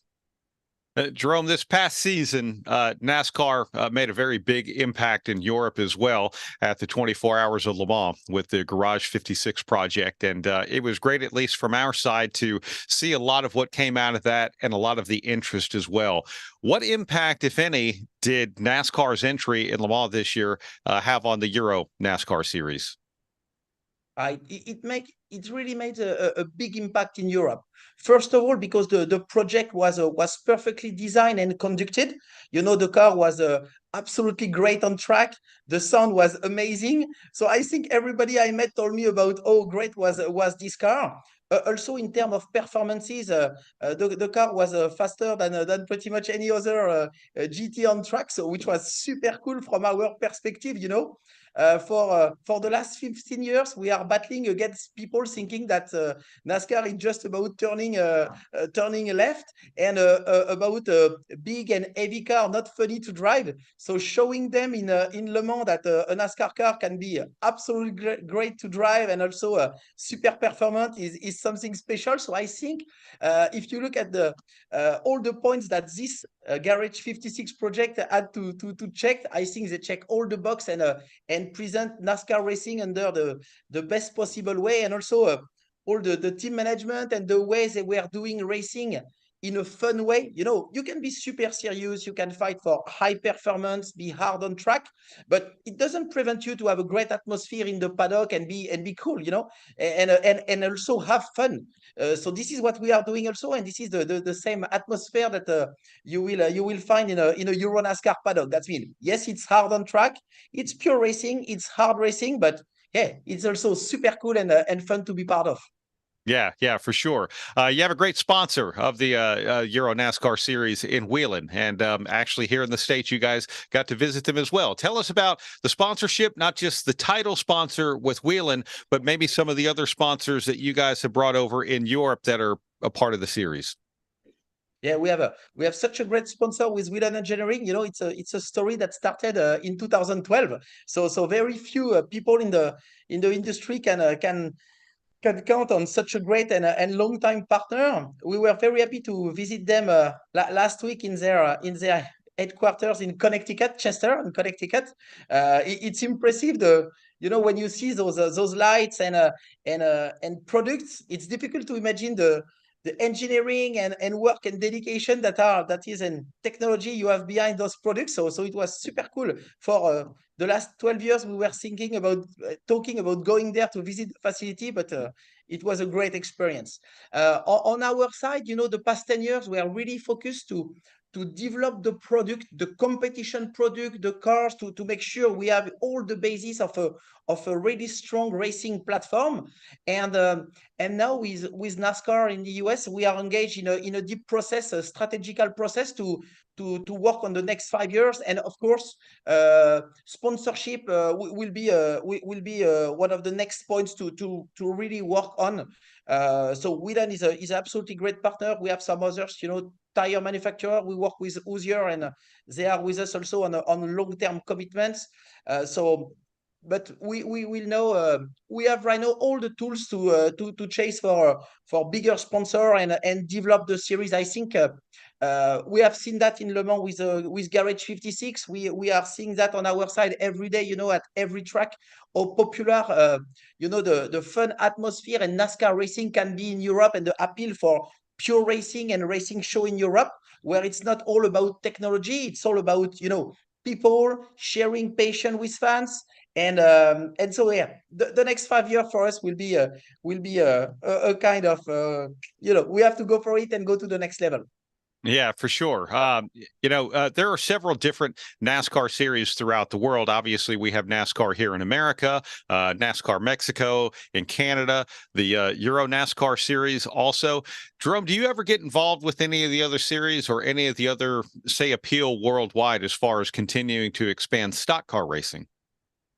Yeah, NASCAR wants to develop international, and they have a very group, NASCAR International Group, led by Chad Ziegler, and we are all together to form a great community. We had already some exchanges with Canada and Mexico, bringing a driver to race at Mexico City and at Trois-Rivières. We also had their champions coming to race with us. So yeah, the NASCAR is expanding internationally, and I think we are just in the first step of the process.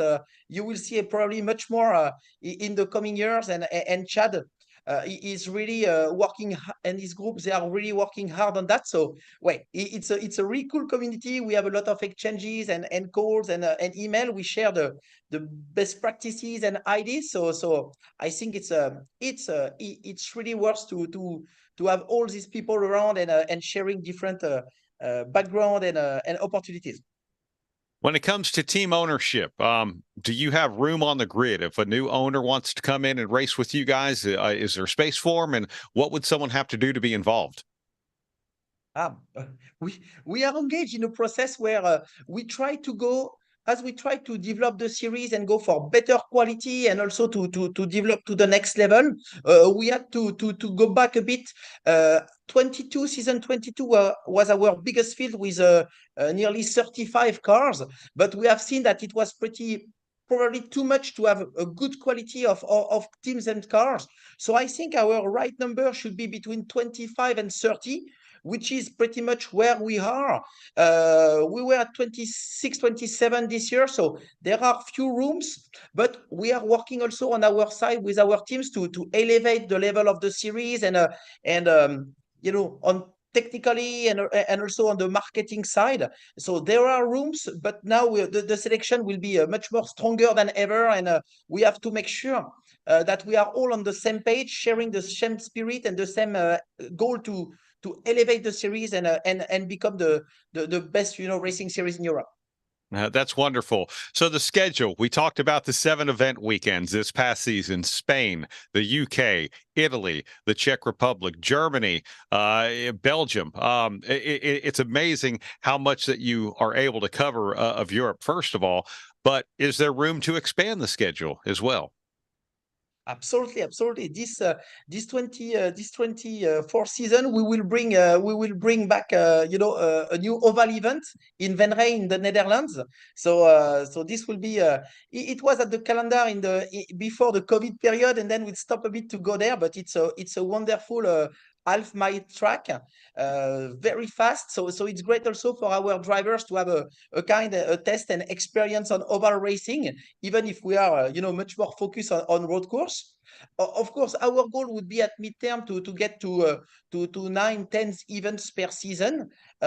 We just have to manage the growth, and do it step by step and slowly to help our teams and drivers to gather the budget that go with more events. But for sure, target would be probably 10. And now it just good management, finding the right opportunities. The thing to do is that organizing a Euro NASCAR event is just like organizing an event. You have to make something.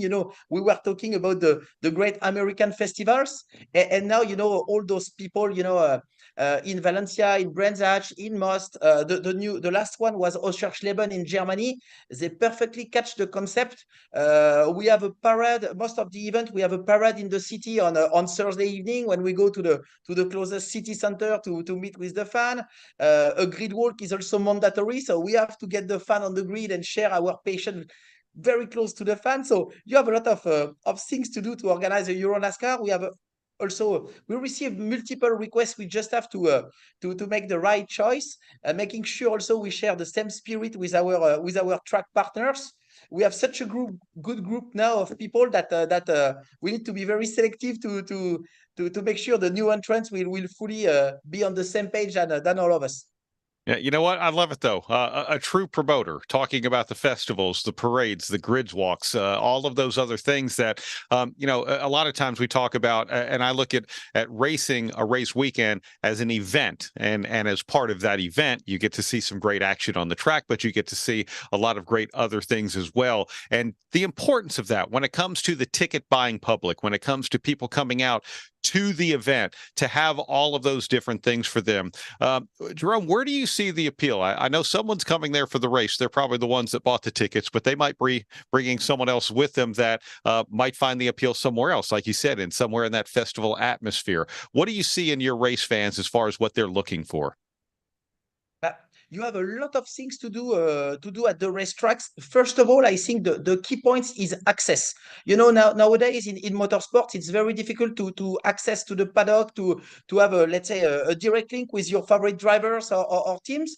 For us, it's really open. So you can come, you get close. You can get as close as you want of the car. You have a chance to meet with every driver you want.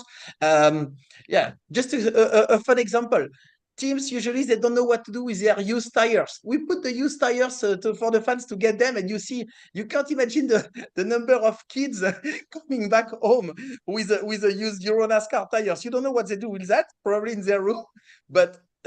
So that's a lot of examples. They can see, they go to see some, let's say, monster truck rides, or most of the time we also have a lot of muscle cars presentation and show around the track. So you have movie cars, so you have so many things to do around the track, and I think the common thing, whatever you are, because we have event with people with different culture. A German has not the same culture and than a Spanish or a British and so on. And the common goal is basically, when you look at the situation in Europe, our common culture is the American one, because we are all watching TVs and we have US movies and series and so on. So we all have the same thing. And when it's fun, when you have a good atmosphere, when you have access everywhere, it's not something where you are restricted and you can't do that. So that's why our events are growing year after year, because people come, they spend a good day at the racetrack, they are smiling. We have also a lot of kids and families coming. So what they want is just coming back the year after and bring some more people. So that's year after year we are growing the fan base just by making things easy and just fun. Our goal is not about technology. Our thing is not about technology. Our thing is about fun and pure racing. Yeah, and I love that, and everything that you just said that just makes it into a wonderful weekend. All right, Jerome, I want to ask you a little bit about you, because you're a bit of a racer yourself. Tell us about your background. First of all, I'm not alone, in this boat. First of all, it's a family and a couple story. We founded the series with my wife Anne, and if you walk in the paddock, everybody will tell you that she's the real boss of the series. So I'm just the face over there on screen, but she's the real brain behind the series. And also my background is all about racing. Since my younger age, I follow my parents racing road rally in Europe. It's not really popular right now in the US, but it's a big thing in Europe. So yeah, I think since my really first days, I was at the rallies following my parents. I drove rally in French Championship and European Championship. And also we had this idea, we made the statement with my wife that, hey, there is not this kind of fun racing series in Europe like NASCAR is in the US. So we had the knowledge and technology and also the network. So the first goal was to build a car that respect, because keep in mind, we race in Europe under the FIA sanctioning body. So that means our cars have to go to the full crash test process and so on to be certified by the FIA. So which we did, and it started like this. First step was to get a car and develop a car, and then but let me tell you that the first year, when European European racing was all about, you know, a carbon fiber and paddle shift and so on. When you show up in Europe on a European track with a car with a 16-inch wheels, H pattern gearbox and carburetor, it was a challenge. But once again, the cool thing is as soon as you put the driver in the car and put a real driver in the car on track, he has a lot of fun in the car. And I think that was the beginning of everything. So that's how it gets started. And I keep always, you know, watching every kind of motorsport, and we also try to save sometimes to go racing. So that's why with my wife, I think 2 weeks ago we were racing also a rally in France, and we did the Dakar 2 times. So we have a kind of let's say a different background and try to everything that is motorsport is fun. So we try different things. I'm very impressed. I really am. Talking about the rally and Dakar and all of the things that you're involved in. But I think more than anything, you know, having spent a decade with NASCAR, the Euro NASCAR series, and everything that you have done to grow it as well, it really says a lot about racing in general and the shared passion that we all have. So I hope to run into you in Nashville a little bit later on this week, Jerome. And thank you so much for being a part of Race Industry Week. Thanks a lot. Thanks for the opportunity. And Francis K, once again, thanks a lot for the very early days of the series. Thanks for the introduction. You did all the work, Jerome, and I love your energy, your passion, your enthusiasm, and it's not only Jerome. His wife is very much involved as well, and both of them are absolutely brilliant. And so, no, thank you for everything you do.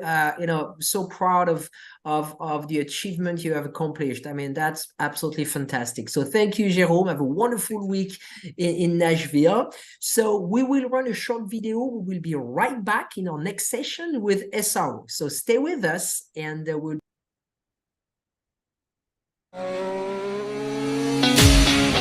With roots in the Midwest that date back well before the Model T, Fifth Third Bank has a long history of serving the needs of automotive companies. While much has changed over the years, our passion for helping businesses put cars on the road and on the track has not. Today, we are more committed than ever as a member of SEMA, a founding member of PRI, and a sponsor of multiple race teams across several racing series. For over a decade, Fifth Third Bank has been a staunch supporter of our industry and a great partner for many companies in the motorsports field. Our business has been growing extremely fast, and really we could not be where we are today without Fifth Third. They provided amazing strategic advice, the capital we need to support our phases of growth. They are true partners for me now, and what they do with their involvement in motorsports is untouched in this community. Where can we take your business? Fifth Third Bank. You work as hard as your truck, and you have no time for downtime. That's why more truck owners trust Blue Def, America's #1 diesel exhaust fluid brand. Each batch is guaranteed pure, so you can avoid costly repairs caused by inferior DEF. Demand America's best for your truck. Blue Def and Blue Def Platinum. Put trust in your truck.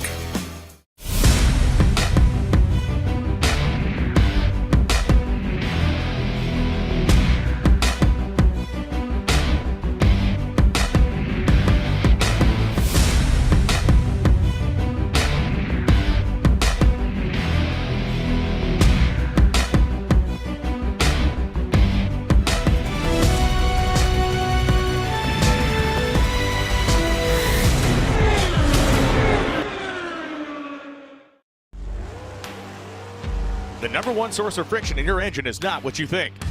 Piston rings rubbing against the cylinder walls generate more friction than any other part of the engine. More friction and temperature means more wear and less horsepower. Fortunately, the team at Total Seal knows how to reduce friction and wear through innovative piston ring design. If it takes a piston, Total Seal can build a better ring. Thank you very much and welcome back to Race Industry Week 2023. In our next session, we're going to bring Greg Gill from SRO. And again, we mentioned to you earlier that we are not only live on Zoom this year, but also on YouTube, on the EPARTRADE YouTube channel, Racer YouTube channel, Speed Sport YouTube channel. We are live on racer.com, on speedsport.com, as well on Facebook and LinkedIn. So if you're watching us today from any of those sites, please share the links with your friends. We make this program free of charge for all the attendees. A big thank you to our sponsor, or basically covering the production cost of this event, and that allows us to be able to reach an audience that's absolutely worldwide. So thank you very much. We have such a great list of sponsors here. They are all deeply inbred in hardcore racing, so I'm proud of each and every one of them. Yeah, and let's take a second to thank ETS Racing Fuel, Fifth Third Bank Motorsport, Peak, Penske Racing Shark, Scott Lewis and Associates, Total Seal Piston Rings, ARP, Performance Plus Global Logistics, and Shop Monkey. So we had a very busy start of the day. We had an extremely busy day yesterday. Jim Roller is back with us as a host. He hosted a few sessions yesterday. He's going to be hosting SRO next. And we should be bringing Greg any second. I think Jim is with us. Jim, are you there? Yes, I am, but somebody has my video feed shut off, so there you go. There we are. I had a bit of a panic with my background this morning. The Zoom feed came up without the background, so I had to do some quick fixes. Good morning. Hey, Greg, how are you? I'm awesome. Jim, how about yourself? Very well. Good to see you again. Great to be here. Thank you. Well, and welcome to the Race Industry Week. It has been an outstanding season for SRO. For those that may not be familiar with SRO, you're part of the Stefan Rattel organization group. They conduct events over 5 continents, and you cover. It'd probably be easier to tell the folks the GT categories you don't cover than the GT categories you do, because I think you do cover them all. In America, of course, there's GT3, GT4, and touring cars are represented. And you have, I think if my count is correct, 5 series running in America. Did I count that correctly? That is correct. So that would be the Fanatec GT World Challenge America, GT America powered by AWS. Those are GT3 platform series. GT4 is represented by the Pirelli GT4 America series. Touring cars are TC America, powered by Skip Barber. And of course, the Toyota One Make series, GR Cup North America, which we at Speed Sport got involved with this year and really enjoyed that. And I, for one, have really enjoyed watching your races this year on our new platform, Speed Sport One. So tell us a little bit about 2023. Were goals met? Was everybody happy? Well, in motorsports, you can't keep everybody happy, but we did have a really good year.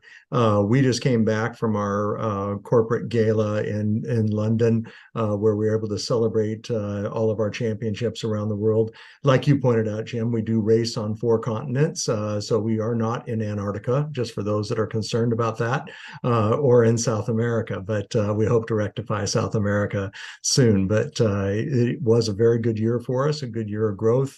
We go into our 35th year in 2024, and our goal remains the same, just to provide the best GT racing in the world, and we're acknowledged as that leadership. Now, when you combine your efforts with this vast international organization, what kind of marketing horsepower does that give SRO America as a functioning sanctioning body? So that's an interesting question. I think the horsepower in terms of the media and the reach, we were one of the early people that moved away from traditional broadcast models. We've always had partnerships with whether it was CBS or NBC, but early on we started going into, and I'm not kidding, I think when we first started live streaming, there was actually dial-up sounds when you first worked with us. So as an early adopter of that, it was a real helpful thing for us. And then we pushed more and more with YouTube. You mentioned, and Francisco mentioned earlier, all the different platforms available to watch this particular trade show on. We've mirrored the same thing. And out of that, that's put our impressions into the billions. And because we race around the world, we find things. I noticed, in the days of traditional media, we might see a live stream having 100,000 viewers and be very happy. And I noticed a few years ago, our Circuit of America's broadcast was almost 1 million. And I started looking where the viewers were coming from, and they were coming from Asia. And there was a tremendous interest in that pre-pandemic, and then it's only grown post-pandemic. So that's, that is the global reach.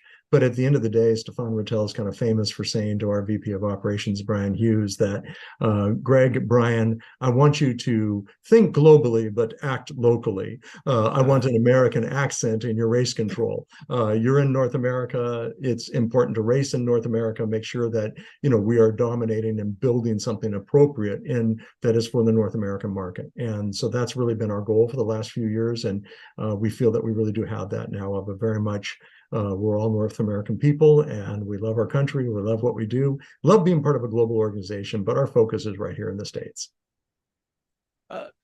To that end, the 5 championships that you have here in the States, you run at some of the most iconic venues. This year, wrapping your season up at Indianapolis doesn't get any better than that, I suppose. How are the series growing? Are you happy with the subscription rate of? And I'm not talking about on your YouTube channel, but on your of your grids and that sort of stuff. That's a thing that we really obviously build our business on, is the strength of entries. We were up in 2023. We were thankful for that. You mentioned GR Cup as a foundation. That was something we were very concerned with, just everybody migrate out of our touring car class and go to GR Cup, because it looked to be so exciting, single make racing, and it really was a wonderful inaugural season.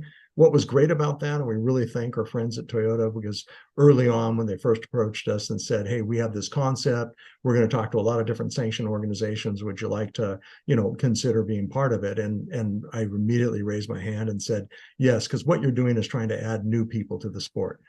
This is going to be great for everybody. I hope we get the contract and get to work with you, but no matter what, this is great for the business and for all of us in sports car, really, and ultimately in motorsports. And we can really be thankful for Toyota, for all of us to do that. And I think that's one of those real neat areas that brought a new grid in, and consequently also brought people into different classes. After 1 year with GR Cup, they've moved up to touring car into our TCX class. They've moved up into GT4. So we saw just good growth, and it looks like another year of good growth for us across all classes in 2024. Seeing that one question raised about, will we go back to Ozarks? You betcha. They've worked on getting their circuit homologation, and we should have that in the coming weeks. And it's something that we're looking at. What is the best fit to do? They built such a great facility, and not only a great track, in a really cool location. We want to find the right fit of our classes and cars to be there, but definitely interested in going back to OIR. That's great, Chad. You and Chad were one step ahead of me on that one, because that was going to be my next question. Is how about we'll let you answer the question. Ask the questions, Jim, from now on. Yeah. Sorry. Any looks towards expansion of the schedule? Yes, we'll have some meetings at PRI next week to discuss with various tracks where the next NASCAR. Right now is a great time in North American motorsports. And I don't think there's an unhealthy series out there. Everybody has seen growth and expansion, and we're all very thankful for that. But with that embarrassment of riches is a need to, there's only so many hours in a day. How can you get more cars, more series into your weekend means you're going to have to expand the calendar a little bit, move some series around, do some things that really reflect the markets right. OIR being a good example. What's the right cars? What's the right combination? It is ideally set up as a place for a festival, as is Lime Rock. Places that we haven't been to for a while, we look forward to going back to. Yeah, Lime Rock is one of those places that just suited to GT cars, isn't it? I mean, it's just the prototypes get to be a little bit faster on there, but the GT cars really do put on a heck of a show, the little bull ring. Absolutely. One of the big news items breaking late in the season for the parent company was the addition of the Nürburgring to the Intercontinental GT Challenge Series. So now it's going to be Bathurst, the CrowdStrike 24 hours of Spa, the Indianapolis 8 hours, which is the season finale for your regular American competitors. Now they're going to have the Nürburgring as part of that. When you have an international series like that, does it, and I asked this question because I can remember my days with the American Le Mans series, and when as the European Le Mans series and the Asian Le Mans series came on board, we started to see at some of our events some competitor crossover. Can American fans expect to see some of that crossover, especially when you have these great foundation events like I just listed? Yes, absolutely. And you mentioned the CrowdStrike 24 hours of Spa. A few years ago, 2018, SRO Global invited us over, and we went as a team and visited. And I really recommend if you're gonna attend any of the global GT races, certainly Bathurst, Nürburgring, Le Mans, but Spa is special because it's GT cars only, 70 plus of them, an amazing, really almost 10-day experience. And our first goal, Jim, honestly, was to get American competitors going to those venues because there really was I've known about that, I've heard about it, but was it easy to be part of? And now it is. Now we have customers who are considering racing at Bathurst in February next year. Nürburgring obviously has special licensing that makes it a little bit more challenging for teams to get there. But in turn of saying more people coming to the Indy 8 hour, yeah, absolutely. From that, and I think the fans can expect to see more names. We keep pushing Valentino Rossi because he's had such a fan base in Europe, and we know he'd be huge at Indy. We hope he'll finish the season with us, but it remains to be seen if that happens. But for sure, you're going to see more European drivers and teams entering Indianapolis. And when we were just in London, several raised their hand and pulled us aside and said, we want to make sure you're counting on us for Indy next year. That's outstanding, and certainly with the addition of the Nürburgring, they've pulled together a Mount Rushmore, certainly of venues, haven't they? That's outstanding. Now, one of the things that's an advantage, and this is kind of in answer, I hope, to one of the questions that we've gotten in the chat from Phil Nellis, is one of the advantages of the GT3 and GT4 platforms is there is standardization through the FIA rules. Are there not? Yeah, that's correct. One of the things that SRL is really proud of is that in the early days of GT racing, when it really wasn't clearly defined, GT1 had come and gone. And, again, from your experience, you know what I'm talking about. And Stefan Rattel and another gentleman were flying back from an event, and they were thinking, man, we've got to get more people engaged, and we need to stop the factory wars that are just keep making this absolutely unapproachable budget-wise. What can we do for standard GT cars? And thus GT3 was born with the FIA, in complete control of it, us obviously working in support of it. GT4 is something that we actually created ourselves. And it's on our rule set and our balance of performance, and now it's licensed around the world in a lot of categories. It does make it much easier. Obviously, I came of age in build it in your garage, make it better than everybody else, keep it within the rule set as creatively as possible, and try to go win on the weekend. In the world as it's changed so much today, a homologated race car is actually a better solution. And again, I support building the shops and builders out there 100%. But what we found is for today's consumers who didn't have that level level of time and energy. There was much more of a click and shop mentality. I want to buy a race car. I want everything to come with it. I want to know who I'm working with. Click, I'm ready to go. That's something that both GT3 and GT4 provide, granted at a price point, but that's something that has really helped us grow. You mentioned racing's three-letter curse word, BOP. Blame other people? Yeah, beat other people. There you go. How much, and you said earlier that in Stefan's philosophy that there should be an American, like you say, Americans in race control and think locally. So I give it that background because how much guidance do you get from international BOP, or are you totally on your own? Because a lot of times the performance of a particular car, while it may be, product A may be a little bit better than product B, but in the hands of the right team and the right car. So how much right driver, I mean, how much control do you have over the BOP, and how much guidance do you get?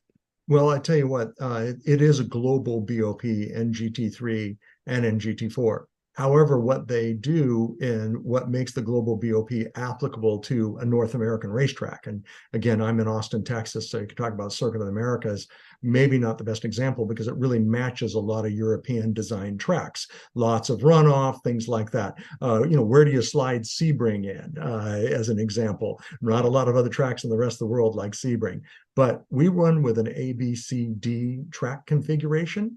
And with that, we nominate the tracks around the world in that configuration.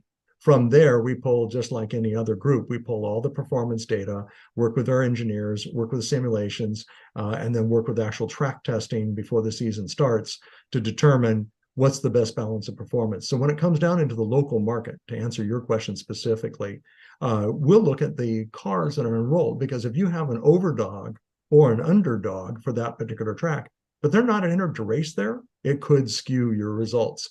2 seasons ago, we had that happen with a Porsche Cayman, where they were just getting killed in our series, and we just couldn't figure it out because their results around the world were pretty good. But it was just like you just had boat anchors down. And again, kudos to the NOLA Sport team and others who were able to still really create. RS1 was another one that created, championship level results. And yet it was clear that they were just fighting every weekend. At the end of the season, we looked at it and discovered that we were taking a couple of cars in Europe that were part of the championships there, and they were skewing our power to weight ratio, and they weren't in the North American Championship.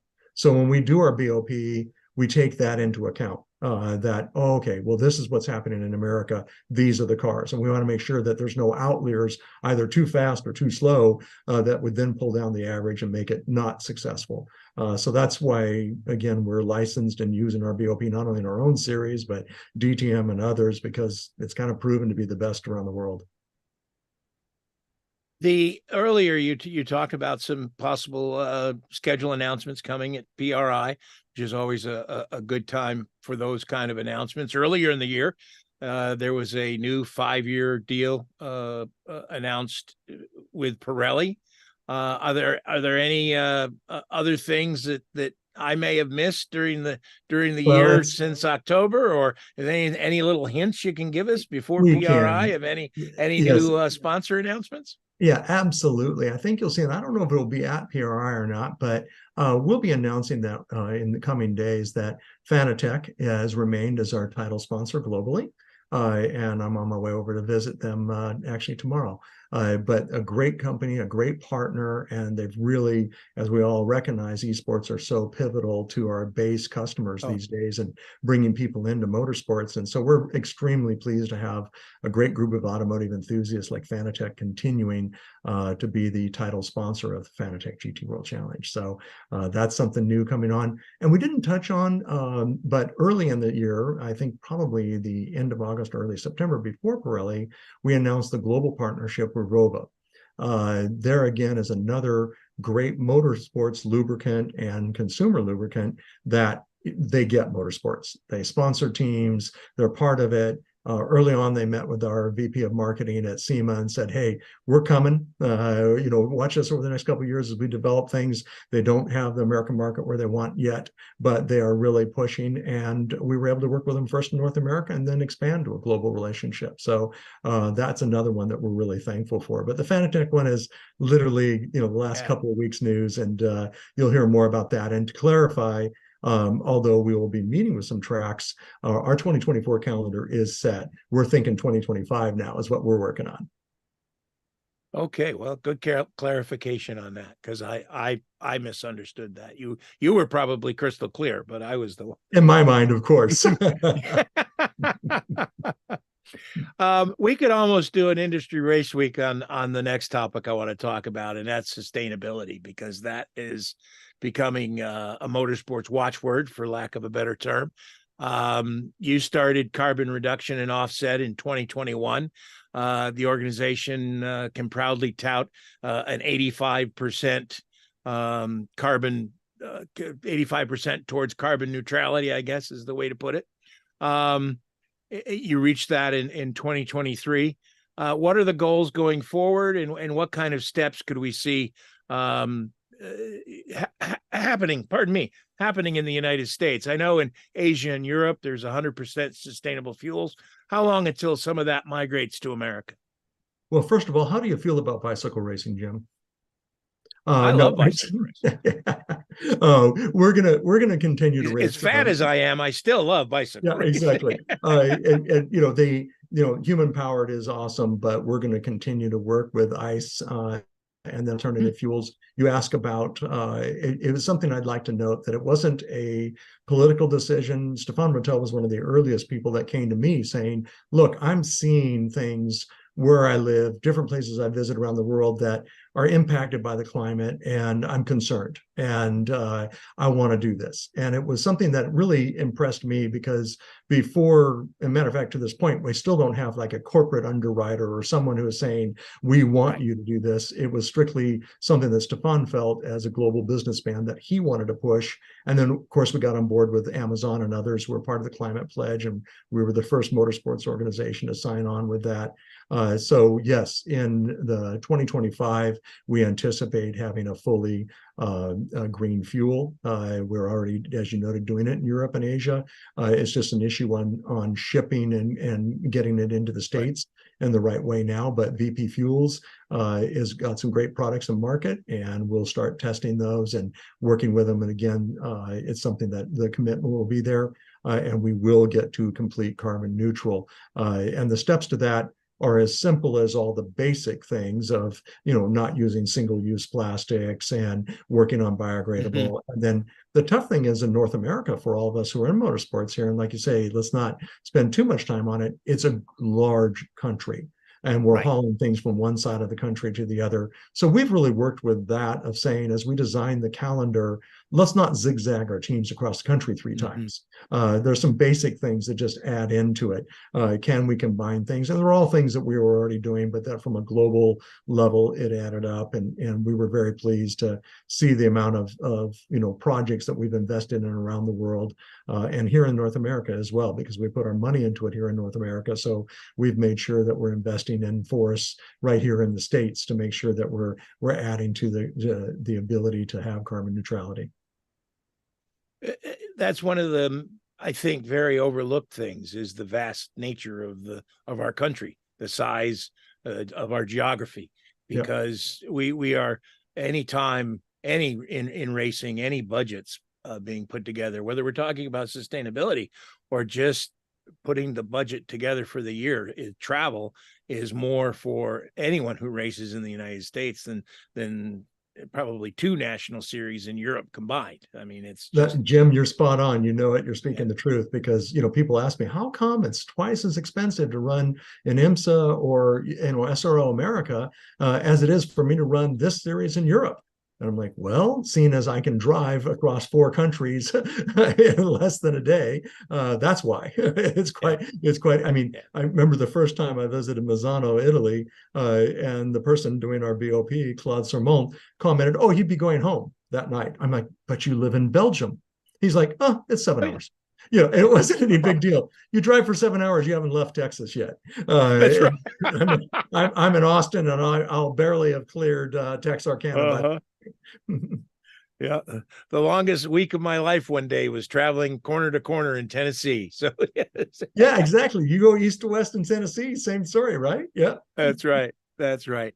I'm old enough to remember when the GT world was dominated by a 3-letter series called BPR. Barth. Oh, wow. Yes. Wow. Yes. Barth, Peter, and Rattel. And I worked for a company at the time that had the video rights here in America, and Jürgen is a longtime friend, so I was very close to that series. And I only bring that up because they were on the leading edge of GT racing. As you said, it was a time when it needed to be propped up, and they were able to do that for various corporate reasons, but they were able to push those corporate reasons to the benefit of GT racing. How does this organization look? We joked earlier about bicycle racing, but what about electricity? And of course, the gorilla in the room, electric race cars. Well, it's the future, and the future is now. We have a class that we're working on. It's not something that's talked about a lot in North America right now, but we have resurrected the Targa Florio. And we will be running that in 26. I know, isn't that cool? Sign me up. Yeah. Oh, I mean, and it will be 100% alt fuel. Oh, wow. Nice. And our intention on that, a few years ago, Stefan had the vision for something called GTX, and working with it, and built on the original, much older than you and I, Grand Touring concept of, and even Indianapolis Motor Speedway, how long can it take to get this car to break down, and can you really get from Paris to Berlin with automobile? That was GT. And so with GTX, our intention is to bring back that Grand Touring experience. So you'll see everything from hill climb to the actual race to performance evaluations, everything at the Targa Florio. And we've got tremendous support from all of the OEs on it, and also here in the States, Pratt & Miller and other of the racing engineering groups to support it as well. So more details on that to come, but it's something that it's, on one hand, we can also talk about autonomous racing, which we've all heard about last week, and great news and what that'll look like for the future. I like what Stefan says, that the last car ever driven will be a race car. So you got that right. Yeah, how it's powered and where that comes from is just part of what makes motorsports so exciting. How you're fueling it. And obviously now we're in the land of safety, refueling, all of these issues that we're looking at today. There's some exciting things with hydrogen that are right on the edge. And we've seen already Le Mans making a little bit of ACO making a little bit of a delay on that. But I can tell you here in Texas, the technology exists, the performance is there. And I'm hoping, if not in 24, in 25, you'll see some cars actually running in a demonstrator level of the performance level at a GT level that are alt fuel, be they hydrogen or electric. Well, we're almost out of time, and I didn't want to let you go before we talk about one fun thing. I know that SRO America is all about the racetrack, but there is, if you go to the international SRO site, you see the Total Look rallies. When can we see a Total Look rally in America? And folks, what it is, you need to go to the website and check it out, because it's like a rally that is the Goodwood Revival, where they pick a decade and all the cars and all the dress and all the music and the whole feel of the event is from that decade. It's an absolutely outstanding lifestyle event. When might we see some of that here in the States? Well, I tell you, if I have my way, like tomorrow morning, because it is just so cool. And everybody who's participated just loves it. So we keep asking for it. And I think in 26, you've got a good chance of seeing it, to see the decade breaks. We've been getting more, again, the same thing, more American customers who've been going over it, either renting a car or shipping their cars over for it. been really excited, and even now revisiting the 80s, which was the first one we did. But we've done 60s, 70s, 90s is coming up, so it's going to be a lot of fun, and we're going to continue to do that. And again, like you mentioned about knowing the original BPR group. Stefan likes to note that the first race that he ever went to was a race that he organized. His background really was in having fun with your cars, gumball style things, etc., and then realizing it was much safer to do that in a race course. And so we haven't lost the desire to have fun and to throw a good time. And you'll see more of that coming over. Really appreciate the question. And Jim, everybody, thanks for letting me join you today and fit through the scheduling. Thanks for taking the time, and it was great to see you again, even if it was through ones and zeros going over the wire. Good deal. We'll see you at PRI, hopefully, Jim. Thank you. All right, super. Thank you. Thank you, Greg. And I want to publicly acknowledge how grateful and helpful you have been with us this week. You had to readjust your schedule to help us bring Rick Hendricks tomorrow. So we're very, very thankful for that. We're a big fan of SRO. And I also want to say another extra thank you to you, because you built the foundation of the first annual Race Industry Week. You were one of the first one to be joining us, and we have been able to build this incredible lineup in the last 4 years, and you were the part of the foundation of it, Greg. So thank you, and you do a magnificent job with SRO. So we're delighted to have you on today. Thank you very much, guys. I wish you continued success, and it's amazing to see what you've built. We'll do anything for Judy. So it's something that most of the industry, smart man. Yeah, exactly. Most of the industry knows that. So that we appreciate her leadership and guidance for so many years. But on the same token, appreciate what you've built, and excited to see this line of speakers this year is incomparable. It's just amazing. And so very happy to be part of it. Thank you all. Thank you, Greg. Stay with us one more second. So Jim, thank you very much for being with us today. We're going to bring Jeff Hammond next. We're going to roll directly into our next session. And Jeff should be on with us any second. And we're going to be talking SRX with Don Hawk. So I think Jeff is going to be joining us, and I'm getting a signal from our producer. They are waiting for Don to be joining us. Oh, Don is on as well. Good morning, Jeff. Welcome back. Good morning to everyone. And very exciting day. Great kickoff to Industry Trade Week on Monday. And gosh, you're continuing right on in down the line. I mean, it's just all these great guests and all the information that's being spread out there. And now we're going to be joined by Mr. Don Hawk and representative head honcho at SRX. And with y'all's permission, I'm going to pick up and take off, and we're going to get down to the nitty gritty. Don, how you doing? How you doing, Jeff? I'm doing good. I hope you are. I'm fantastic. I just ran from the shop to here, so forgive me. I might be a little bit out of breath. I'm just kidding. I used the car. That's right. Get yourself a big drink or whatever that is, and we'll see if we can't. Tell me what's going on with SRX. I mean, everybody. Let's put it this way. I don't know anybody who doesn't enjoy watching since this series was started. And now that you kind of like rebranded it and got it running on Thursday nights, I think even more people are happy about that, because, a lot of people had Saturday nights and there were challenges, trying to see it live. Not to say you couldn't record it, but now you got we got Thursday Night Thunder back, and it's being represented by your series.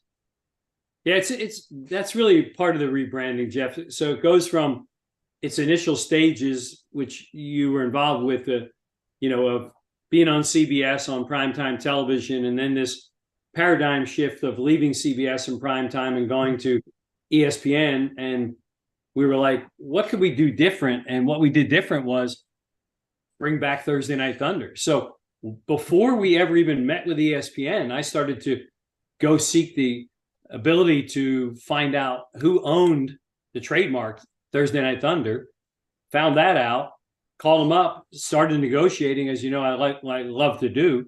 And it was a no-brainer. It was a partner that literally, and I don't know if you know it, the marks are owned by USAC. And so USAC owns Thursday Night Thunder. I get on the phone with them, and they actually, with myself, we call the race. So it was hand in glove. They were so excited about it. They wanted to bring it back. And here's the interesting story about that, Jeff. You're one of the few that can appreciate that. But remember, we used to go to the racetrack on Thursdays. We didn't have driver owner lounges and motor coaches. We stayed in a hotel, right? So Bernard and I would eat early. We'd hustle back to the hotel, and we watched Thursday Night Thunder and the Atlanta Braves, toggle through the channels, right? Right. And I can tell you that the last Thursday Night Thunder race held on ESPN was won by Tony Stewart. And here's what's interesting. Tony Stewart is now part owner and driver in SRX when Thursday Night Thunder returns. So it's pretty cool. It was a pretty exciting time. Well, it's the fact that you bring that up. Yes, I remember that was one of the things I loved about it, getting a chance to watch guys like Tony Stewart and Jeff Gordon. I mean, they were kind of like, fan favorites at that time. And I don't know, whatever reason, it was, I guess it might say it was something. It was like what SRX is today. It's happening in a hurry. It's not dragging on. It's coming in there, it's like an hour and a half, bam, bam, bam, good, hard, aggressive racing, and not having to feel like, you've given up a lot of your time to enjoy something that everybody really likes to watch. I mean, there's nothing better than a good old heat race and a short main event. Yeah. It's Jeff, the neat thing about it is you got two heats, you got a main event, you got a bunch of checkered flags, you got a bunch of green flags, and we're out of there in 2 hours. Over and out. Yep. Champions crowned, and we even in championship finale week, we race winner recognized, champion recognized, off the air 2 hours. Boom, gone. Well, right now, just so you know, we're getting a lot of people already, tuned in or watching what we're talking about here. We got people that are, excited about it, about SRX as a whole, and I say thank you for the Thursday night deal, which we're already talking about. I'm just reading here, Phil Nels. He says you have a great broadcast partner in Canada, a solid fan base, and more than one track promoter interested. What's stopping SRX from going to Canada? And that was going to be one of my questions. I've seen your 2024 schedule already, and I'm kind of jumping ahead of where I want to go, as long as we touch the bases. You got lined up Stafford, as always, kind of like your kickoff track, Thunder Road. You're going to be there. Slinger going back there, love racing there, Berlin. But you've got 2 dates that are open right now. Can you address the Canada question and maybe give us some insight of what your thought process is? You know what? You have a clairvoyant bunch of listeners today, right? Right. I'll tell you, you know me, Jeff, because you and I go way back. First of all, everybody just listen to me when I say this. I'm a fan of Jeff Hammond. I was a fan of Jeff Hammond when he was with Darrell Waltrip. I believe in what he does. I saw him do it. We've known each other in and around the garage for many, many, many years. We raced against each other. And I don't think we ever had a crossword in our entire 30 years in that garage. And so for me, it's an honor, Jeff, to have you interviewing me today. So thank you for that, because I'm a fan. They said, hey, who's going to do SRX? I said, I got to do SRX. I mean, I was there when this baby was born. Yeah. And, I've watched it get, grow up, and now that it's up and running, not crawling anymore. It's important that something that I think is relevant to race fans around the country. I mean, you already see this, people in Canada. I think that, people in Europe will watch it. So it's it's great racing with great race car drivers. And I think the storylines and the fact that, they kind of have a tendency to kind of follow the road, they're not predictable. They're unexpected. Sometimes, you got a guy that's coming in like a Kyle Busch. Then all of a sudden you don't have him, but you got a guy like Ron Capps jumping in there.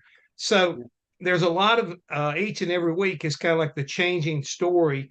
And we see emotion. We see guys great racing. We also see, people get the heat of battle kind of comes out of veteran drivers of no less. I mean, if you want to understand what's in a driver's mind, put him in a race car where, he's not really racing for money. He's racing for pride. Is that right? It's a trophy. And you wouldn't believe what Hamlin, when he won that first race at Stafford, he would not let go of that trophy. And it was pouring down rain, lightning, and everything. We all took off for the infield, and his trophy was in his golf cart, right? And his four-wheeler. And he's like, "Where's my trophy?" Like, we were all underneath, hiding under the from the rain and the lightning. And he's like, "Go get my trophy." So we got the trophy, and he felt a lot better. It was like his warm blanket. But Kyle Busch was the same way, man. He was like, "I want more of these," and so that part's been pretty exciting. But back to Canada, I want to touch on that for you. Great question. Right. And Jeff, I'll break it we'll give them breaking news right now. There's a reason we announced the 4 pavement tracks, because the 2 dirt tracks are still in play, and one of them is in Canada. And I have a conference call tomorrow afternoon at almost exactly this time with a television network in Canada, because we need a TV partner in Canada, because ESPN is not in Canada. ESPN has agreed they will air it in the United States and around the world, but the rights to it being in Canada is a telephone conversation. I have a deal. We have a deal. The track partner up there is terrific. We've been talking for 3 months. Tomorrow is, let's see if we can get it on the air in Canada itself, and we go international racing. And I'll give you one more breaking news. If that call goes good tomorrow, it'll be race number 5. Okay.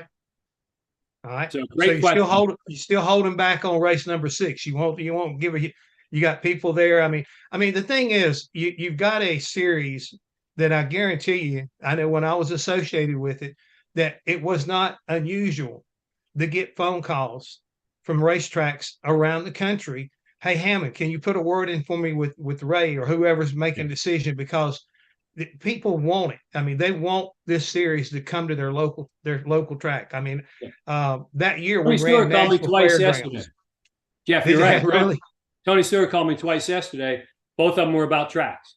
And so, but the ship has kind of sailed now. We took the 38 names or whatever it was this year, and that's not counting the overlaps. And we kind of went, I got myself to 10, then an attractive 8. And the reason there's still 7 or 8 on the table is if we can't get this TV deal done tomorrow in Canada, we got to press on them, and we got to tell people where they're racing. So great timing, great question, whoever that was that answered. So thank him for us.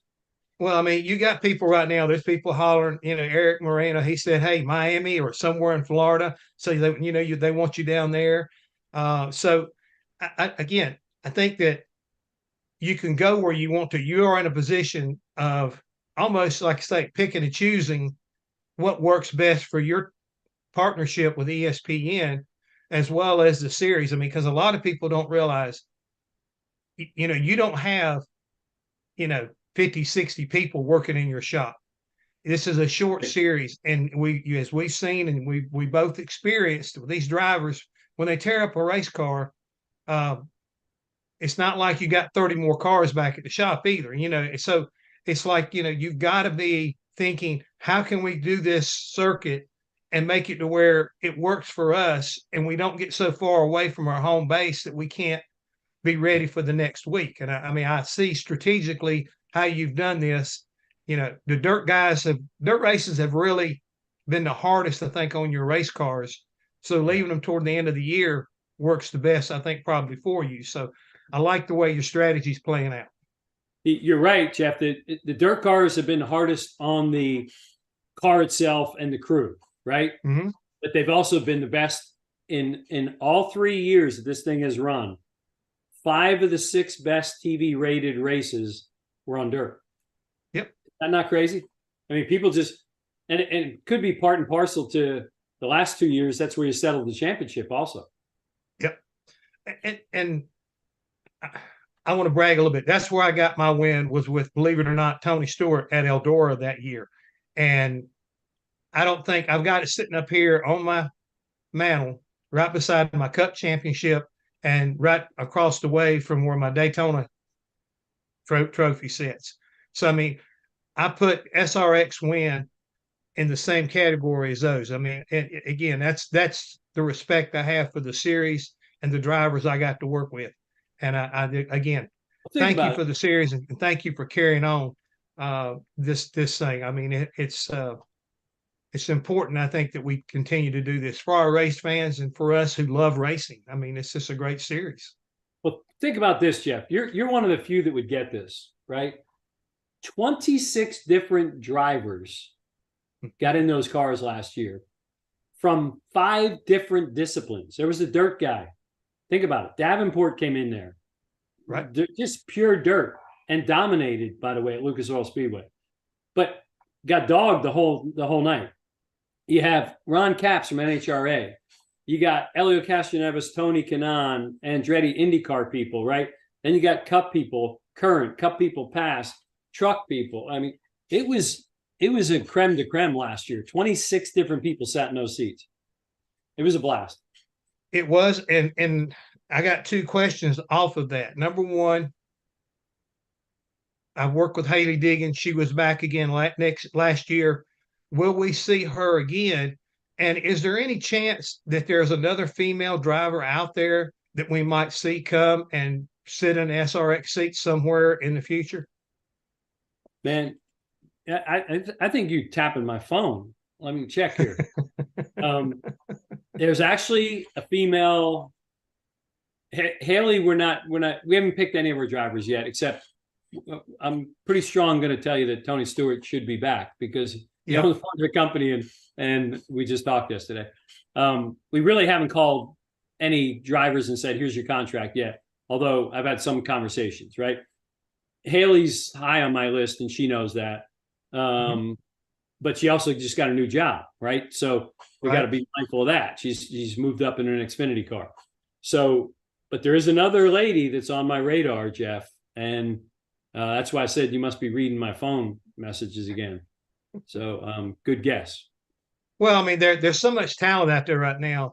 That's the reason why I say, instead of trying to just throw somebody's name in the pot, that there's just good talent. I mean, and there's a logical need for it. You know what I'm saying, Don? I mean, it's like you say, if something that Haley doesn't come back, I hate to see the females not being represented, by someone. I mean, someone deserves, I think, a shot at an SRX ride. And they don't have to be the season long. I mean, but when you've got opportunities to plug them in every now and then to get some exposure. And here again, we got people already, Phil Neals, he's saying, Canadian female driver. And at the same time, you were touching on Ron Capps and the different series that were represented last year. Eric Schoenfield wants to know, would SRX consider a type of motorsports, SRX, consider NHRA or motocross driver? And I think you've already done that. Ron Capps came in, and I know how much he's a racer. You know what I'm saying? He goes straight line. That's how he makes a living, but he's got a lot of passion to go in a circle. He does iRacing. And I think here again, I saw him that first year and he was hanging around the racetrack trying to see if anybody would let him in a ride the first year. So I know that Ron is very passionate about, getting some seat time no matter where you guys may go race. Yeah. There's already an invite out there, one of the best 2-wheel riding people in the world. And it's right here in my phone. And all he's got to do is say yes.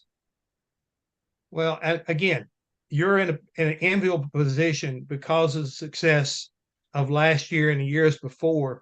I mean, who doesn't want to go out? It's almost like having a golf game. Who doesn't want to go out, and play with the best of the best in golf? Yeah. Well, in this case, SRX is kind of like that golf game. You get a chance to go up against the best of the best, and it's for that pride, not necessarily, you're not racing for $1 million like when you're running for, all-star race or something like that. But at the same time, it means the same thing to these drivers. Like you say, you said Denny Hamlin. How about your defending champion, Ryan Newman? Ryan put together an incredible season, not only winning races, but you talk about consistency. I mean, he was there each and every week, ran smart, took advantage of what was in front of him, and brought home an SRX championship. Ryan Newman's tough. He's not only the toughest guy to pass, but he races smart. Saved his tires. Look at him. Both races at Stafford, he just came at the end, right? He wins one and Saved finishes his tires, second, Hamlin in the other one. Yep. So tell me some more about the future of SRX. I mean, we touched a little bit on 24 as far as that's concerned, but we've also been asked a question, can you tell us about the next 5 years? I mean, what does it look like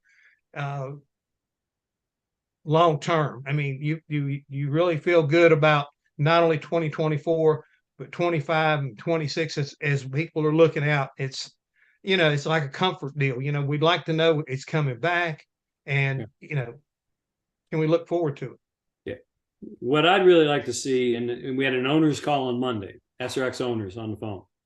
And I said, I'd like to see an announcement with a multi-year television agreement, because we're in the second year of 2 right now with ESPN.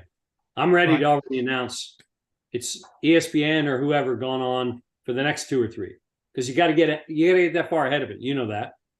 The second thing is, then you announce not a 1-year deal, a multi-year with a series entitlement sponsor. Marcus Lemonis did 3 sequential 1-year deals, right? But that was really good, but it puts a lot of pressure on you to have to go chase down the rabbit again, right? So it's TV first, entitlement sponsor next, and then it lays the foundation for you to go to all the other 12-car sponsors. Because really what I've got is I got Joe Gibbs Racing, Hendrick, and SHR in one roof. You know this, Jeff, because you were there. There's 12 cars we got to sell. Sponsorship on 12 cars, and there's 4 spares. And so 12 of them things need to have decals to be sold to somebody, right? And so for me, the success of SRX is moving from beyond this 1-year mentality to a multi-year agreement situation. And then Katie barred the doors on not only who drives them, including F1 people, but it also is the viewership just goes exponentially through the roof because people go, it isn't a one-shot wonder. It's here to stay. With what ESPN is asking from you, I know they want great racing, but how much personality do you feel like is important to go back into the SRX series? I mean, because you've got personalities. I mean, having worked around Tony Kanaan, Helio Castroneves, what Tony Stewart and Clint Boyer bring to the table. How important is that? How important is it to, once again, have the fans feel like they're connecting with these guys in the SRX world? I mean, it's still a racing world, but personalities don't matter where they are. If they're shining and they're doing their thing, people want to hear it. They want to see it. Yeah. The neat thing is, Jeff, these guys not only want to be on the track and race each other for that trophy, off the track, they're going out and they're meeting race fans. They're signing autographs. They're doing Q&As. They're doing autographs. And it's like they're at ease because they're not under the pressure of, a big fence, and they're not surrounded by, what Dale and Darryl used to call the CODs toters and the managers, right? They're there just to have fun. They want to go car racing, right? So that dynamic has helped it a lot. I'm getting ready to do another interview later on this afternoon. I want to ask this question because maybe I could say something to her on your behalf, put a little pressure, because I think you'd like to do this. And I know at one time they said they'd love to have you. Wilkesboro, North Wilkesboro. Would that be a place that you would like to be able to go back or go to and run the SRX series? I can honestly tell you at some point in time, Jessica Fickenshire, Mike Birch, Marcus Smith, and we've all talked about it. It's a question of they've got to decide what fits into their paving redo and all that. I literally had, for a while, I just held out a spot this year. And I'll tell you, I would even go so far as to say North Wilkesboro is the kind of place you could actually get me to call up the other owners and say, let's ask a network to do a 7th race. I think North Wilkesboro could be that big. And it's everybody's backyard. Well, I know the paving job is down. It's beautiful. I mean, it really is going to be awesome.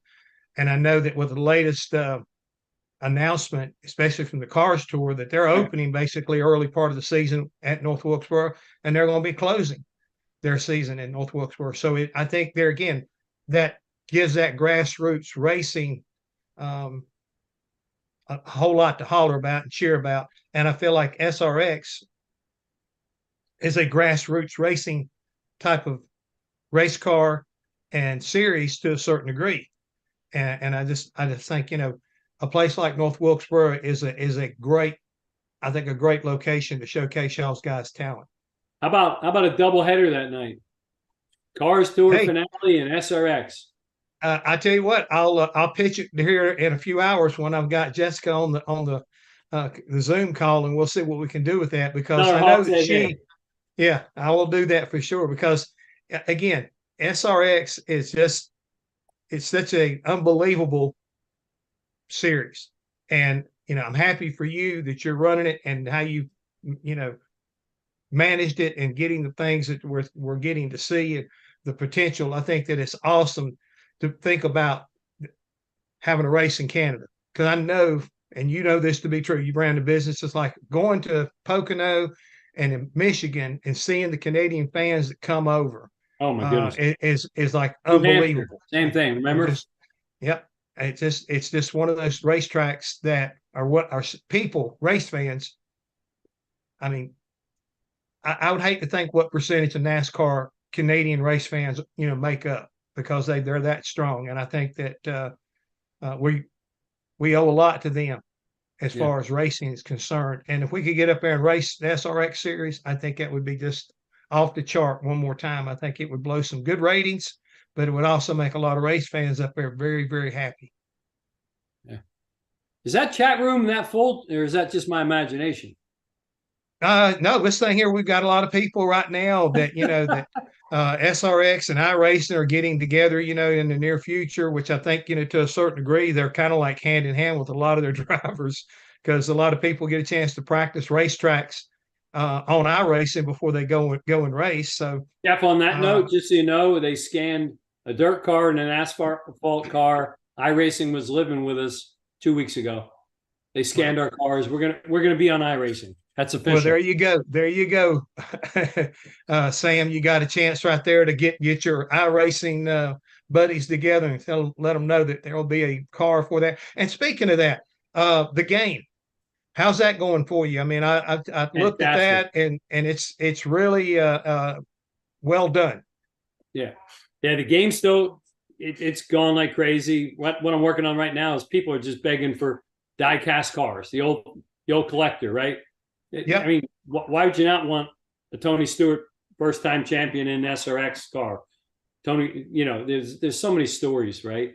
Well, I didn't say put me down for one, because, like I said, I won with Tony that year at Eldora, and I would love to have anything else I could do to kind of like tie the two together. That way I could get Smoke to sign it, and I'd have something that would be great for my grandkids to fight over once I'm gone and everything. But well, we got a lot of folks right here that are really just excited. They want Sam Nelson, he's all pumped up. Laura Spalding, she said, definitely looking forward to hearing, the female, focus on the SRX, female next year. So I think, Don, you're doing a lot of things right. I think today's been a great opportunity for those who tuned in to get some insight and hear some breaking news about Canada. So really appreciate your time. Hey, Jeff, here's the deal. You pick a race, you be my guest, you come in, and we may even pick your brain and have you crew chief somebody for a little cameo appearance. How's that? Hey, all you got to do is just let me know. You got my number, and I'm available. Okay, Francis. Thank you. Now you've heard it. You've heard it straight from the horse's mouth. Now we're making breaking news right here on our webinar. Thank you both for a great session. Lots of energy, lots of questions, lot of engagement, and thank you. Great series done, and brilliant Jeff as always. A lot of chat action. Yeah, a lot. And And we're not only live on Zoom, but we're live on YouTube, on racer.com, on speedsport.com, on all their social media platforms. So thank you for being with us. Stay with us a few seconds. We're going to be running a short video, and we will be right back with IndyCar. Land speed record holder George Poteet's Speed Demon rocketed 481 miles per hour at the Bonneville Salt Flats. You don't go that fast without ARP fasteners. There is no way that we could go the speed that we've gone, the number of times we've gone, with a lesser quality bolt than ARP supplies to us. And we absolutely wouldn't be where we were today if it weren't for ARP. When failure is not an option, it's ARP-bolts.com. We're Performance Plus Global Logistics. Our team of dedicated performance industry and logistics experts get valuable cars and components to the track on time in top condition. We provide expedited logistics solutions for the performance industry using direct routes instead of deferred options, and communicate all necessary information to the appropriate resources to meet regulations and ensure a smooth transit and secure delivery, both domestically and internationally. And we exceed customer expectations by providing best-in-class service with an efficient and cost-effective system in place. Contact us today to book your next shipment. Scott Lewis & Associates, the sales, marketing, and branding specialist for the automotive performance industry since 1988. We get our manufacturers on track by opening an extensive distribution network, providing product training to sales staff, creating fully integrated sales and marketing strategies, building successful industry partnerships, attending trade shows, events, and races, offering first-class support to customers. SLAI delivers solutions that win you sales. To get in touch with an SLAI representative, call 516-378-6100. Go to scottlewisinc.com or email info@scottlewisinc.com. Thank you very much, and welcome back to the program, Marshall. We're delighted to have you on today as well. Thanks, Francisque. What is this, year 4? 5? I don't know. Year 4. This year is 4. Building a lot of momentum. You and the EPARTRADE and racer team and speed sport team should be very proud here. Well, thank you, Marshall. You know, coming from you means a lot, and you're right. The lineup of speakers this year is absolutely incredible, and we thanked John Doonan earlier today, as well as Greg from SRO, because they were right there at the beginning when we did our first one, and to see what it has become, and also the reach we are having now. We basically have people watching us from all over the world, not only on Zoom, but also on YouTube, on the different social media platforms, as well on racer.com and speedsport.com. So each and every one of you out there watching, please share the links with your industry friends. I mean, this is an incredible week, and everybody in the industry from anywhere in the world should be watching. Jeff Frye, the president of INDYCAR, is with us. So Marshall, you take on. Look at that, Jay Frye. How are you? Hey, Marshall. Good about you? Thanks for having me. Oh, you're not late at all. I'm doing super well. And when we're done here, going to spend some time speaking with Susie Weldon and her son Sebastian, who just won his first open wheel championship. So it might be the off season. December might already be here, Jay. Things aren't slowing down. Why don't we start there? So IndyCar season ended early September. In theory, nothing's going on, right? Things are boring. Things are quiet. You're well rested and tanned. Thank you. More like the opposite is true. Non-stop hybrid testing for next year's brand new engine format. Even this week, you've been busy at the IndyCar base in Indianapolis, meeting with drivers. Why don't we start there, Jay? Folks might not know that IndyCar does things a bit differently than some other series. You're in constant engagement with your drivers, seeking input from them, advice from them, and so on. What do you do when you ask them to come in and meet with them here during the off season? What is this exchange all about? Well, it's pretty cool. So, yeah, well, thank you again for having me today. If you think of really our busiest time of the year is from the last race of the year. So from Laguna through like basically Thanksgiving or like now, right? So a lot of times people ask, which is funny for all of us, what do you do in the off season? Well, there really is no off season. I guess you would just say there's not a racing season. So we're not currently racing, but there's lots of things going on. So what we do, our off-season meeting cadence is we always meet with the team managers, usually 2 or 3 weeks after the season ends because everything's fresh. Go through a bunch of things with them. Some's answered, some we wait for the drivers. Then the next meeting is then with the drivers, which we're having this Thursday. Go through a lot of things with them, solve some things, come up with some different things. And then ultimately in first part of the year, then we'll meet with the owners and we just go through kind of the whole package. So yes, we started this, I guess in 2016, 2017. When we come up with the 5-year plan and the buckets move and they change and who does what and how it's going to work. So we're really proud of the way it works. We've got some incredible stakeholders, from the teams, the team managers, the drivers. We've always talked about, harnessing the power of the paddock. So, we deal with some really smart people and excited and appreciate their help. From the driver's perspective, if you think of it this way, I think 25 or 6 are coming in on this Thursday, and it's not mandatory. So we just want them to, the ones that can come in, want to come in. We want to get their feedback. We want to get their opinion. So, I think that kind of sums it up in a big way that, that we have that participation in the meeting is not mandatory.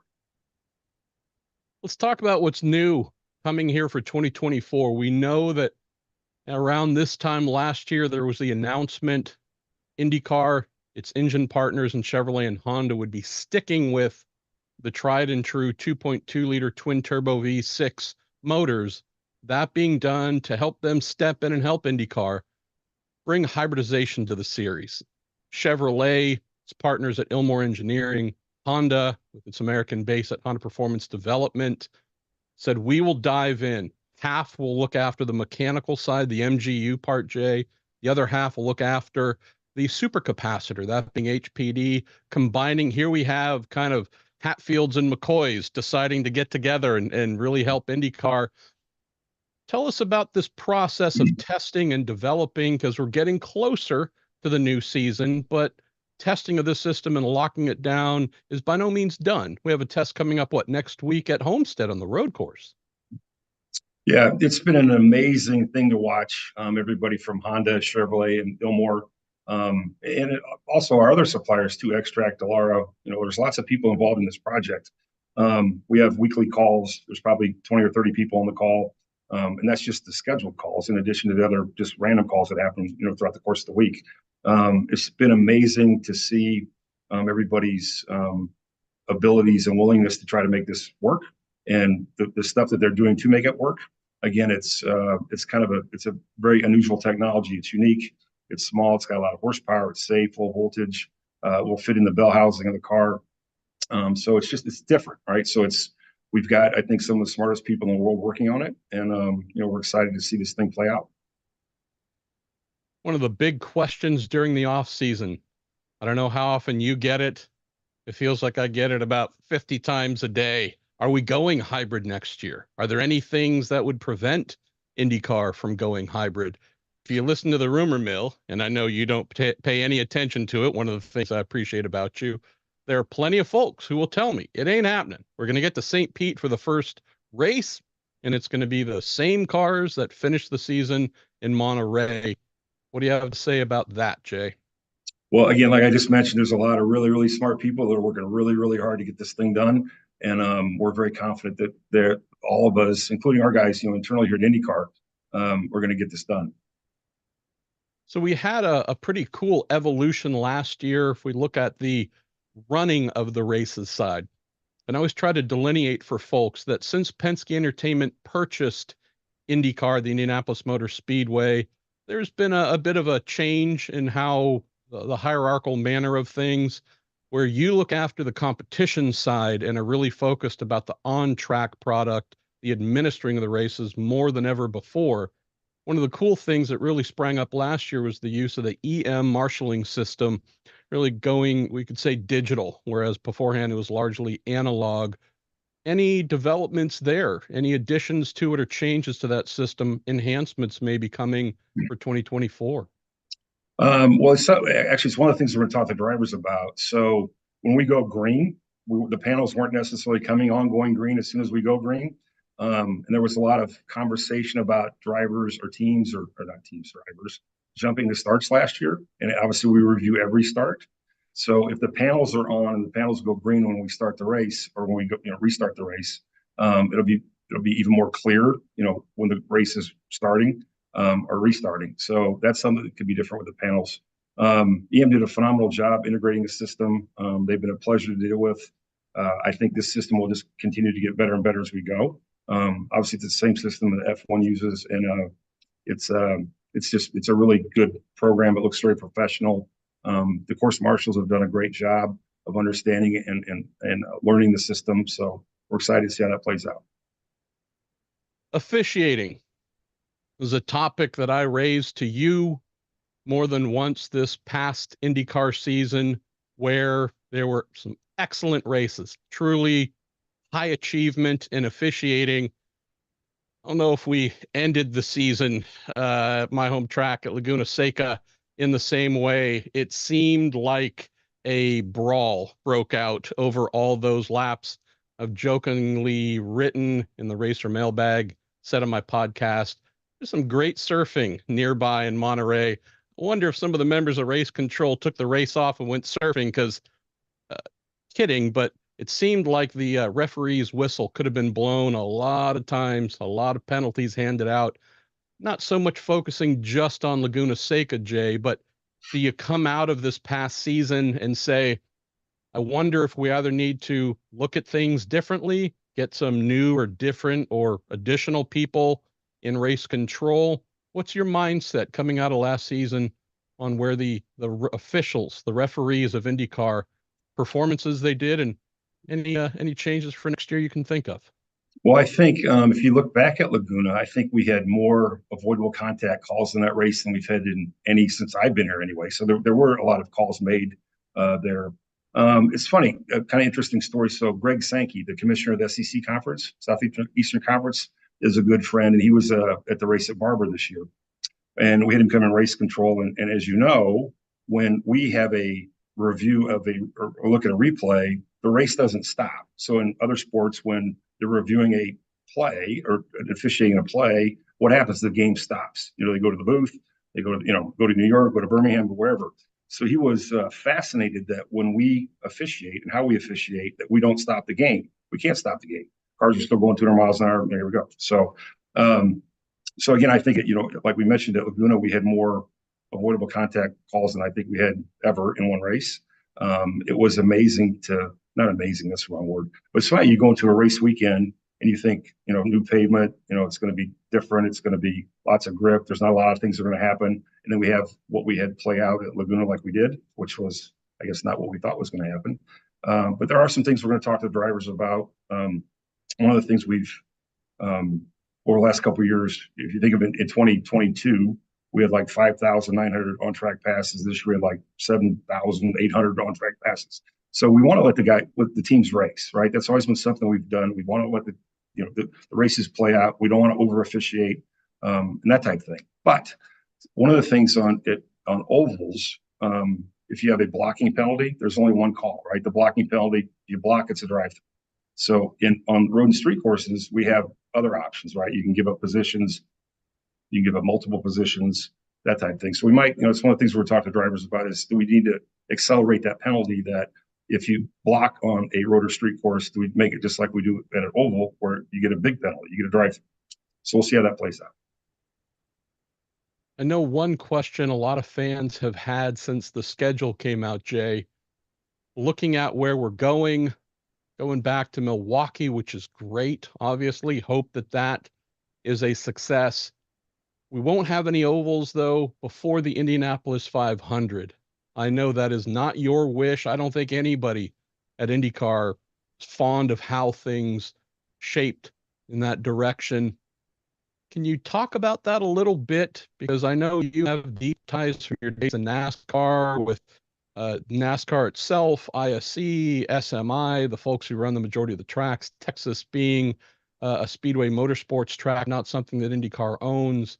I know from conversations and background with others that you and the IndyCar team really tried hard to keep Texas on the schedule. What didn't happen there that needed to?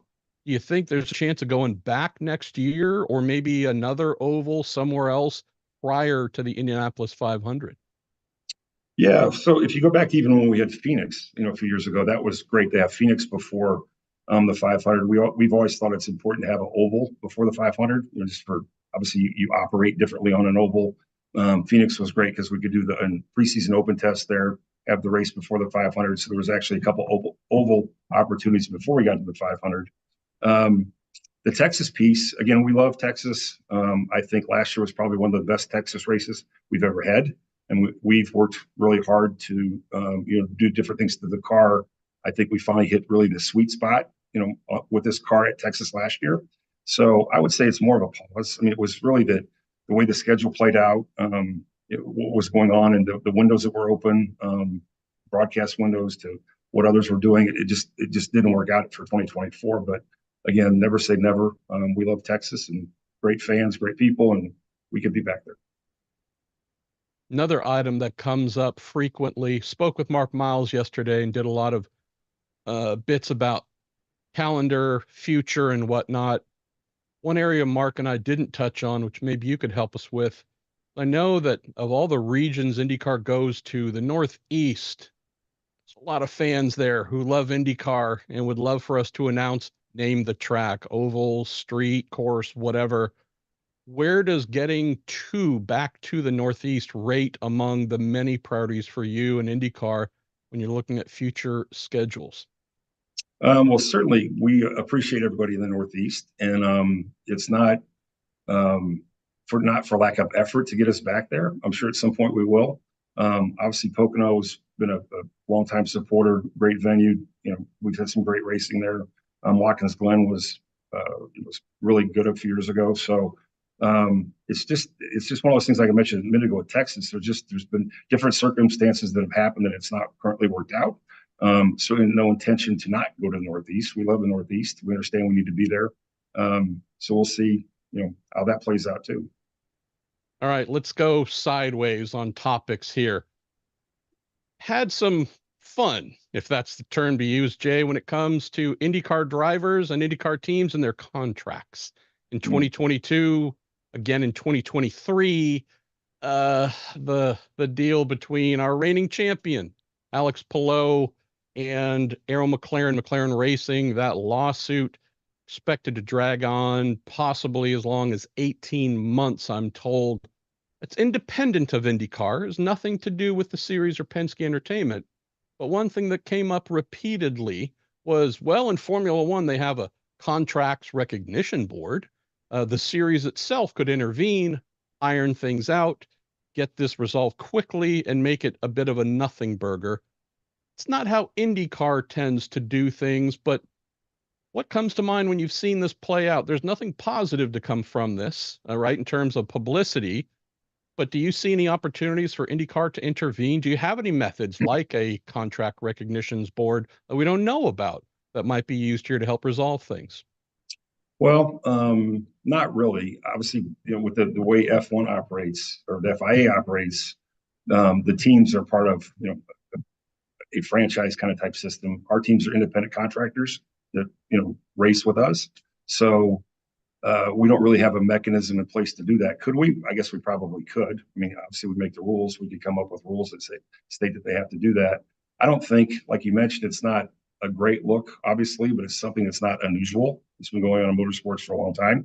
Been going on in sports in general for a long time. So again, we don't intervene. If it got to a certain point where we needed to, we would. I don't think it's to that point yet, though. Let's talk about car counts, Jay. So last season, big numbers everywhere we went, 27-ish cars, sometimes a few more if the circuits would allow. We're looking at similar, maybe even identical numbers in terms of full-time for next year. Tell me about that. What did you learn last season going to tracks, having to use seemingly every available pit box? Toronto comes to mind as a place where certainly you're constantly trying to work to fit more cars there if possible. What did you learn about running a lot of cars, more open wheel cars than we anticipated, and now having to do that yet again? Yeah, it's funny. So if you think of in 2016, 17, again, we talked about the 5-year plan.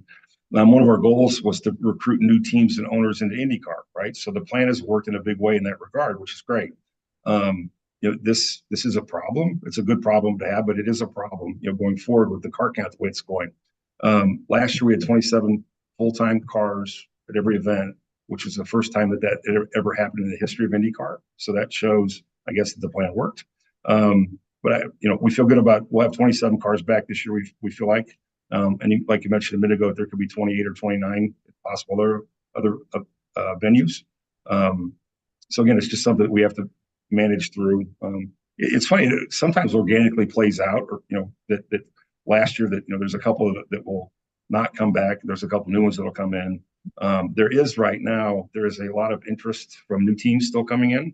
There's a lot, and we have a meeting with a couple in the next couple of weeks that are legitimate players that would be great, IndyCar teams. So there's still more interest. Part of it is, I guess, managed because of with having the two OEM partners are phenomenal with Chevrolet and Honda, but there is a limit, to what they can do, and I think we're certainly at that limit. I mentioned this one to you before as a little bit of a joke, but maybe not. On the topic of growing the series, 10 full-time entrants. Some have downsized by one car or so. Some have gone up by one car to get to that roughly 27 full-timers. Chevy says, look, we're a bit maxed out at 15. Honda, I should say. Chevy as well, they're about set at their number. We get to that 27.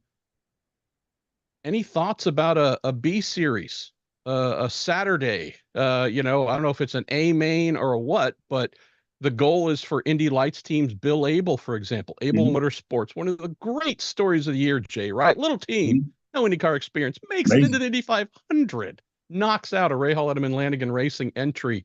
We want the Bill Abels of the world and the Don Cusicks to be able to go full-time, but maybe a full-time place at the IndyCar table isn't available in year one, year two. Is there any value to some of those who might be speaking now, say, we can fit in on Sunday, but hey, what if we had something on Saturday, preamble? Is that a crazy idea? Because we don't want to lose folks, but if we don't have space in the main races on Sunday, is there a workaround? Well, no, I don't think that's a crazy idea. Kind of think of what we're doing at Thermal, right? For the exhibition kind of all-star race we're having there, where we're having two heat races, right? And there'll be two groups that will qualify the day before, two heat races. The top 6 out of each heat race transfer to the main. I mean, there's things like that you could do, right? So, I mean, you never say never. I mean, again, we're really proud of the participation, the teams that are coming into IndyCar, the interest that's in IndyCar. Again, the plans, it feels like it's worked. So that's a great idea. First time I've heard those words from you heard it from here. You heard it first. That's my birthday present and Christmas gift, Frye. I love it. Rounding down here, got about 5 minutes or so left, Jay. Let me rattle off a couple of others. So IndyCar created a job portal, a website folks can go to, knowing that teams have said to you over and over again, boy, we're trying to grow. We need a new engineer, a new mechanic, a new truck driver, whatever it might be. Is there a centralized place you might be able to help with? And IndyCar has done that. Speaking with a friend this morning, said, hey, I have this itch to get back into race engineering, not on the IndyCar level, because that's my job to report on it, but I don't know, maybe Indy NXT. What does that pay? What does a full season engineering role pay, or even a fly-in role? Jay, I was blown away. Like double what I used to make back 20 years ago. There's money available in IndyCar, in Indy NXT, in the USF championships. You speak to that growth, because beyond car counts, you look at the vitality of a series by the people, and whether it's just all old graybeards like myself or a bunch of young men and women in the garages, that's what we're seeing. Can you speak to that side of the growth on the personnel side? Yeah, well, that's something we've worked hard on, again, with the plan. It's not just quantity, it's quality, right? The quality of the teams that we currently have and the teams that are wanting to come in is spectacular. So again, the job portal, we'd worked for about a year to try to have someone help us do that, where we could try to help the teams come with this portal. We couldn't get anybody to help us figure it out. So Matt Greco, who does a phenomenal job for us here, figured it out on his own. And I know there's been 20-ish people probably hired off it, if not more. So it has worked, and we should probably get that website, out there more, because there's teams looking right now for sure. Why don't we close on this? Again, bit of a left field one, but I've gotten a lot of questions about it. Know that Toronto, the Honda Indy Toronto event, was one of the final items to clear before the IndyCar schedule could be announced. Back on the schedule for next year. Had a lot, Jay, of passionate Canadian fans who I know you hear from all the time on your social media accounts. Want to know about the future, because for the documents they've seen and shared, it's a one-year deal. IndyCar is not the promoter. That's Green Savary Race Promotions, but it's caused some concerns. What can you tell us about maintaining IndyCar's place in Canada beyond 2024? Is Toronto where we might do that? Or are you looking at any other places we might go to the Great White North?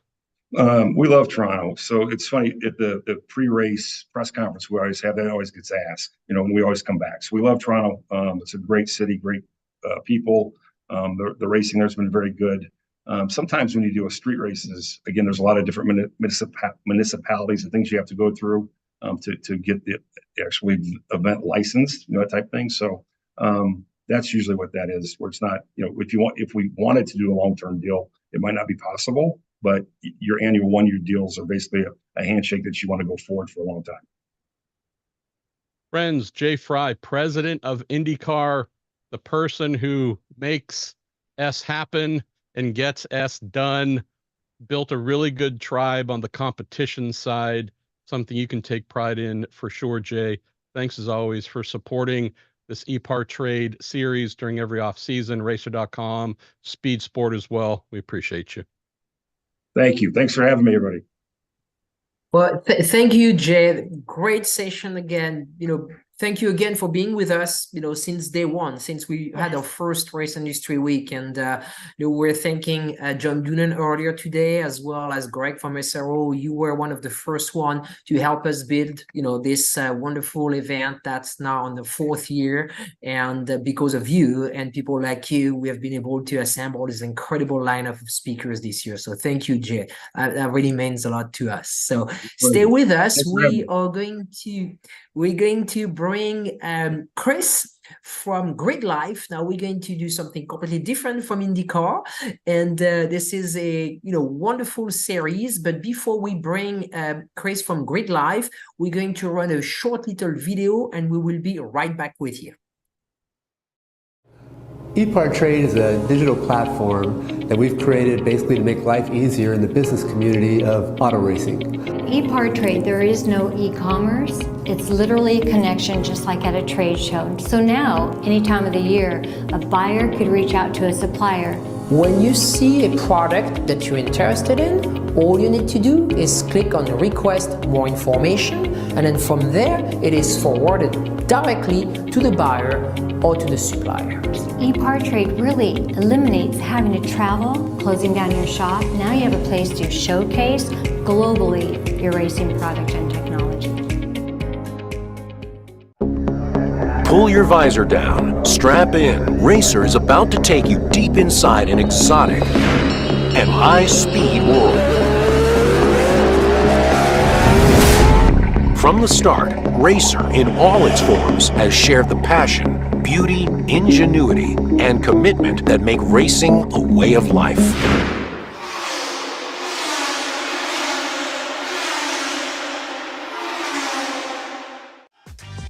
Looking for a quick fix of motorsports news? The Speed Sport Daily is what you need. It's a free racing newsletter delivered directly to your email every day. We'll cover the winners and the losers and tell you who's making news off the track. It's NASCAR, NHRA, World of Outlaw, INDYCAR, and so much more.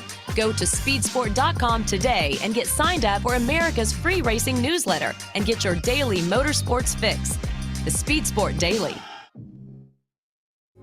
Land speed record holder George Poteet's Speed Demon rocketed 481 miles per hour at the Bonneville Salt Flats. You don't go that fast without ARP fasteners. There is no way that we could go the speed that we've gone, the number of times we've gone, with a lesser quality bolt than ARP supplies to us, and we absolutely wouldn't be where we were today if it weren't for ARP. When failure is not an option, it's ARP-bolts.com. We're Performance Plus Global Logistics.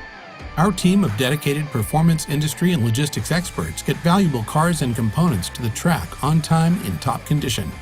We provide expedited logistics solutions for the performance industry using direct routes instead of deferred options, and communicate all necessary information to the appropriate resources to meet regulations and ensure a smooth transit and secure delivery, both domestically and internationally. And we exceed customer expectations by providing best-in-class service with an efficient and cost-effective system in place. Contact us today to book your next shipment. Scott Lewis and Associates, the sales, marketing, and branding specialist for the automotive performance industry since 1988.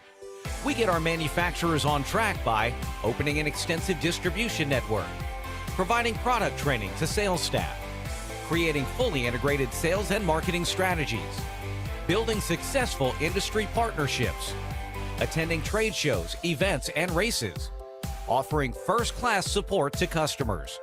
SLAI delivers solutions that win you sales. To get in touch with an SLAI representative, call 516-378-6100.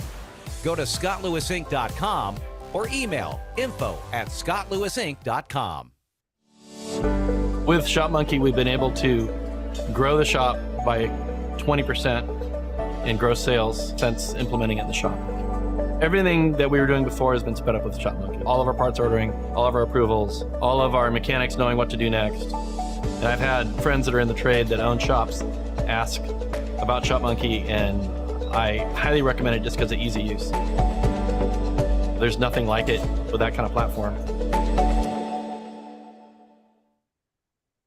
Thank you and welcome back to Race Industry Week 2023. Welcome back, George. And we are going to be talking to Chris Stewart from Grid Life.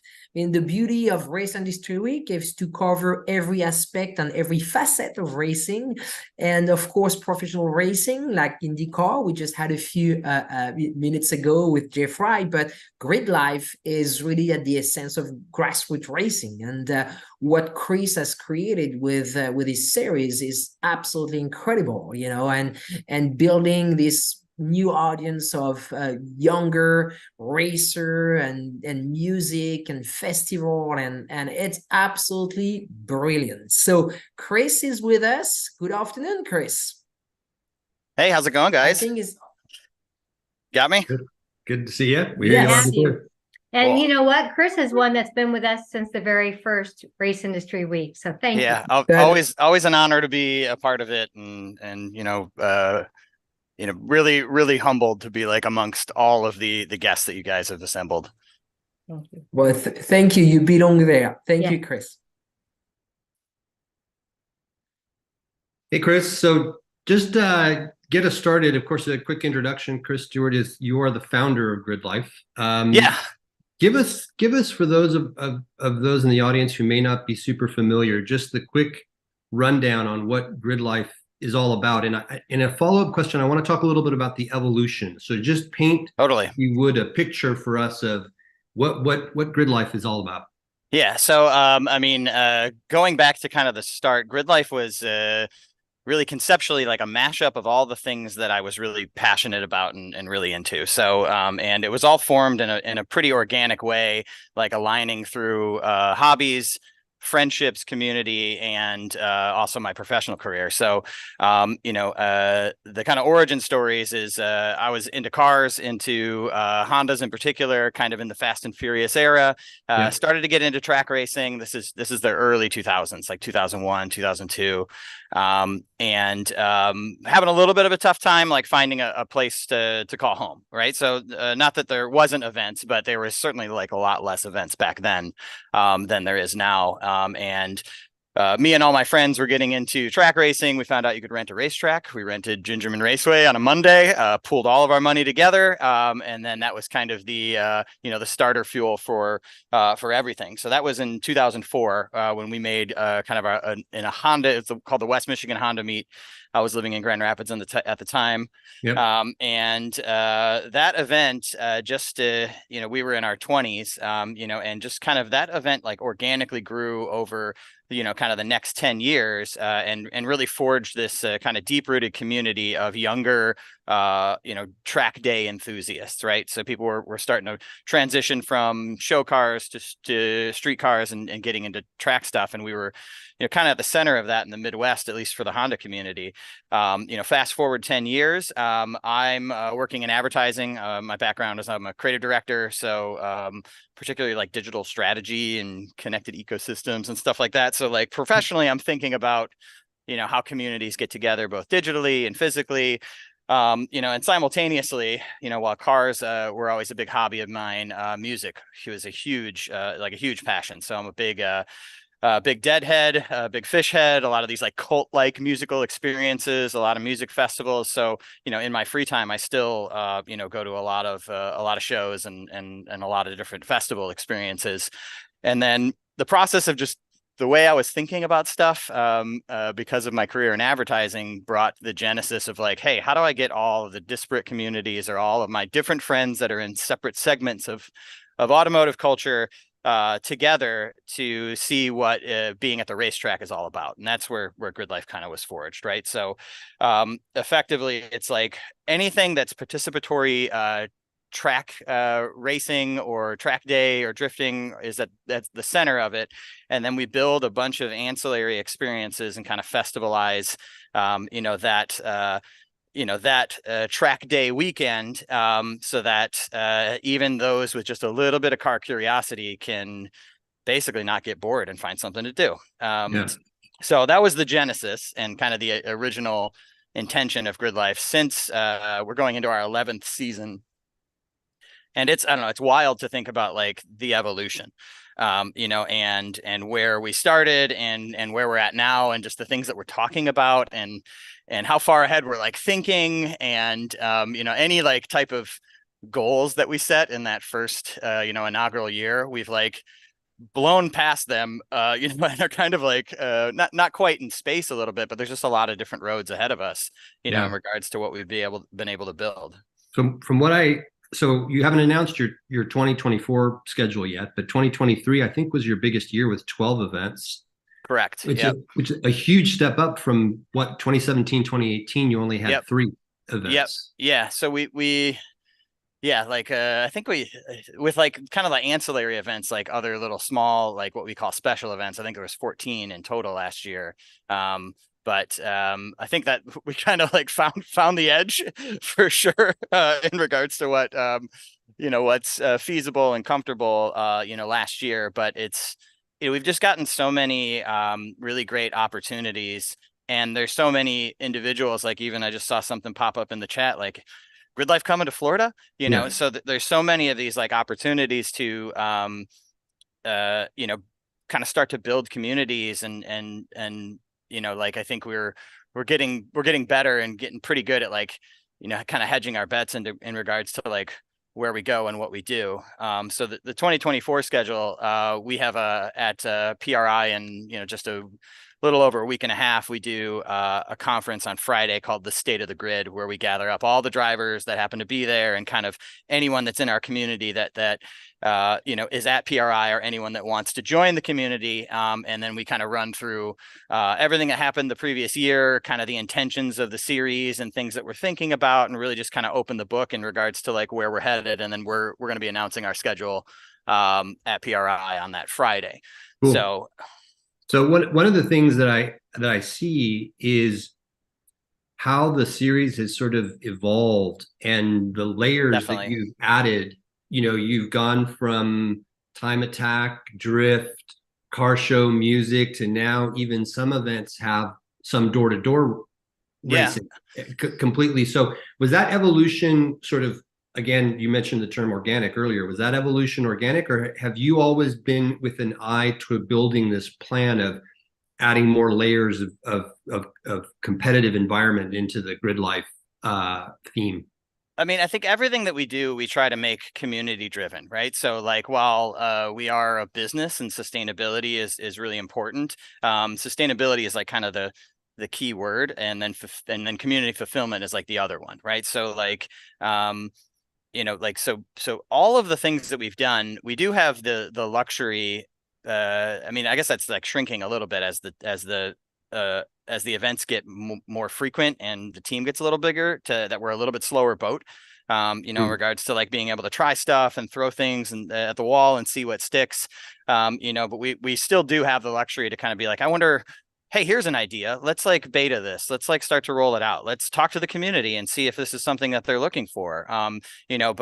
But yeah, we started, and again, going all the way back to our origins, we were a track day organization, kind of focused on providing a full kind of weekend experience for that younger demographic, right? And then when we added competition, the first time, we did a couple of time attacks before the first year of Grid Life in 2014, but then that's when the competition piece came into play. And, like time attack kind of grew to this point, and then we had just kind of built a community where we had a bunch of, wheel-to-wheel racers or individuals who are racing in other series, or people who had a desire to kind of jump into that. And then Adam, the other co-founder, so my partner in all of this, he's a longtime wheel-to-wheel racer. So that's like really his passion. And that's where the GLTC rule set came into play. And we did our first wheel-to-wheel race in 2019, but we also worked on it for 3 years. We really were careful and calculated and did a lot of surveying and talked to a lot of individuals, because it's usually our philosophy.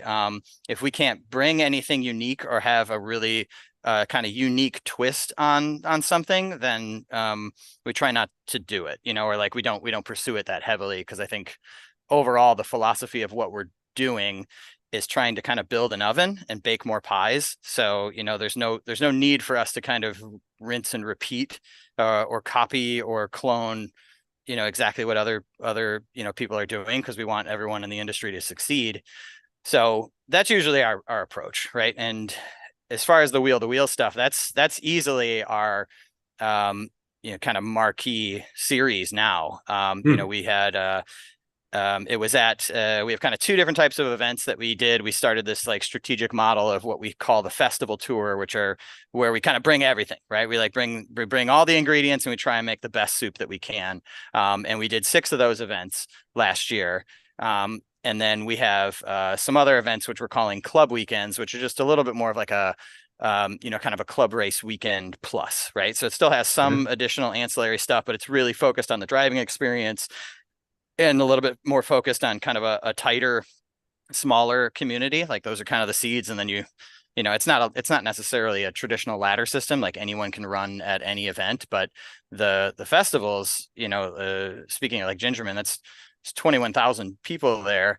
Wow. It's like a hard, like if you're a beginner track day student, that's a pretty hard environment to like be a beginner in. So we've kind of sunset some of that stuff and really getting into refining these experiences so that they're more repeatable in more places and more consistent, and then easier for, kind of the team to manage, so that we can bring, some of these club weekends and some of this other stuff to, communities that and areas and regions that we're not serving.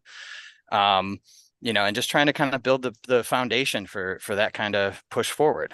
One of the things that has grown, I think, this year is this move to what I would call sort of the more legacy road circuits. Lime Rock Park, Watkins Glen. Circuit of the Americas isn't quite as old as those, but it is certainly, the one of the pinnacle road racing facilities in the U.S. Laguna Seca, you guys just completed an event a few weeks ago there. Yep. Is the move to these venues signify, and I don't even know if you like to use the term, but does it signify a quote unquote legitimacy of what Grid Life is doing? Or is it just you need better venues to do events? Or is it maybe a little bit of both? It's kind of a little bit of both. I mean, that's probably been like the biggest, right? Like quantity of events is one thing, that's a push. The quality and the amount of like details that we put into the experience is like another. That's a little bit like harder to promote or show, Mm-hmm. like, hey, we got a really great parking team and the experience is smooth. Like, you're not going to put that on a flyer, or whatever the case may be. But it matters. It matters. It does a lot matter, right? Like, so it matters. It matters a ton. And I think the move to kind of these more legacy venues, I mean, really, if you think about those, like the venues, road courses in North America that really have gravity are, you can count on both hands. You're right. And there's a lot of really great road courses, but ones that like Laguna Seca or a Lime Rock Park or a Road Atlanta or a Road America or Watkins Glen, there's only like kind of a few of those, and they all are on everybody's bucket lists, kind of tracks. And I think it really was, again, like an organic kind of move towards, these types of facilities based off of just kind of being true to the vision and building like a real authentic community that the opportunities have kind of presented themselves to us, right? Like in those regards, right? Where like, with Laguna, I mean, we had some conversations with them pre-pandemic that got pretty far, but it's like when we've been carefully, I'll use Laguna as a specific example of like how that came to be and why, like that, we've been looking at California and kind of the West Coast. We're based out of Chicago, right? So we're very Midwest, right? And California is very far away. It might as well be another world, for, our community and our operations and all that stuff. But I would just sort of hold you up just real quickly there, say, I would think that California would have a great culture of car culture that aligns really specifically with grid life.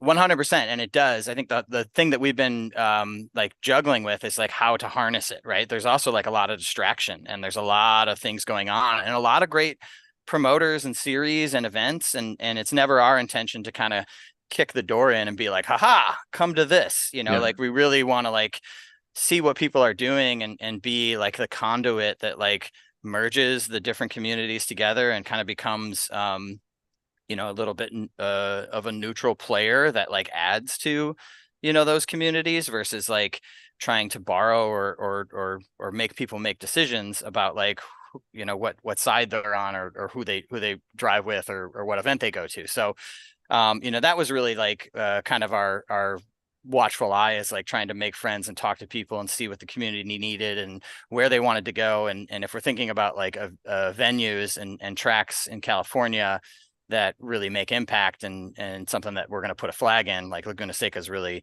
via Laguna Seca or Sonoma, are kind of the only two, that also have infrastructure and that type of stuff so that when you come to the event, it feels like, wow, I've arrived somewhere. And I think, I really accredit like Dickie and Steve and the team over at Lime Rock for kind of opening a bunch of doors for us. So like we got introduced to those to Skip and the whole team over at Lime Rock through Michael Hershen from FCP Euro, who was one of our partners. So it's like kind of the community like clicking together. And Lime Rock was really like they like saw the vision for what we were doing and really was like kind of the success of the event that we put together at that venue. And then we did some surveys like kind of on the out, and I think 60% of the audience that had come to that event had never been to Lime Rock Park. Right.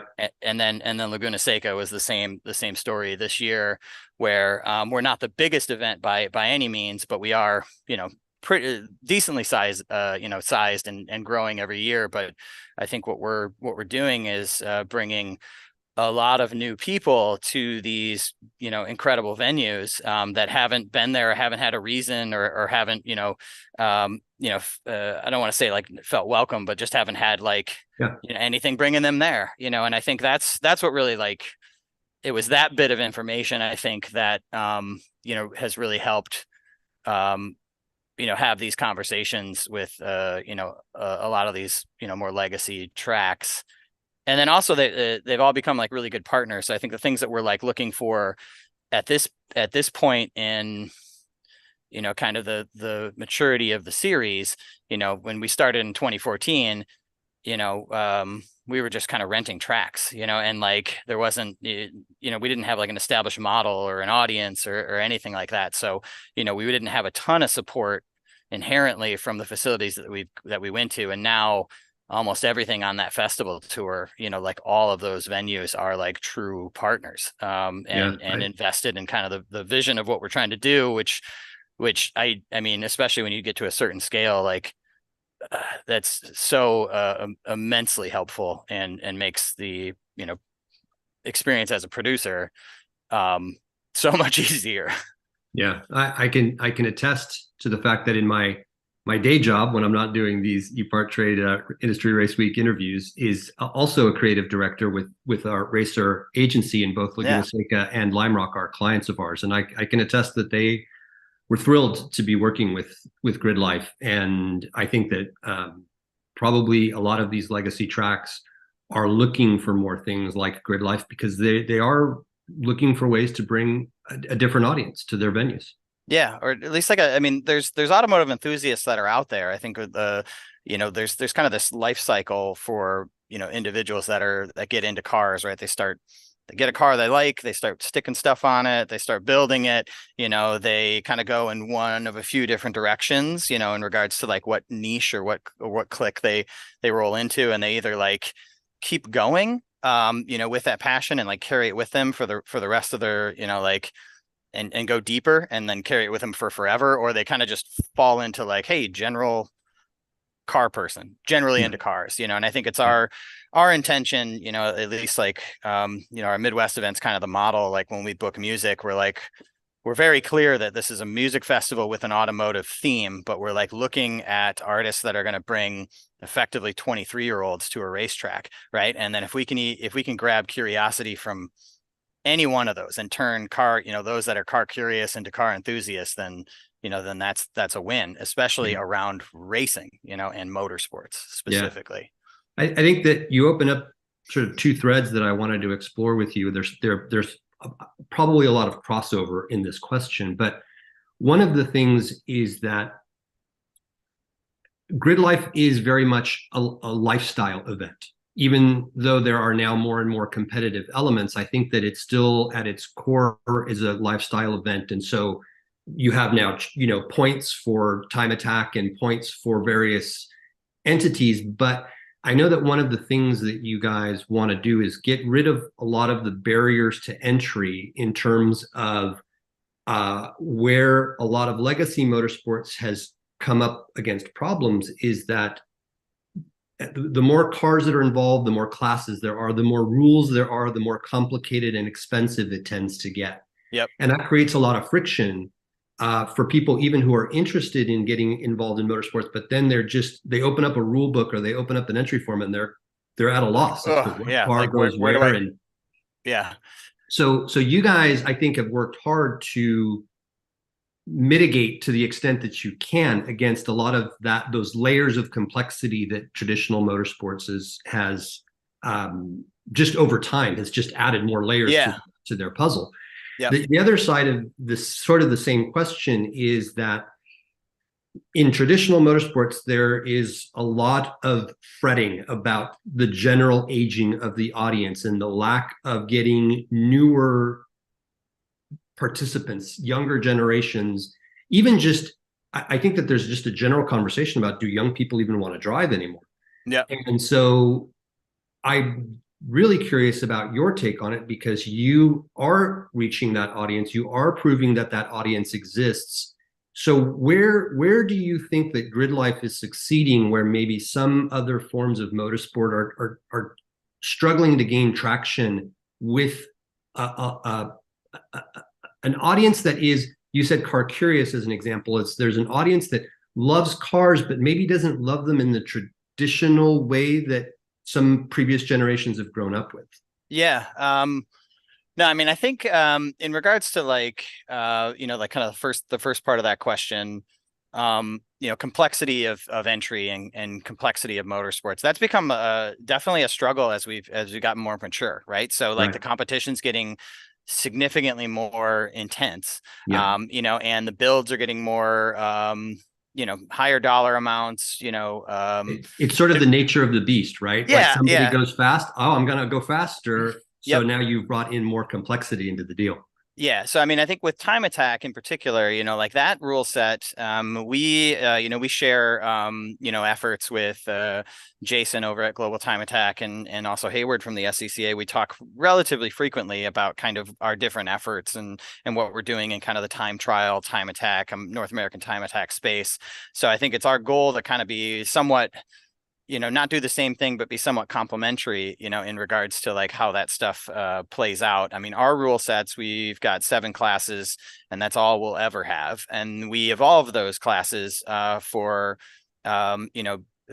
subtly, but intentionally, to, kind of stay current with the way that we think people interact with their vehicles and like how they want to build them. Right. And like, it's not it's specific enough to breed pretty tight competition and pretty decent parity amongst those that are at the pointy end, but also open enough that like you can come and still run the car that you want and there's a place that you fit. I think in regards to rules aside, right, rules are always going to have some complexity and some they're going to get layered as you try to balance out stuff and build parity and all those types of things. I think the really important thing in all of that effort is like keeping the community and the intention and the, spirit of the competition and really protecting that, so like when things swing too far one way or the other, then egos and energy and that type of toxicity can get in, and then it gets like more complicated, right? Like we're not going to try to be everything to everyone because there's plenty of other great places that can be what you need. Right. If we can be that gateway and somebody can go and like our GLTC class, for example, like we may at some point in the future, next 5 years, like have some offshoot of GLTC that is a different power to weight ratio or a different type of car. But right now, like that's what we do, right? Like if this is the rule set, and if you want to build, you can, like this is what we do. And I think the goal is that like, if, we build something that people want to stay in because it's the community they're a part of, but it also like, if we can get them in and then they hang out with us and then discover something else, that's great too. That like keeps them into the community. They'll, if their friends are there and the people that are there that they want to be with are always going to come back, and they're always going to kind of be in it, whether they're driving or not, So I think that's the like, the overall goal. I think, with time attack in particular, like I always talk about our entry level series is called Sunday Cup. So Sunday Cup was also another organic growth, rule set. Like it came out of just the behaviors of our community. So it's based off of, it's effectively a kind of like B-spec, structured that way. But the way that it came to be is that a bunch of our instructors around 2015, 2016, their like track cars are broken. So they started bringing in their daily drivers and instructing and driving in their daily drivers. A lot of them happen to drive Honda Fits. So we built an entire series, and a whole rule set around, these stock Honda Fits effectively. And there's other types of cars that come into it, but it's intended to be, you can almost look at it from like a price point and be like, all right, you can get a car for 12 grand and you can run the series for 2,500. And if you want to start there, it's a great place to start. Or if you like credit card race yourself to death and you still want to be here, you can fall down into that. And the competition's really good. So it's like, it's trying to build like kind of this cyclical ecosystem that just keeps the community vibrant and keeps people in, like I mentioned this sometimes where like we produce racing events and motorsports events, but really what we produce is community and like kind of that energy, and whatever the community needs is what we'll do, 50 years from now, if we're going to do like automated, hovercraft bubble racing, because that's what the community needs or that's what they want, then that's, we have the ability to do that. So. Yeah. Super cool. Yep. And then I didn't get to the second part of the question because I think we're running short on time, but yeah, I mean, I think in short, like what we've been trying to do is just really build, a community that's focused around kind of this younger demographic, and then be as open to bring them in, whether it's getting to the racetrack to see what, participatory motorsports is, or pro motorsports or whatever. And just try and like catch those sparks so that we can start a fire. Very cool. Well, we'll look forward to your announcement at PRI on the 24 schedule and any other big news that you guys have coming. But congratulations on what you've achieved so far, because I do think I've never been directly involved with you guys at Grid Life, only in the peripheral, but I think that what you're doing is fantastic. Thank you. I really appreciate it. And again, appreciate being a part of this, every year. Always look forward to it. I mean, Chris, you're spot on, and that's exactly what we're doing here at EPARTRADE, community. And this week is a community of racing business professionals, and thank you for being part of it. So stay with us a few more seconds. We're going to run a very short video, and we will be right back with you with the world of Outlaw.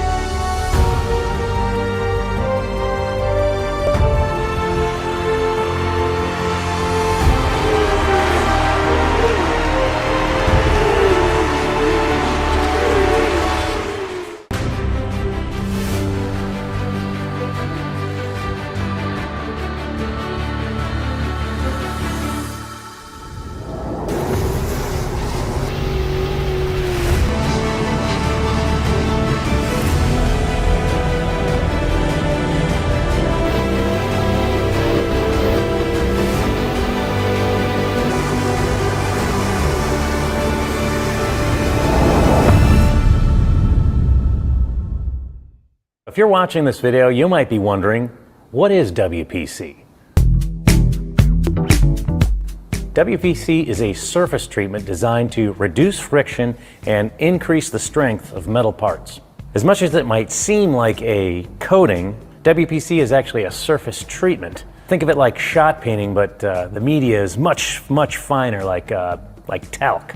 So what you're left with is a super hard, smooth surface that actually has some proprietary dry lubricants embedded within it. For more information, visit WPCtreatment.com. Thank you and welcome back. Mike, welcome back with us. And I should mention that we are not only live on speedsport.com, but also on Speedsport 1, channel 2, as well as on racer.com, on YouTube, different channels from EPARTRADE Racer and Speedsport, as well as on our social media channel, LinkedIn, Facebook. And but thank you for being with us again, Mike. We had a very busy day since our opening session. Yeah, for sure. And thanks for having me back. And I'm really looking forward to our next session. Brian Carter is with us, another gentleman who has been a founding member of their first inaugural Race Industry Week. So thank you, Brian, for being with us 4 years in a row, and great honor to have you on. My pleasure. Thank you for having us. All right, let's go. For those who don't know, Brian is the CEO and COO of the World Racing Group, which is responsible for many of the country's great dirt track series, World of Outlaws, Late Models, World of Outlaws, Sprint Cars, Super Dirt Car Series, and Extreme Midgets, among several others. Brian, welcome, and let's take a look back at this past year a little bit before we move forward and talk about what's coming down the line for World Racing Group and all of your properties. What is your takeaway from this past season that just wrapped up a few weeks ago here in Charlotte? Well, it was highlighted by a typical Mother Nature had her hand in a few things. We had a new champion on the late models. It's got a great group of drivers and tracks and events, and it was a great year. It's an expensive year for everybody. Seems like the cost infrastructure and everything is up. So that's pretty normal trend for us. It seems like things are getting more and more expensive to do what we're trying to do, but we're trying to do a lot of stuff too. So it's an amazing awareness campaign. The previous panelists talked about community, and it's really about growing our racing community and reaching as many people as possible so we can encourage them to come out and be a part of the racing family in our community. So whether that be by a weekly track or a national touring series, or even if it's online through one of our social media outlets or through YouTube or Dirt Vision, it's really about creating that awareness and community and encourages as many people as possible to be a part of it. So it was a good year on that front. Again, normal struggles with everything. You've got people, persons, and monies, and trucks and trailers, and all sorts of stuff. But from a racing year, it was really it was another good year for the World Racing Group, World of Outlaws, and Dirt Car. And ups and downs. It's hard to generalize any part of our sport. There are ebbs and flows as it goes, depending on your geography, depending on the class of cars. But it's 2023 was not unusual in that way. It was just another great year for us. Where did you see the biggest growth during the 2023 season? And we had, the good thing for us is where we are, in our 46th, getting ready to, we're actually preparing for our 50th anniversary of the World of Outlaws, and the 51st. We're not going to see these massive growth spurts. We're in them in a very steady growth path. So for me, it's to maintain that steady growth. We want the big, noticeable growth here and there. But when you have record crowds at Eldora, the largest crowd ever for the Kings Royals, you've got record crowds everywhere with the World of Outlaw sprint cars, and new markets for the World of Outlaw late models, and the growth of the Extreme Midget Series. And you see that, it's going to be this nice steady growth. But for us, we've set a lot of records, and that's nice to feel that the result of a steady growth as opposed to a flash in the pan somewhere, something big splash that's not sustainable. We're trying to create a sustainable business model, and having quite success with it through our own awareness campaigns, either through the television with our partnership with CBS Sports or through our own broadcasting network on Dirt Vision. So the awareness right now is as high as it's ever been for dirt track racing. You mentioned the Extreme Midget Series, and where exactly does that fit in with everything that you guys are doing? And I must say, great racing and a really good season this past season. Yeah, and captured by a great champion with absolutely Jade. So she's going places. For us, it was actually, we're kind of filling a hole when you look at what we're trying to develop, which is this life cycle of racing. And when we were growing up, you end up going to the racetrack on Fridays and Saturday nights, every Friday, Saturday night. But that's a little harder for a lot of the families to do now. So we actually started this program with trying to create this life cycle of racing when we created our partnership with Millbridge Speedway here, and trying to figure out how to get the youth and create awareness for the youth about the youth in our sport, and really have created a nice storyline there, and began documenting some of these great racing careers at a very early age. We'll be seeing these guys for a long time. So when you see that happening at a place like Millbridge, just down the street here in North Carolina, you see how much youth energy and excitement there is. It was actually a kind of a gap for us. You can't go from a kart or a micro right to a 410 sprint car. So, and a lot of those guys won't jump to a modified and come up through the stock car classes. So we really were looking at what is the natural evolution of that young racer, and what's the next step. And we thought the market was a little underserved, and stepped in with midget racing and created a nice complementary piece to the industry with the Extreme Midget Series. So I'm very happy with the way that was. Got to see some of those races. We're bringing them to the World of Outlaw shows to put them in front of a little larger crowd maybe than they're used to, create some more awareness and exposure. And candidly, it's great racing. There's no doubt about it. The midgets put on a great show, and we got a great champion, and Toyota's behind us. We've got sponsors behind it. It's a neat little program. And again, it was a hole that we saw in the evolution of bringing youth through racing, and it's working right now. Yeah, I think I certainly held my breath more watching some of those races than anything else I watched during the course of the season. Some really wild moves there, but it does fill a need in that step up the pathway on the ladder system, so to speak, in the dirt track side of the world. You guys definitely have that with from the stock cars up to modifieds and late models and so on the dirt car side. Yeah, I know those kids are crazy, and they're not just kids, but they're consistently, they are, a heck of race car drivers at young ages. And it is, to me, as a more conservative driver, they're insane, but they do it consistently with so much skill. It's fun to watch, but yeah, I hold my breath on that too. It's like, ooh, that's too close, but they do a great job. Sometimes they miss a little, but sometimes they get a little too close, but hey, that's racing too. So it's a lot of fun to watch. Yeah, it's quite a mixture of skill and fearlessness. With a few old guys mixed in, it always makes it interesting. So, we hear a lot in short track racing, and rightly so, a lot of talk about the fan experience. How complicated is that term, fan experience, and what exactly goes into creating a special fan experience?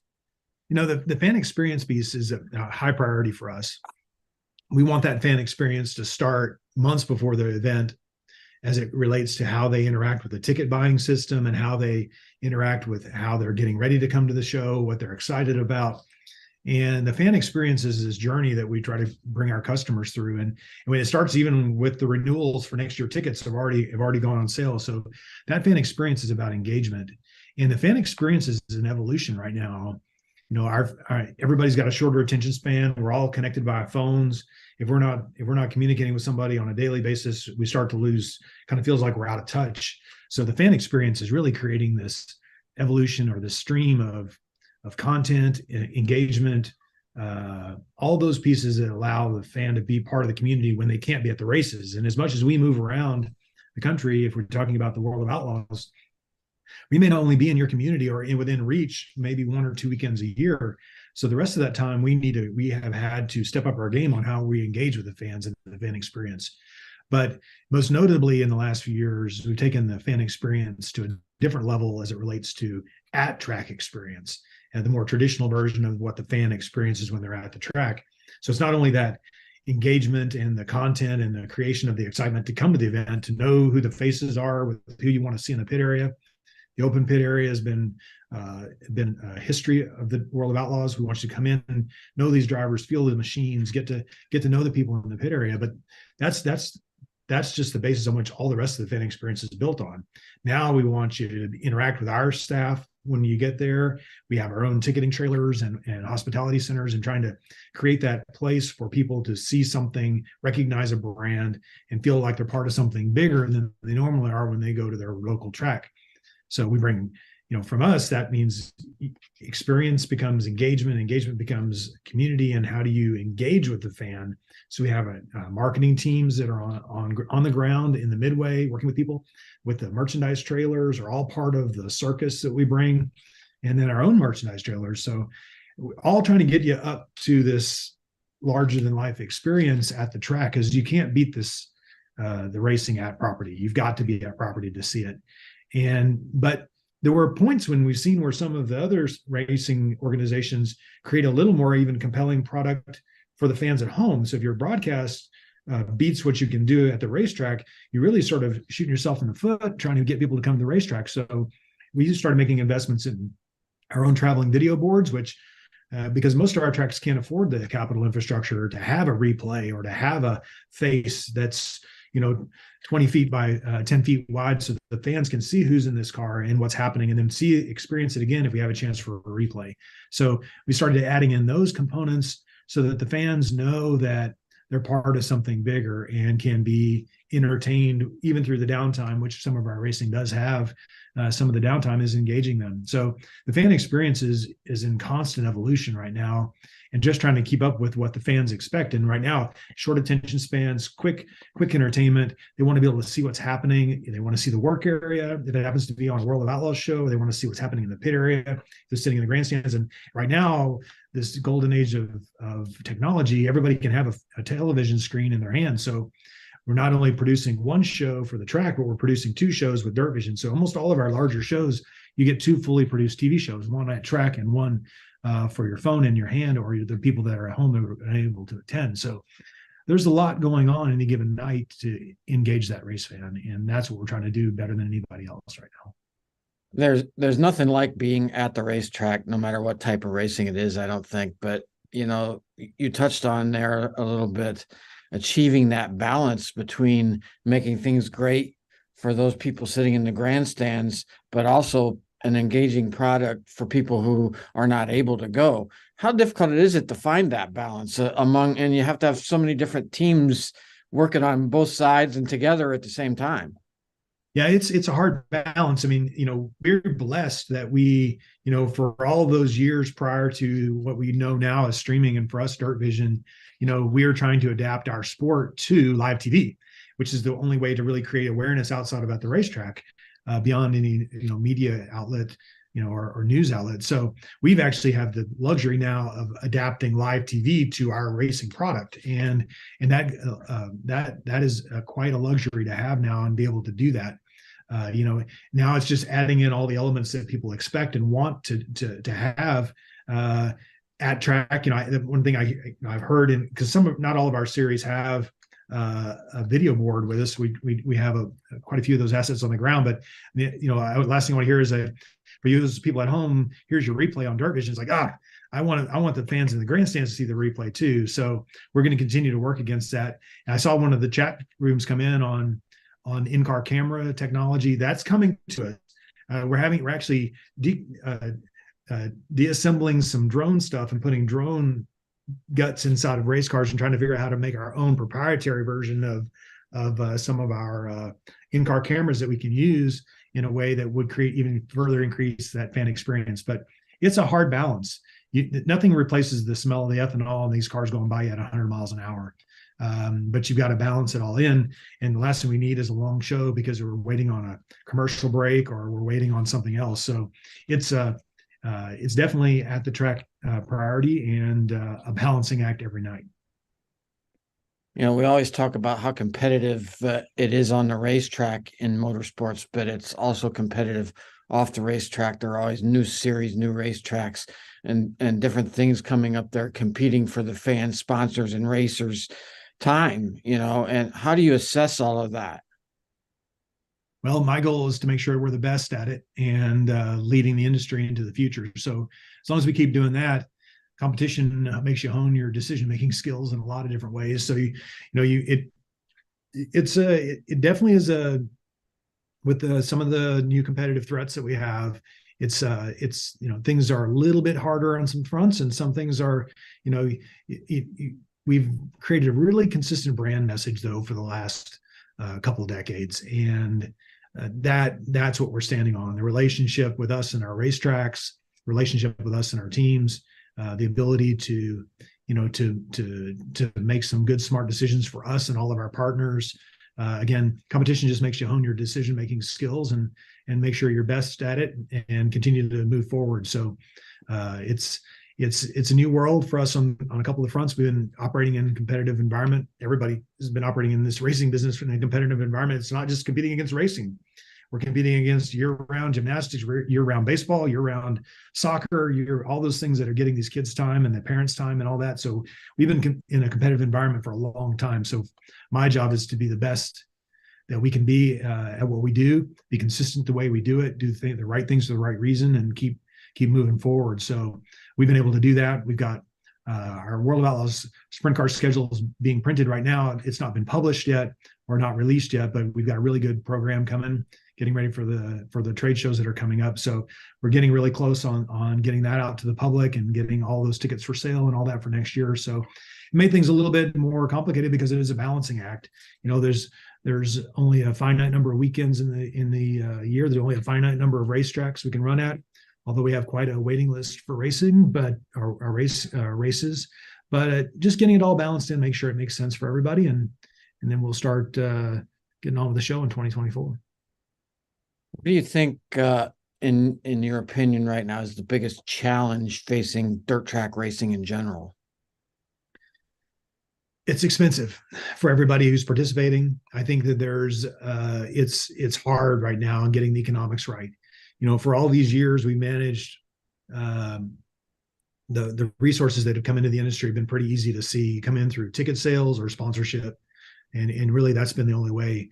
Managing it now, we have this wonderful ability to create our own revenue stream through streaming for us. We maintain it ourselves.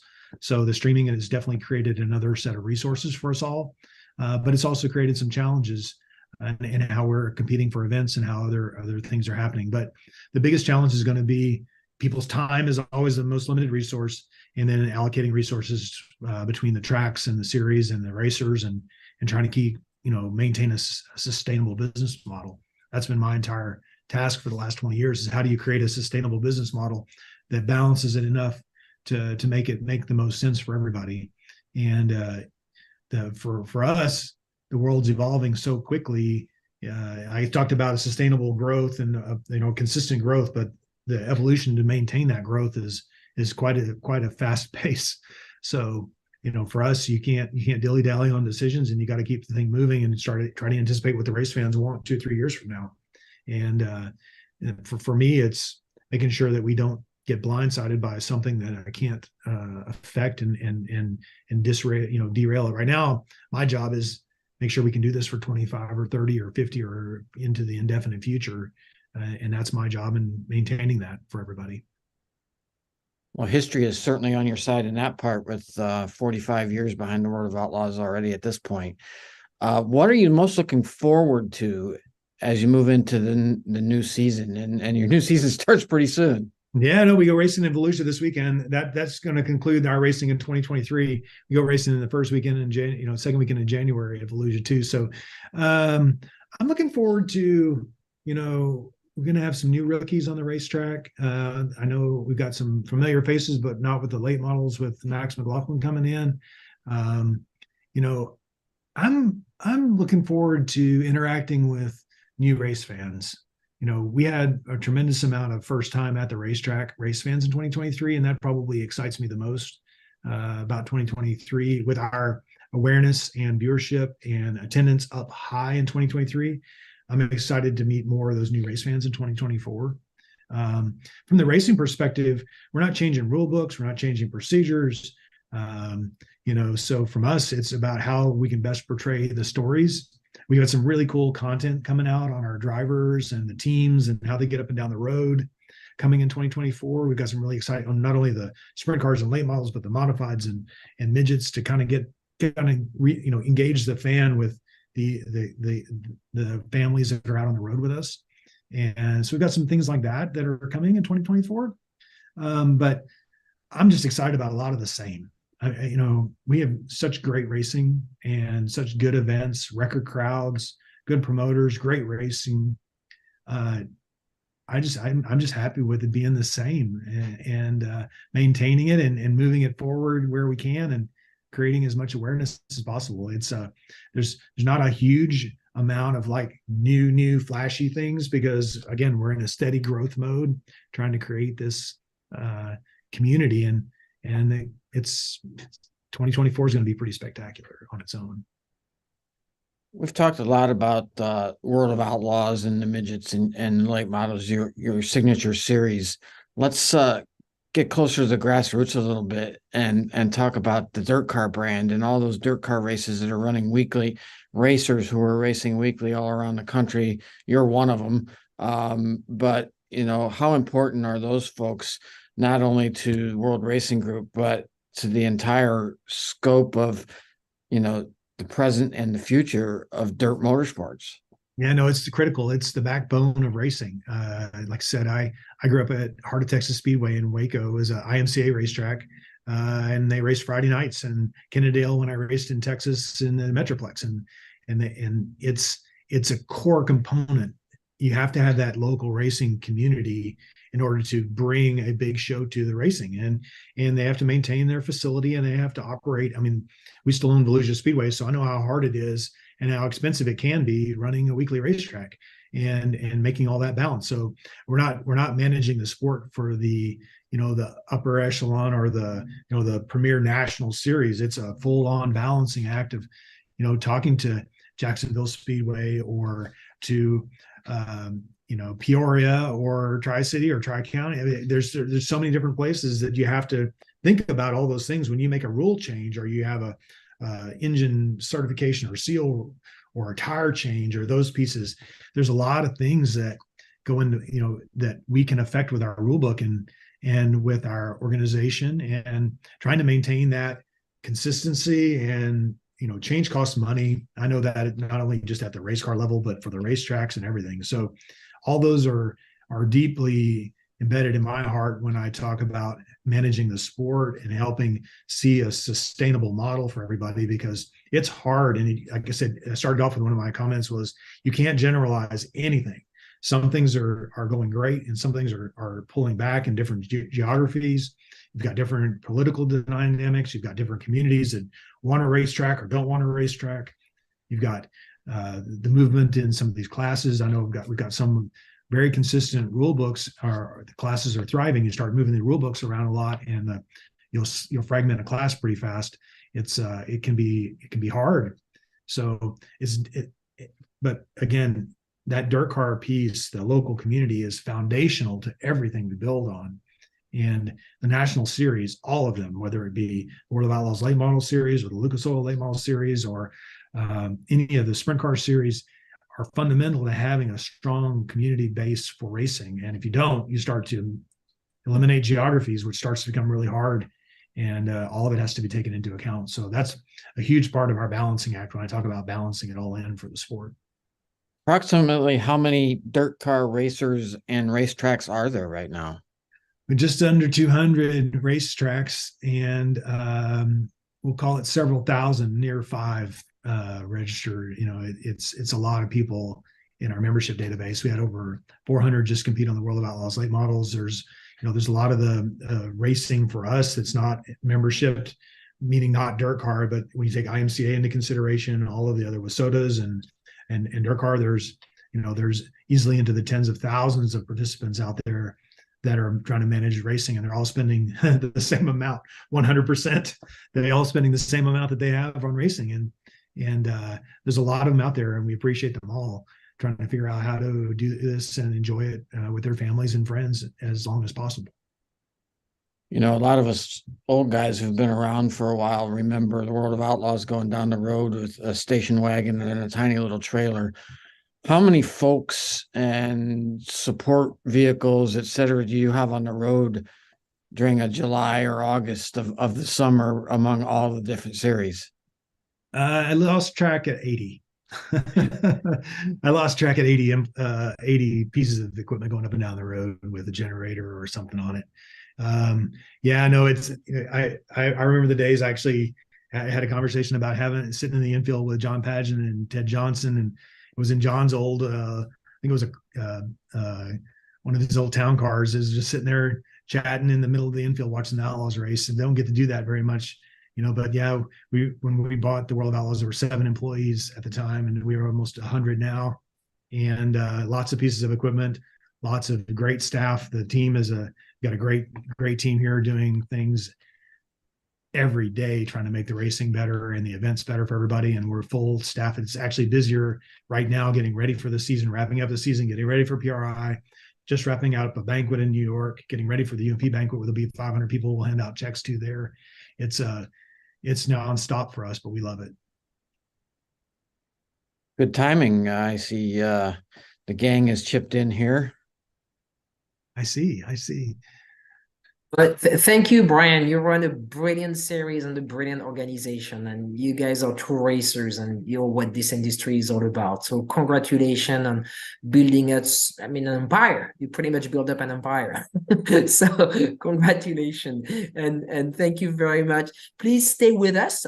We're going to be transitioning into our next session. We're going to be talking with Chris Williams from Smart 2, and we will be right back with you. So we're going to run a short video from our partners, and we'll be right back with you. Thanks, Brian. EPARTRADE is a digital platform that we've created basically to make life easier in the business community of auto racing. EPARTRADE, there is no e-commerce. It's literally a connection just like at a trade show. So now, any time of the year, a buyer could reach out to a supplier. When you see a product that you're interested in, all you need to do is click on request more information, and then from there it is forwarded directly to the buyer or to the supplier. EPARTRADE really eliminates having to travel, closing down your shop. Now you have a place to showcase, globally your racing product and technology.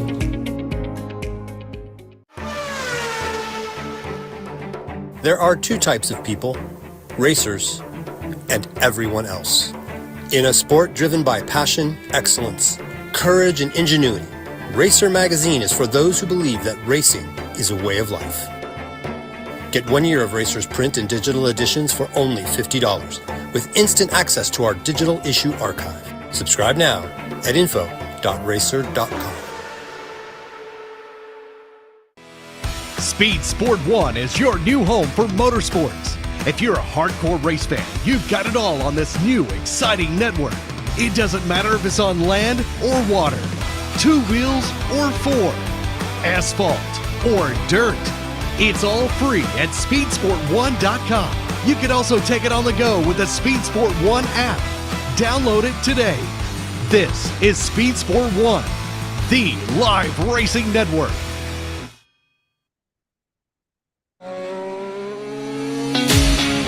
With roots in the Midwest that date back well before the Model T, Fifth Third Bank has a long history of serving the needs of automotive companies.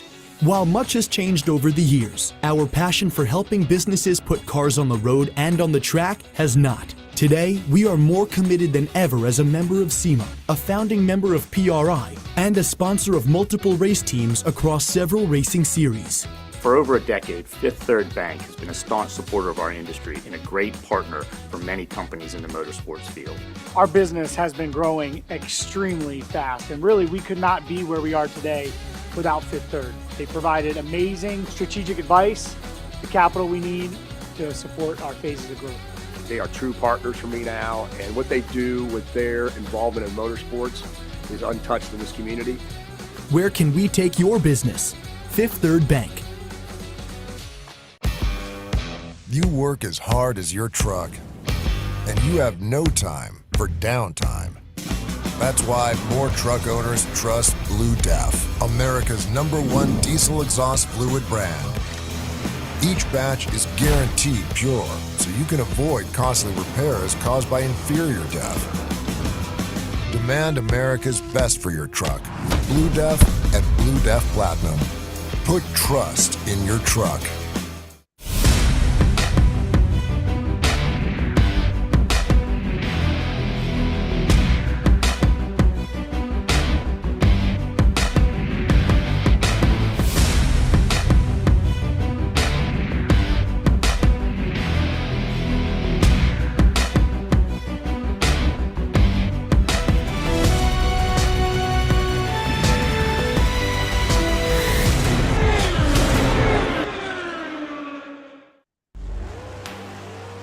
The #1 source of friction in your engine is not what you think.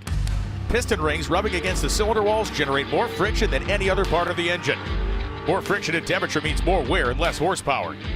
Fortunately, the team at Total Seal knows how to reduce friction and wear through innovative piston ring design. If it takes a piston, Total Seal can build a better ring. Thank you and welcome back. Welcome back, Jeff. And I think we're bringing a dear friend of yours on our next session, Mr. Chris Williams from the Smart Modified Tour. Yes, Francis, pretty excited about that. And I really appreciate you and Judy making this happen because, again, this is a growing series. And it's a series that was around back in the early days that I was involved in NASCAR. And then it kind of died off a little bit. And my friend here, Mr. Chris Williams, who's coming on right now, is the guy who kind of like got it jump started again and is building it into a very worthwhile series and giving the guys down here in we call the Southern area an opportunity to have some great modified racing. Absolutely. I'm excited to hear this one. Yeah, this could be interesting. This could be interesting. Chris, are you ready? I'm ready. Can you hear me? I hear you.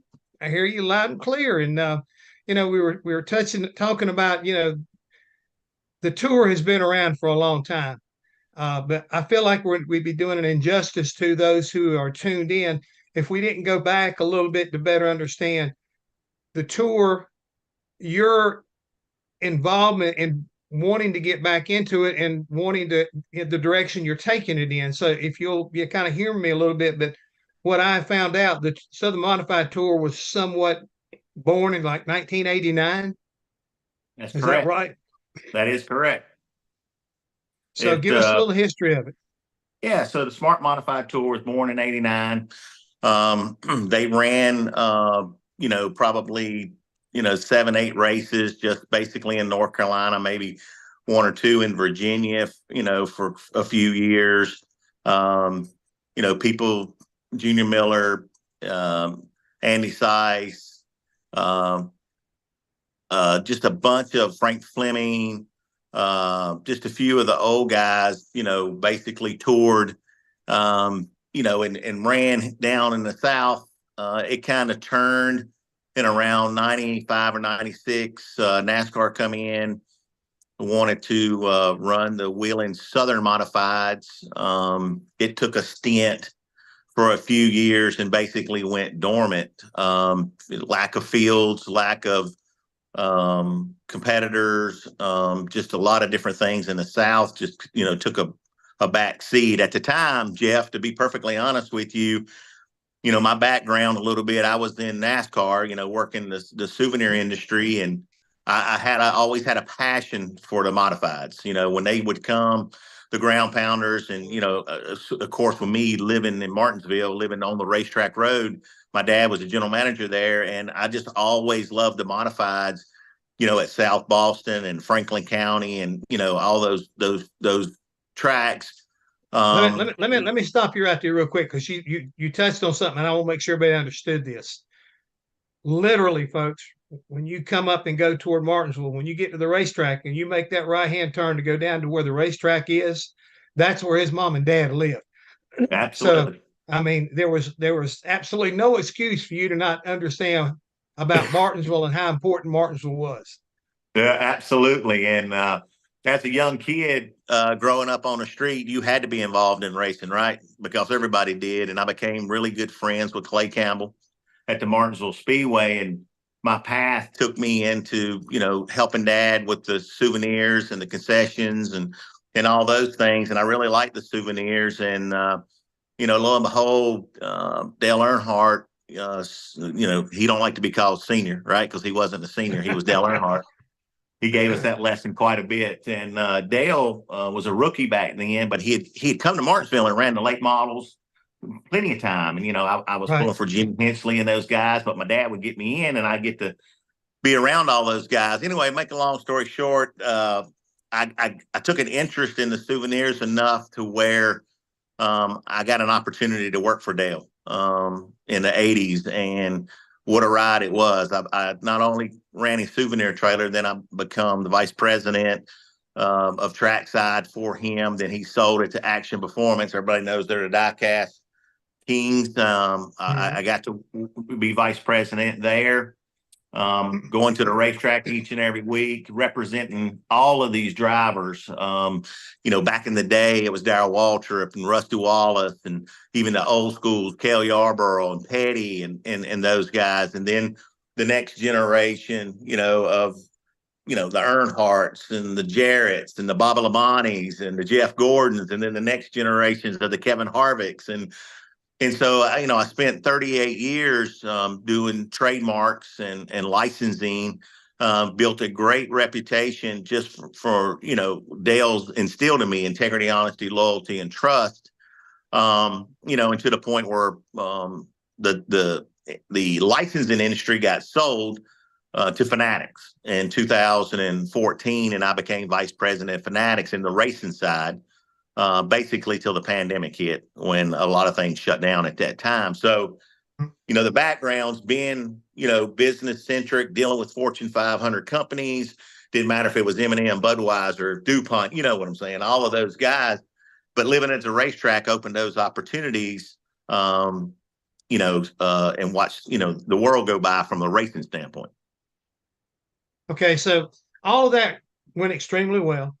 And, you work for Fanatics, and they decided they wanted to pull out of racing, and, you stayed there for a little while. But the long and the short of it, and here's where I'm going with this. Who in their right mind would go and try to resurrect a racing tour that didn't work good when people that supposedly built it originally couldn't make it go, and NASCAR took it over. They couldn't make it go. They let it go. Why did you want to do this? And if Earnhardt was here today, would he have said that was a smart move on your part? Okay. How would you make business sense and why? Yeah, Earnhardt would have gave you all the reasons why not to do it, but when you decided to do it, he'd be all in behind you. So, I always loved, as I told you, modifieds, and I decided I wanted to hold a steering wheel. I'm never going to say I drove, but I wanted to hold a steering wheel, and I got to go over to Bowman Gray and run, and got to understand, kind of a little bit of what made the world tick from, you're not going to make a profit running race cars unless you're in a certain division. But in the modifieds, people say it's a hobby. It's definitely not a hobby. It's a passion. And so I was over there running Bowman Gray in the modifieds, and I enjoyed it. And I started listening to a lot of different people complaining about just different things, all of it. We would like to have a place to run. We can't find sponsorships. Tracks won't let us run because we don't have enough. They're not paying enough purse. There's no sense in us going. Tires are too much. So you started listening to all that, and then one day Buzzy come up to me, Tom Buzzy, and he says, "Hey man, what do you think about the modifieds?" And I'm like, "Well, I love them. I'm holding the steering wheel." And he says, "Well, let's look at maybe opportunities to start the tour back." And I said, "What tour?" And it's Smart Modified Tour. And, at the time, and I was working in NASCAR, and you knew it existed, but you didn't know a lot about it. And I said, "So how are we going from here, Buzzy? What do we need to do?" And he said, "Well, come to the meeting we're having over at Puddin' Swishers." And so we went over to Puddin's, and I listened to everybody. The negatives, you can't race here. You're not going to get enough car count. You're never going to pay enough purse. Tracks ain't going to let you run. And I just stood and took all the notes down. And I'm like, I stood up in front of everybody, and I'm like, well, why? And then nobody could really give me a reason why. And so I was like, well, let me make a few phone calls. So I picked up the phone and called Nick, from South Boston, who I had great relationships at Pocono. And I pick up the phone and called Darren Hackett, who I had great relationships with, and they're like, "Yeah, we'll do it. We're all in." So now you got the tracks supporting you. Then you had to go out and figure out, how you're going to put a structured purse together, something that was going to be entertaining to the fans, because obviously it hadn't in the South had worked, and so cost was number one thing in every bit of it. It didn't matter if it was tires, it didn't matter if it was fuel.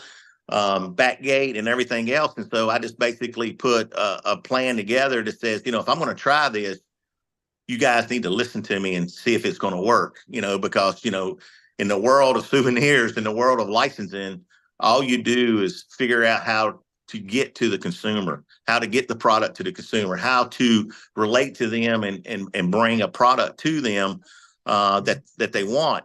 And so I said, let's don't worry about back gates and stuff. It'll fix it if we can get a car count. But how can we get the car count? Well, the only way to get the car count is to get a purse structure that they're not going to tell their wives when they get home that, hey, I just spent $1,500 on tires, but I'm racing for $1,000, because that's kind of what it was going on. And so they're like, well, but we paid a purse off the back gates. And I'm like, I got all that. I understand that totally. But don't you think you would rather race with 28 cars with the back gate issues and could pay those purse, or run with the same 7 or 8? To be honest with you, everybody kind of banded together down here in the South. And we have some of the best racetracks there are in Virginia, North Carolina, and South Carolina. And they were looking for something different. Let's be honest again. One of the things that was happening is everybody was running late models, limited late models, super pros, pro late models, and everything was all fenders. There was nothing down here in the South, that had that sexy power, ground pounders as we call them, that could be that low to the ground and that powerful, and the fans love it, because if you ever go to a modified race, you're hooked. And so they all wanted that series here, and they all started working with me. And everybody pulled together. And, the first year, we had 17, 18. Last year we had 20, year before last, 22, we had 22 car count. This year we ended up having 25, but we had 30 some cars at multiple events. And so the one thing that I've learned dealing with the folks at NASCAR and the Fortune 500s is you got to do what you say you're going to do. And if you maintain that credibility, people will then believe in you and trust in what you're doing. And so we built that off of integrity, not only with the sponsors, with the tracks, with the manufacturers and with the race teams. And so far it's turned out pretty well, working relationship with all of them. So with your business background, you came up with a plan that the competitors bought into first, because you Absolutely. had to have the car count before you could even get going anywhere else. And that has paid dividends. How has it been, though, Chris, for you? Has it been a big a headache as people would probably imagine? Because what you just got through telling me in the very opening of this right here, and I know you really well. So I mean, it's like I understand your mentality. Okay, yeah. I mean, well, I'm a competitor. You're a smart son of a gun, but sometimes you don't always do the smartest thing. But this whole thing has always fascinated me. But when it gets down to, you gave them hope that they weren't just throwing their money away. Am I hearing you right here? And because of that, the fans rewarded you and showed up, and you guys you put on fantastic shows. Most any place you go, there's always been, photo finishes. And I think the other thing is, since your inception and beginning of this right here, not only did you go in and start anew, but you've come back and you've given, I think, the Smart Tour some swagger that they lost there in the 2000s. Am I correct? When they basically went dormant again. Absolutely. And so, you open up a bunch of stuff in the comments. Number one, to be honest with you, I thought it was easy. And I know people say, well, if it's easy, everybody can do it. No, if you really want to solve problems, you have to bring everybody together. You have to put them in a room. You have to sit there and talk about openness of what all those problems are. And that's what I used to do back in the NASCAR days, is how do we solve these problems? How do we solve shipping? How do we solve product development? How do we solve, the mass of people in a certain amount of time, and credit card operations? And I know I'm getting way deep into it, but if you solve problems, then if you put everybody in a room and you say, what are the issues? And when you can get into the issues and start checking them off one at a time where they don't become problems anymore, then you have a fluent operation, right? And once you get into that fluent operation and you show people that we can make this work and they believe in you, then everybody's going to push, they're going to push the cart up the road, right? They're going to push it uphill for you. And that's exactly what happened. Now, is it difficult? Absolutely. Is it ever changing? 100%. Is finding the sponsors and the people that believe in what you're doing from a relationship standpoint, it's all tough. It's all tough in all of racing. But look, we put a band together with people that love the sport, and we don't forget our history. And so we bring in the old school guys. We honor them. Ray Hendrick and all of those guys, we honor them to a certain extent because we don't want to forget where we came from.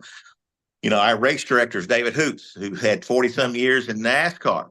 And, our cameraman is Phil Cavalli. Everybody that we touch, we bring all the band together that has years and years and years of experience. And it adds credibility. It adds fun, right? Because if you're having fun, then everybody's going to, enjoy what direction we're going to. Then you become very competitive, which becomes challenges, right? It's how you manage, inspection, how you manage this. We had to go out and build, a huge inspection station, and we had to go out and build off of everything that we're doing. We had to bring in some qualified inspectors. Gadget's been helping us out, who's had vast history in the racing world. But once you bring them in and you see what's going on, then you find credibility. And then how you deal with all of those issues. We brought a board in, so it can't be me being the ruler, judge, jury, and prosecutor, because that was one of the things in the first year. Well, if you're directing and you're doing all the other stuff, then who do we go to complain, right? And so I brought in a board members that are all engaged in racing. They're past champions. They're crew chief champions in NASCAR. You being one of them, which I really appreciate it. But all that adds credibility, and we bring lawyers in, and we bring licensings in, and we bring just different facets to it. And then if we we have a problem, we take it to the board and we work through it. And to be honest with you, the credibility of just that process, they found out we wouldn't fly by night. They found out that we was working through the issues. We're not doing everything perfectly, but in 3 short years, we've made vast gains. We have a great contract with Flow. Flow, we got a couple more years with Flow. We're in the top so many % of everything that's being viewed, which is good. Our racing is very competitive. Those guys at Flow have done a tremendous amount of getting extra cameras and doing the things that you want to do, that the fans want to see. We're not sitting still, even with the camera angles and stuff. We're working with Glitch to do some things inside the race car that we're going to add to the Flow telecast next year. And so everything is an evolution of credibility. It's just doing what you say you're going to do. And yeah, it gets difficult at times to move so many people. We had 61 cars in our series this year, but we only had 11 cars that made every race. 61 is a great count. You know what I'm saying? Right. But at the same time, you have to have a consistency of car count every week to really mask what's going on with your sponsors, your coverage, your tracks, and the race fan. Let's be honest. You want to put as many people in the racetrack as you can, so everybody has an opportunity to tell the story, right? Doesn't matter if it's the competition. It doesn't matter if it's from TV standpoint, but you have to look at things totally different of every decision that you make. And compound, as you say, I do things sometimes as a challenge, and sometimes they're not all right. But you know what? If you don't go down that path, you can't check it off to say you did it wrong, right? So you learn by mistakes, and we're doing well. And you're saying we do have a little swagger. A lot of people is noticing us. A lot of people is paying attention to what we're doing. We're doing something that a lot of people said couldn't be done, that you couldn't run modifieds in the South. And, the good thing is we respect the Northerners. We respect those competitions with the Hirschmans and the people. And we've had quite a few that's come down and run with us. And, the cool thing about it is when they come down, they find out that I'm passionate about racing. I'm passionate about treating people with respect. I'm passionate about history. And look, I drove them. I didn't say I was great at it, but at the same time, I wanted to learn a little bit more about what they're having to do in the race car, which then makes me adapt to how we make decisions on the tour going forward. Now, all those things right there you're saying, I'm glad you're touching on it, because again, I'm from afar, and I appreciate being on that board because I see that passion. I see the desire. I love the guys that are your foundation teams, like the Tom Buzzies of the world. There's a guy who's been in racing. He makes a living in racing. But at the same time, your current champion, Burt Myers, great family history right there. But and I think what, I marveled about, but at the same time concerned about whenever he got himself a little bit sideways with you a year ago. And, we had to, pretty much had to penalize him, and it took him out an opportunity to, maybe be back-to-back champion. But at the same time, it showed the rest of the series that, look, rules are rules. You break the rule, and you're going to get penalized. And, it's going to be the kind of thing that's going to be fair. And yet at the same time, we're not going to play favorites. I don't care who you are. You break a rule, you're going to wind up being penalized for it. And I think that you keep talking about credibility and integrity. I love the way it's kind of processed through, because if there's one thing that, having been around grassroots racing as a whole, growing up in and around it, and even all the way back to the very origination of the Smart Tour, there was always criticism sometimes of how people were treated by the managers, by the managing group at the time. Oh, yeah. And the thing that, with your ability to market, I think, you've done a great job bringing in Pace-O-Matic as one of your title sponsors. And I think they've gained from it. And at the same time, they're the kind of organization that they don't need bad press. They need good press. And you've been able to accomplish that. And I think everybody, if you're listening here, what I'm saying about the Smart Tour is, if there's a template out there right now of how to do it, I think you've got a pretty good one of where you put your emphasis. And like a lot of people that know about grassroots racing, back gates, a big selling point or a negative point. You know what I'm saying? Right. So I think that, what you've been able to accomplish has been pretty impressive, because, as I said, Burt Myers was in trouble in 2022. Burt Myers is now your champion in 2023. And at the same time, through the growth of this, the things that you did to try to bring attention to the tour, some of the advertisements you put out there, some of the spin-offs from, movies and just funny things, skits that included not only yourself and other people that are a part of the Smart Tour, but the drivers, got them personalities. You talk about the 11 drivers that you had this year, full-time, or that was there all the time. Those kind of personalities are what sell T-shirts and help put tickets in there, because you get a fan base. People have a reason to go to the racetrack. And I think that's another thing that people don't need to overlook. And I want to give you a tip of the cap from the fact that a couple of years ago, there was a rebirth at a location where you guys kind of like were home to, and I'm talking about North Wilkesboro. How did it feel, Chris, to be invited to go back up there, and your organization being one of the first to compete on the old North Wilkesboro Speedway? Well, number one, historical. 96, I was there representing Earnhardt, and I remember the very last race there. But the modifieds was made for that. They had the Coke 300. They had the triple header, double headers up there in Martinsville in the South, was a mainstay for the modifieds. And I was raising my hand with Barry Braun and the folks at SMI, who's done a superb job with it, say, I want to be there. I want to be the first one there. No matter when it is, middle of the week, weekend, it don't matter. I'm in. And to go up there and put on the show that we did, really mainstay that the modifieds was here to stay in Wilkesboro. And we loved every minute of it. Baba Labonte and Newman ended up winning the first race back. Hirschman won the second night. And I'm gonna tell you, the modifieds at Wilkesboro really put on a show. It was great to see it resurrected. All the fans was extremely happy.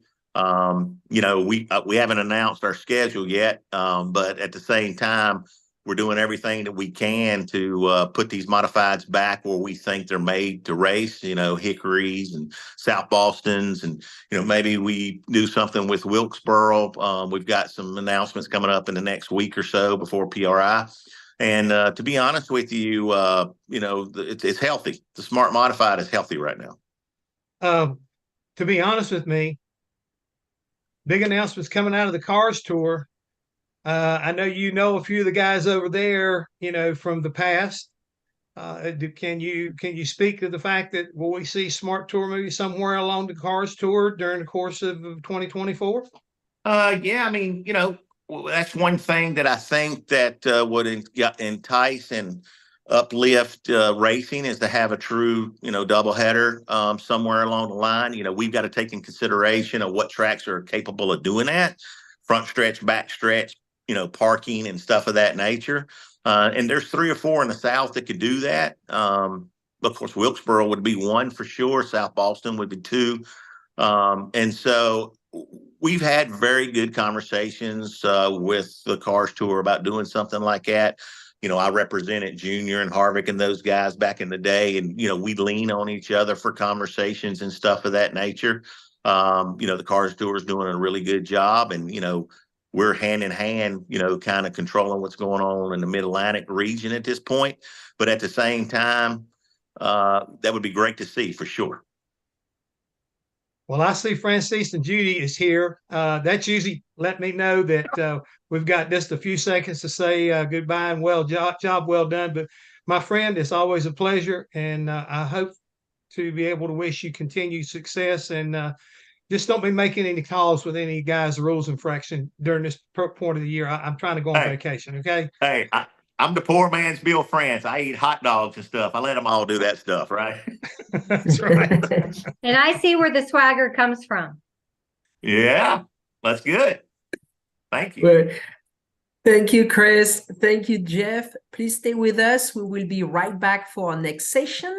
And we're going to run a little video from our sponsors. We'll be right back with you.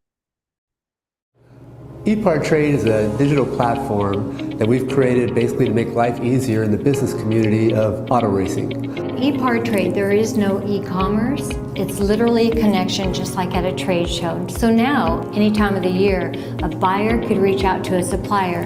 When you see a product that you're interested in, all you need to do is click on request more information, and then from there, it is forwarded directly to the buyer or to the supplier. EPARTRADE really eliminates having to travel, closing down your shop. Now you have a place to showcase globally your racing product and technology. Pull your visor down, strap in. Racer is about to take you deep inside an exotic and high-speed world. From the start, Racer in all its forms has shared the passion, beauty, ingenuity, and commitment that make racing a way of life.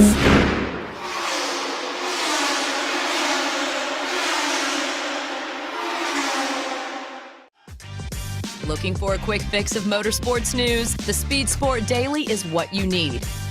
It's a free racing newsletter delivered directly to your email every day.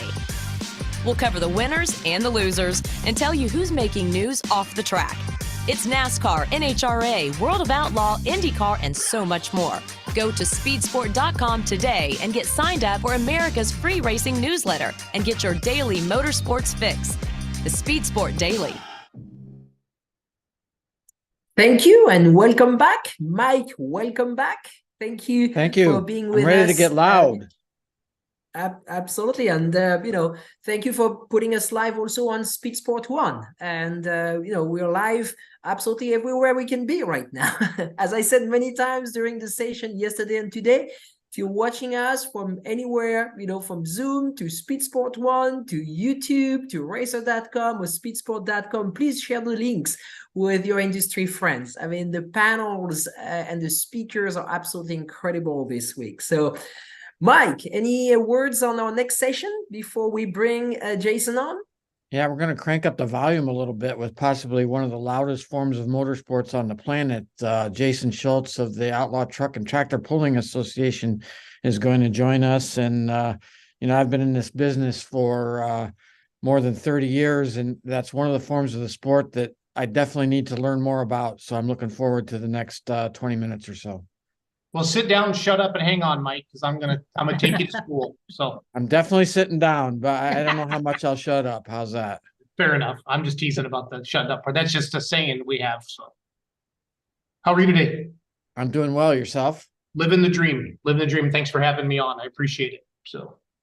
So let's recap just a little bit. I have a little bit written down here, but you're probably better at the spiel than I am from reading it off of paper. Yeah. Educating on people exactly what the Outlaw Truck and Tractor Pulling Association is. 16 classes, 350 different competing vehicles across the country. Tell us a little bit about that and some of the other stats that We'll educate some of the folks. Yeah, so truck and tractor pulling kind of started, when just like any motorsport, when you give a guy or a gal something and you can say who can go faster, who can make more horsepower, who can go to the farthest. Truck and tractor pulling started with basically when guys and gals would take their dad's tractor to the fair years ago, probably in the 50s and 60s, and they took tractors off the farm and they hooked them to like old sledges or back then, or just a dry boat, and whoever could pull it the farthest would win. And as it evolved, we got into mechanical sleds and adding 4 turbos to a diesel tractor, or up to 7 engines on a modified tractor.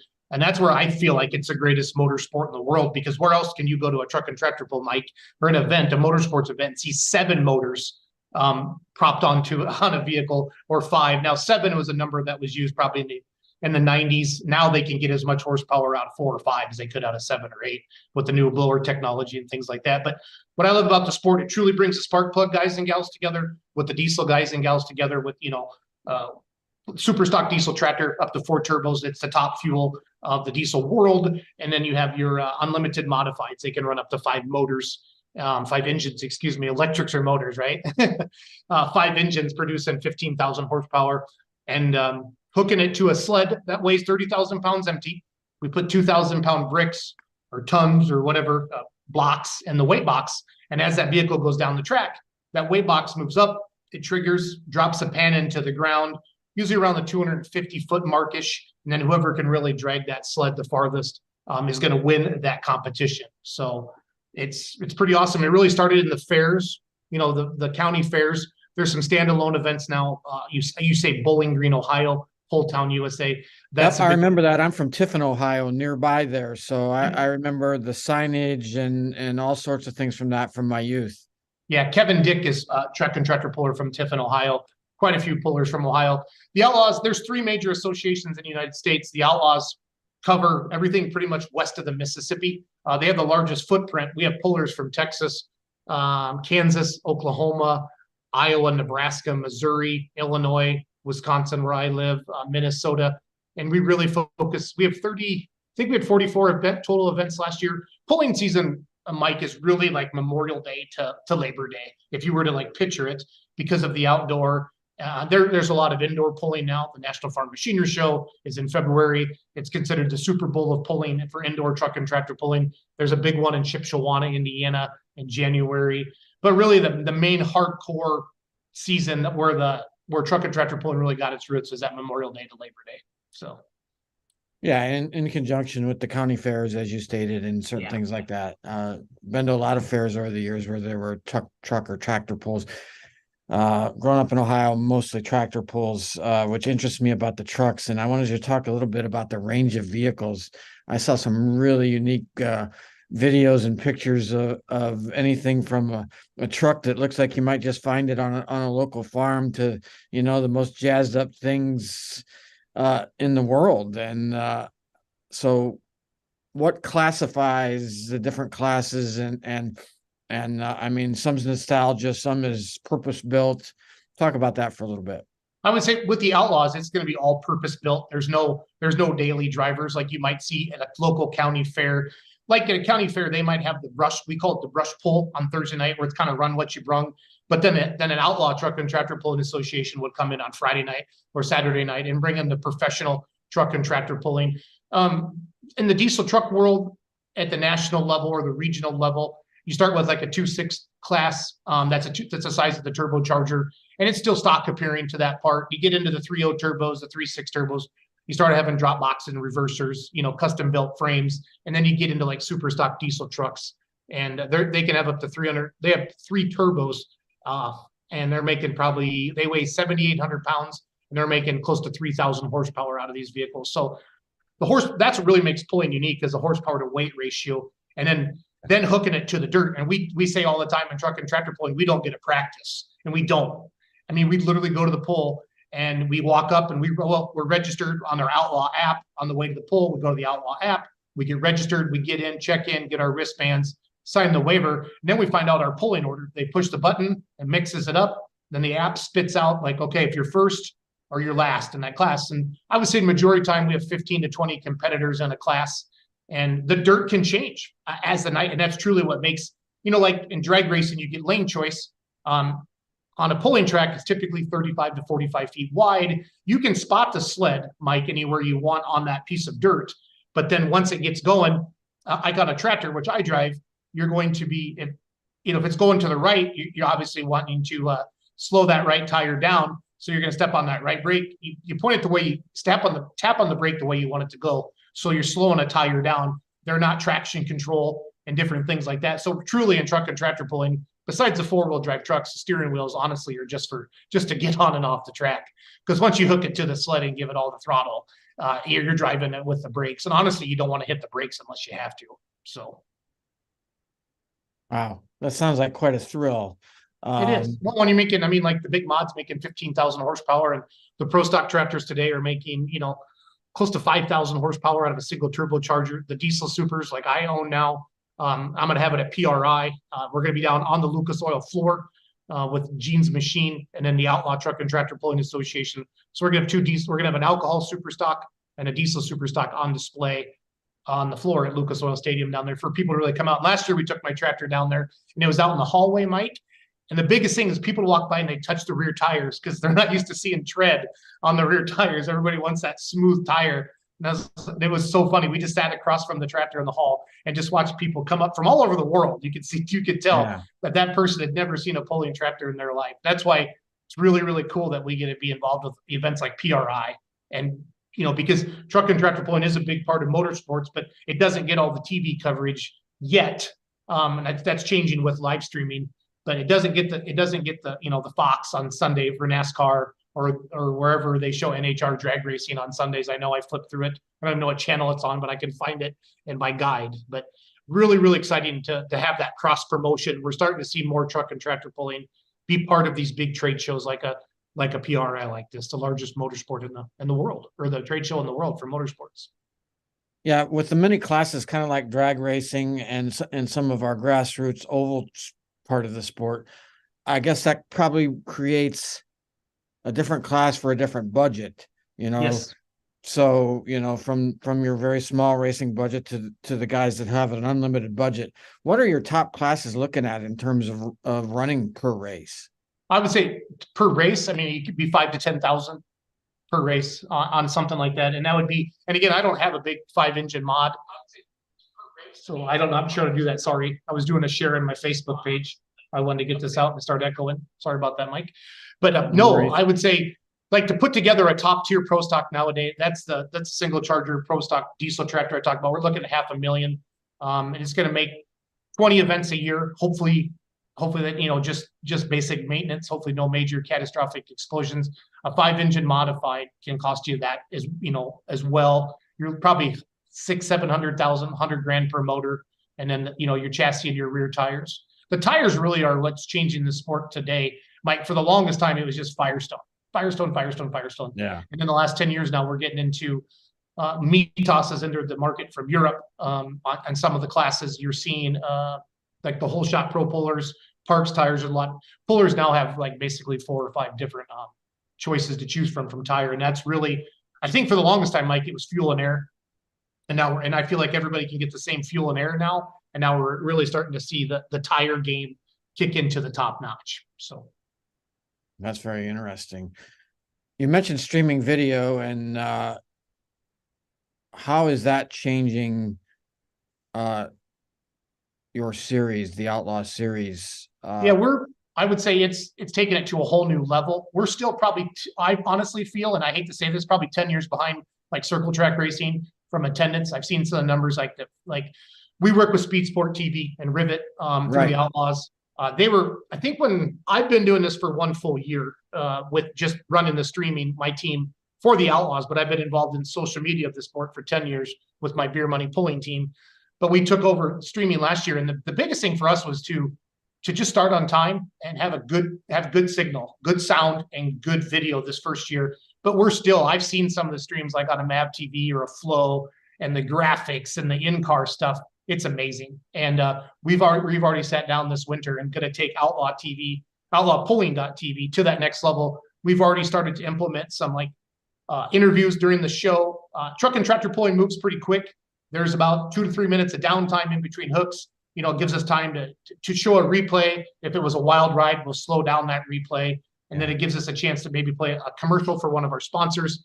And then at the same time, we can go interview that next competitor. And that's really what I would say from a sponsorship standpoint for us to go out and sell the outlaw pulling circuit. Hey, not only can we show you to these 3,000 to 5,000 people on average at your local county fair, we're also showing you to an audience of potential of 100,000 people through we always do a live look-in, Mike, through Speed Sport. Like we call it, I think there's a marketing button in the switch and it shoots it out to Facebook. One of those this year from Wisner, Nebraska, the Thunder by the River, it's the largest truck and tractor pull in Nebraska, has reached 17 million people on Facebook. So that's what's really, really good about the sport. But where our sport sucks is we got so many people just showing up with cameras now and YouTube, and some of these people aren't going to the polls because they're just waiting for this to come out for free on YouTube. And that's really where our sport needs to whack that and say, listen, this is our content. And I know that racing's already done that. And you're gonna have to be the bad guy, right? Because everybody wants to take their video. But we need people going to these events, or we need them watching the live stream, because the promoters aren't making anything off of a Facebook or a YouTube. And that's really why I'm excited about the future of sport and truck and tractor pulling with live streaming, because it's still, unfortunately, really, really new to the sport of truck and tractor pulling. And to get it to all the levels, it's gonna be awesome. I mean, there's live streams of circle track racing at these small, tiny tracks all over the country, and they're getting thousands of people watching that. And that's where we got to get truck and tractor pulling too. So the biggest thing for me was just awareness that, hey, the outlaw truck and tractor pulling have a live stream. And then we use social media. That's where I got hired. Kurt Van Beek is the owner of the Outlaws. Very, very smart guy. He's a business guy. He doesn't run it like a fraternity. He runs it like a business. I feel like too many motorsports want to take care of their buddy, even though their buddy's a ding dong and he's maybe not the best person for the business. And that's where Van Beek doesn't take any crap. He brings in good people. He recognizes the talent with us and our ability with social media. We have, with Beer Money Pulling Team, we have 1.2 million followers on Facebook, a couple 100,000 on TikTok, a couple 100,000 on Instagram, 200-some thousand subscribers on YouTube. It's like, if I can take the power of Beer Money Pulling Team and merge it in with the Outlaws and take this thing to the next level, and we're just getting started. But this last year was really, we were up 30% in live stream views over the year before, Mike. And that's just, honest to God, with just us just trying harder than the people before us. We haven't gotten fancy yet at all. And I really, really want to do that with more, like the cameras in the roll cage, showing the RPM, showing the throttle and stuff like that. We've really just been doing the stand-along stuff to track. We did introduce a wireless camera to the starting line. Chandler, one of the guys who works for us, and a couple of our other people really get right up in their faces. They're backing up. And obviously when it's time to compete, they back away, but really showing the up close. And you can see the feet shaking on the clutch or on the brakes. They're nervous, and that you see the high fives, and you see the son's driving for the first time, and you see the dad grab the roll cage and get up there and fist bump his son, and you watch their eyes. Bringing that to life is really what I'm excited about the live stream more than anything. Just bringing it to your living room or your computer or your phone. And like with pulling, it's very ag related, Mike. Our world comes from ag. So you're not just a farmer, but you're employed by a farmer. You drive truck, you work at the grain bin. The amount of people, we did a live stream down in Georgia, Diesels and Dark Corners, down in early November. And the amount of people that were watching that in the Midwest on their phones while they were picking corn or picking beans, it was incredible. The amount of comments that we saw from people that they could do that just with combines nowadays. They auto steer themselves or whatever, right? So they're watching truck and tractor pulling while they're out harvesting. It was fun to read all those comments. A lot of these forums over the last couple of days, the term fan experience has come up. Tell us a little bit, what's the fan experience like at one of your events? Our pits are open. I would say 99% of them. There's a couple like state fairs, like an Iowa State Fair, which you can't get into the pits, but you can walk through our pits, meet the drivers, talk to them. It's the best. They don't charge. There was a time where they'd be like, we had the pit pass, and then we had the general admission, but most of the pulls that we go to, you can get right into the pits, get there early. And I have never met a truck and tractor puller that won't let a kid sit in their truck or on their tractor, take a picture. We have hero cards, stuff like that. We need to do a better job of probably like what Monster Jam does. They have the drivers lined up and they sign all the autographs before. Yeah. And that's something we kicked around at the Outlaws. But just like anything else, and this, and anybody watching this, just having enough people to coordinate all that the day of the event. And then obviously the competitor themselves if they're the first class, they have to get their vehicle ready to compete that night. They don't want to be up there, signing autographs where we can work through all that. But I would say it's laid back, it's easy. You just have to go through the pits and talk to the pullers. And it's some of the big pulls like a Rock Valley, Iowa, a Wisner, Nebraska, you really, really see that in fruition. You see the puller that, the family that comes to one event a year, and that's their hometown pull. And some of them are lucky enough to have it be a big national pull, like a Wisner, Nebraska, or a Rock Valley, Iowa, or like a Wayne, Nebraska. Some of the pulls on the outlaw circuit that are really growing. These places are adding bleachers. They're adding big screen TVs to the replays. So we don't just have one big screen now, we have two, or they'll have three big screens, one with just their local sponsors and then one with all the outlaw stuff. So you really creating that awesome ultimate fan experience. You've mentioned your team, Beer Money Pulling, a couple of times. I'd like to know what the inspiration was behind naming that team. So my dad, my parents got divorced when I was a seventh grader, and I lived in Iowa. Mom moved us to Wisconsin because of her job, and Dad had a pulling tractor. And that because of that tractor, I went back every weekend. It's hard to go 3 hours to leave your friends and your girlfriends and your sports. But my dad had this tractor, and it was called Blackjack. And I said, someday I'm going to have my own pulling tractor. And in 2012, I bought my own tractor. It was a hot farm tractor. Today they make 1,400 horsepower, kind of the entry level, if you will, to the regional or national level truck and tractor pulling. And I was driving home, and a Kip Moore song came on, Beer Money. And there's a line in there that says, every now and then we're going to raise a little hell. Hope we get lucky and stay out of jail. So that's 10 years ago. I'm 37, 38 years old. And I'm like, that's me and my buddies drinking Busch Light, drinking Crown Royal, doing stupid shit. Hope we don't get caught, kind of a thing. So I went home that night, and this is before Facebook was public. And they weren't selling stock shit. I just created the Beer Money Pulling team on Facebook. And we just had fun with it. We never posted just about my tractor. We posted everything from garden tractors to mini rods. We posted everything. And it just grew and grew and grew. And we just kind of have a cult-like following because of that. When we go down the interstate, people recognize the trailer. They wave at us. My dad was getting fuel once, and a state trooper came up, and my dad got all nervous. He's like, oh, no, we're not for hire. We're not for hire. And he was like, no, I follow you guys on Facebook. I just want to sit on the tractor. So we have a picture of a state trooper in Missouri sitting on the tractor. So a lot of fun stories like that. And now it's taken a life of its own. Now promoters are hiring us because you know what it's like.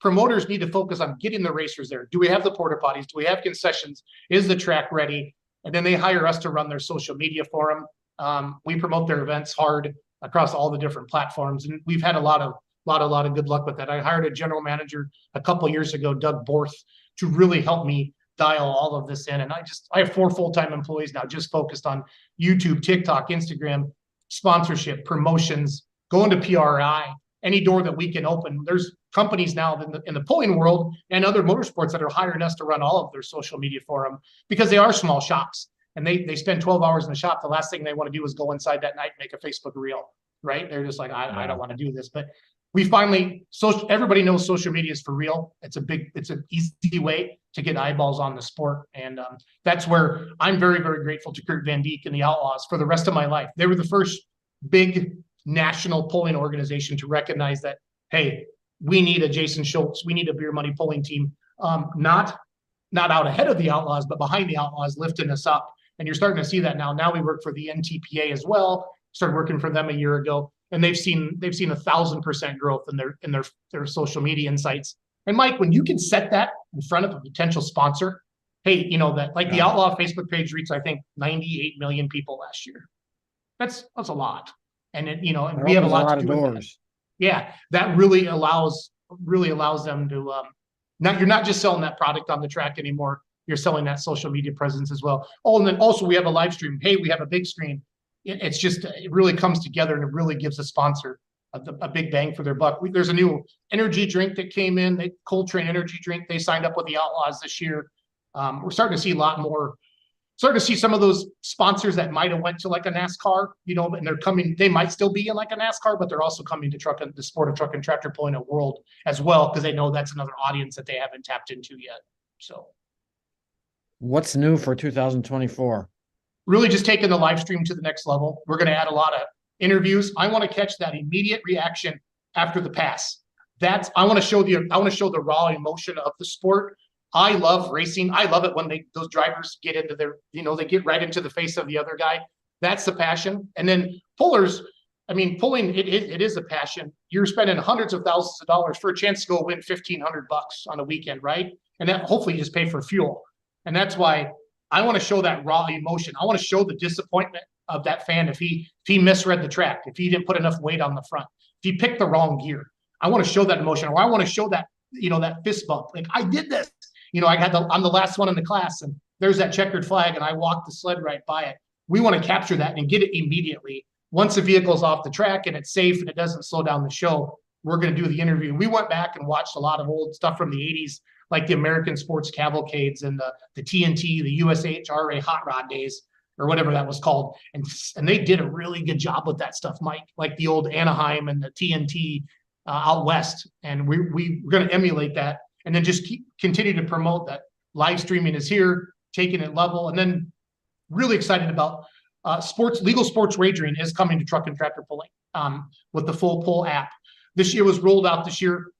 We're linked to them with the Outlaws. And this year was a lot of like, hey, who do you think's going to win? And you could win, you could win $50 in a gift card. But legal wagering is coming out next year with the full pull app. And it's going to take truck and tractor pulling to the next level, because it's going to bring eyeballs to the sport that don't even care about the sport, but they obviously enjoy legal wagering, and it's going to be a lot of fun. So I really think truck and tractor pulling is poised to just absolutely blow up in the next 3 to 5 years and get to that level where I want it on that same platform as NHRA and NASCAR, and then truck and tractor pulling. And I'm just and it's going to happen. I'm not a doubt in my mind. The people that are doing it, there's a resurgence of youth in our sport.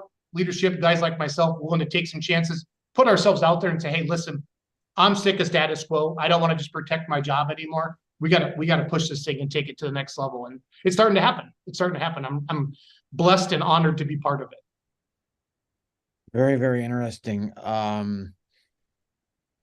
It's loud. That's what the couple times I've been, that's what I think intrigues a lot of people is, very much like, sprint car racing or anything, the sounds and the smells are what sucks people in.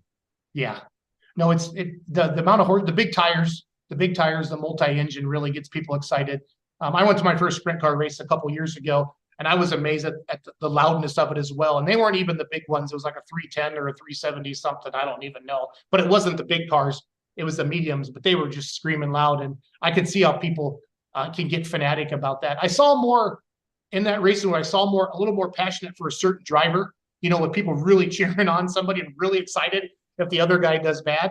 And that's where truck and tractor pulling is a little bit different, because we go down the track one at a time, where racing is all at once. So it's a different kind of action. It's wild for 15 to 20 seconds, and then there's a 2 or 3 minute pause. And the only time you really have I would say a 5-minute break, Mike, is in between classes where the eliminator or the sled might have to add weight or make some adjustments. If there's a bigger horsepower class coming up, like a 20,000 pound semi, they have their torque monsters, right? Like a bulldozer. They're hard to stop.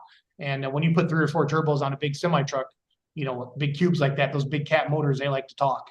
And the sleds really have to wait up for them, and then the big unlimited modifieds. So it's a lot of fun. It's a lot of fun. But loudness is one thing. The county fair, you'll hear people say, "Oh, we live 5 miles away, and we could tell when the modifieds are pulling, or the 2-wheel drive trucks." And it's fun because the Outlaws are in town. The Outlaws are in town. So there are so many unique forms of motorsports, and that's one of the things that's making these forums so interesting is that they're all here. Everybody's getting their chance to tell their story, and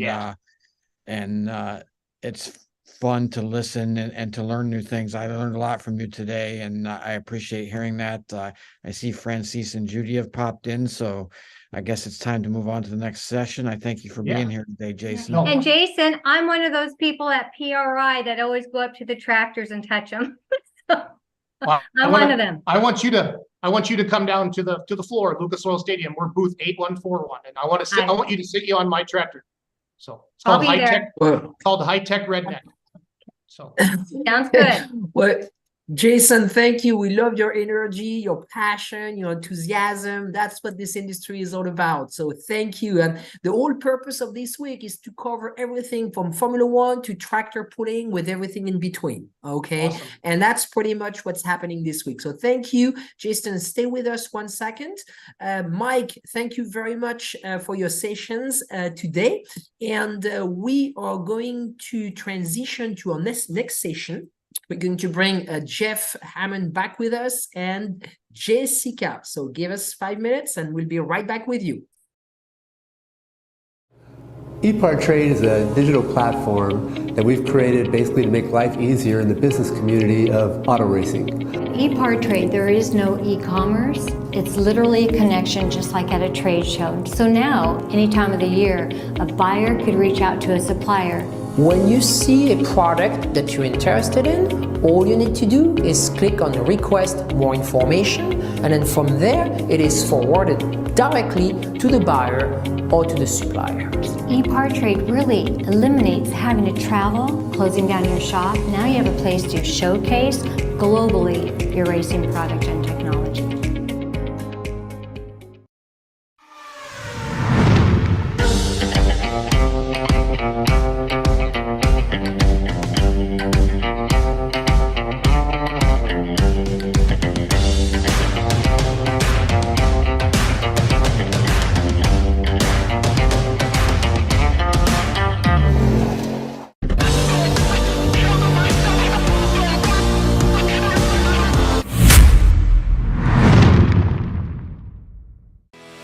Speed Sport 1 is your new home for motorsports.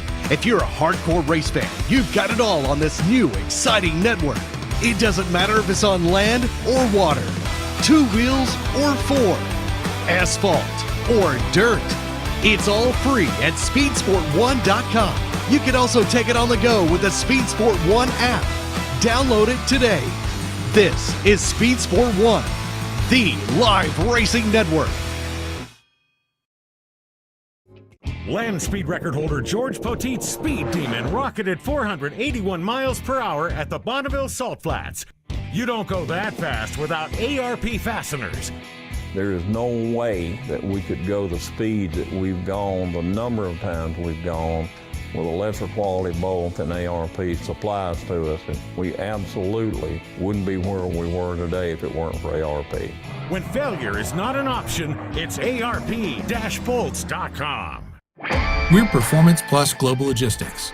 Our team of dedicated performance industry and logistics experts get valuable cars and components to the track on time in top condition. We provide expedited logistics solutions for the performance industry using direct routes instead of deferred options, and communicate all necessary information to the appropriate resources to meet regulations and ensure a smooth transit and secure delivery, both domestically and internationally. And we exceed customer expectations by providing best-in-class service with an efficient and cost-effective system in place. Contact us today to book your next shipment. Scott Lewis & Associates, the sales, marketing, and branding specialist for the automotive performance industry since 1988. We get our manufacturers on track by opening an extensive distribution network, providing product training to sales staff, creating fully integrated sales and marketing strategies, building successful industry partnerships, attending trade shows, events, and races, offering first-class support to customers. SLAI delivers solutions that win you sales. To get in touch with an SLAI representative, call 516-378-6100. Go to scottlewisinc.com or email info@scottlewisinc.com. With Shop Monkey, we've been able to grow the shop by 20% in gross sales since implementing it in the shop. Everything that we were doing before has been sped up with Shop Monkey. All of our parts ordering, all of our approvals, all of our mechanics knowing what to do next. And I've had friends that are in the trade that own shops ask about Shop Monkey, and I highly recommend it just because of easy use. There's nothing like it with that kind of platform. Thank you and welcome back to Race Industry Week 2023, brought to you by EPARTRADE, Racer and Speed Sport. And Mr. Jeff Hammond is back with us. We are on for a very special session next. I'm being told that Jessica is being brought to the panel with us. And as soon as she's on, Jeff, we'll let you carry on. And I'm certainly jealous because Jessica's down in Nashville right now. Oh yeah, that's a good place to be because you got to remember that I guess the NASCAR Championship banquet is going on in Music City, and we are very fortunate to be able to have Jessica with us today. Good afternoon. Good afternoon. So, how are things in Nashville right now, Jessica? They're good. There's a buzz in the air. I think there's always a buzz in the air here, though, and it definitely a chill in the air. It's a little bit chillier here than it was in North Carolina when I left this morning. Well, if it makes you feel any better, it hadn't gotten any warmer over here. I promise you that right now. Thing is, Jessica, I really, like I say, really appreciate you, taking time out of your busy schedule, because I want folks to not only understand about something that's very close to my heart, and I'm talking about North Wilkesboro, but I wanted you to be the one who could share something that maybe very few people can. And that is, back when you and I really kind of got to communicating was one Saturday at North Wilkesboro, when a group of about 100 to 130 people, maybe a little few more, maybe a few less, but the thing is, there was a group of first responders and people within the county that came out to basically give you an illustration of how bad, and this was kind of like the motto, we want you back, to show you and Marcus, because again, you're a representative of SMI. And like I say, the first time that I met you up there and everything, what was your impression of that day, and what did that do for you as far as when you went back to Charlotte? What was the message you took back? I don't even think I made it back to Charlotte. I called him from 421 on the road, and just seeing the way the community cared about the place, it left me with this, this drive to, okay, we got to do something. And to be honest, a NASCAR race, that probably wasn't really in my mind at the time, but there's all sorts of kinds of racing, right? And this event right now just proves that. So, I knew that there was something we had to do, that the love and the care that community had for North Wilkesboro Speedway was just, you can't touch it. Like no other track has that in their communities like North Wilkesboro does, or, North Wilkesboro Speedway. And, just having grown men come up to you and talk about them going to the track with their grandfather and their fathers and how they wish they could take their kids there. It was just something so special. And I that's when I realized how much that place really meant to a lot of people. Well, again, you wound up spending a lot of time there. And even after your first experience up there, you weren't really in charge of it at that time. But whenever Marcus, I guess, approached you and again said, hey, I want you to make this happen. What was your first thoughts? I mean, what were you overwhelmed with the task that you were being given? And at the same time that, I saw it from my viewpoint, and that was, whoa, they're wanting a lot of things to happen in a short period of time. Can we meet the expectations that are being put up? Yeah, so to answer the first part of that question, I was not worried at first because I thought he was talking about 2024, not 2023. And then in the next 10 seconds, he said, no, like in 8 months, then the panic set in. But Speedway Motorsports, I mean, we're a great company, a big company. We have amazing people that work for us. Steve Swift is kind of my partner in crime. We were together when Marcus talked to us, and we knew right then and there we could do it. We could do it. We had to make a couple phone calls, but we said, give us a couple hours. And, he had NASCAR's blessing that, hey, if you guys can get it done and it can be safe, we're all for it. We're behind it. We love this idea. And when we went back to him and said, yeah, we think we can do it, it was just wide open. It was, I think, probably about 8 months from the time we put the shovel in the ground till we opened up the gates that Tuesday night. I want to make sure we don't get going too fast here. Let's talk a little bit about, you mentioned Steve Swift. And again, I think that, you guys make a heck of a team. It's kind of like, you take care of the media and a lot of the paperwork stuff, and let me have the shovel.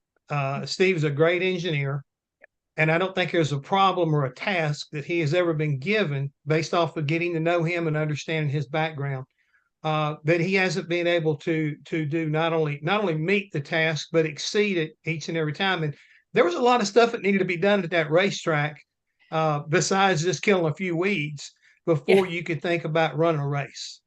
Yeah, and we had trees growing out of grandstands, buildings that were completely not safe. When we had Barry's event in August, which was kind of that electric in the air moment, when we had the streets were lined up with cars and tens of thousands of people were walking into that place that hadn't seen that in 30 years. And, I still get goosebumps when I talk about it, but not having, and we told Barry, hey, you guys, here's the keys, but there's no running water, there's no toilets, you got to get Porta Johns, you got to bring in floodlights. So we really were starting from ground zero.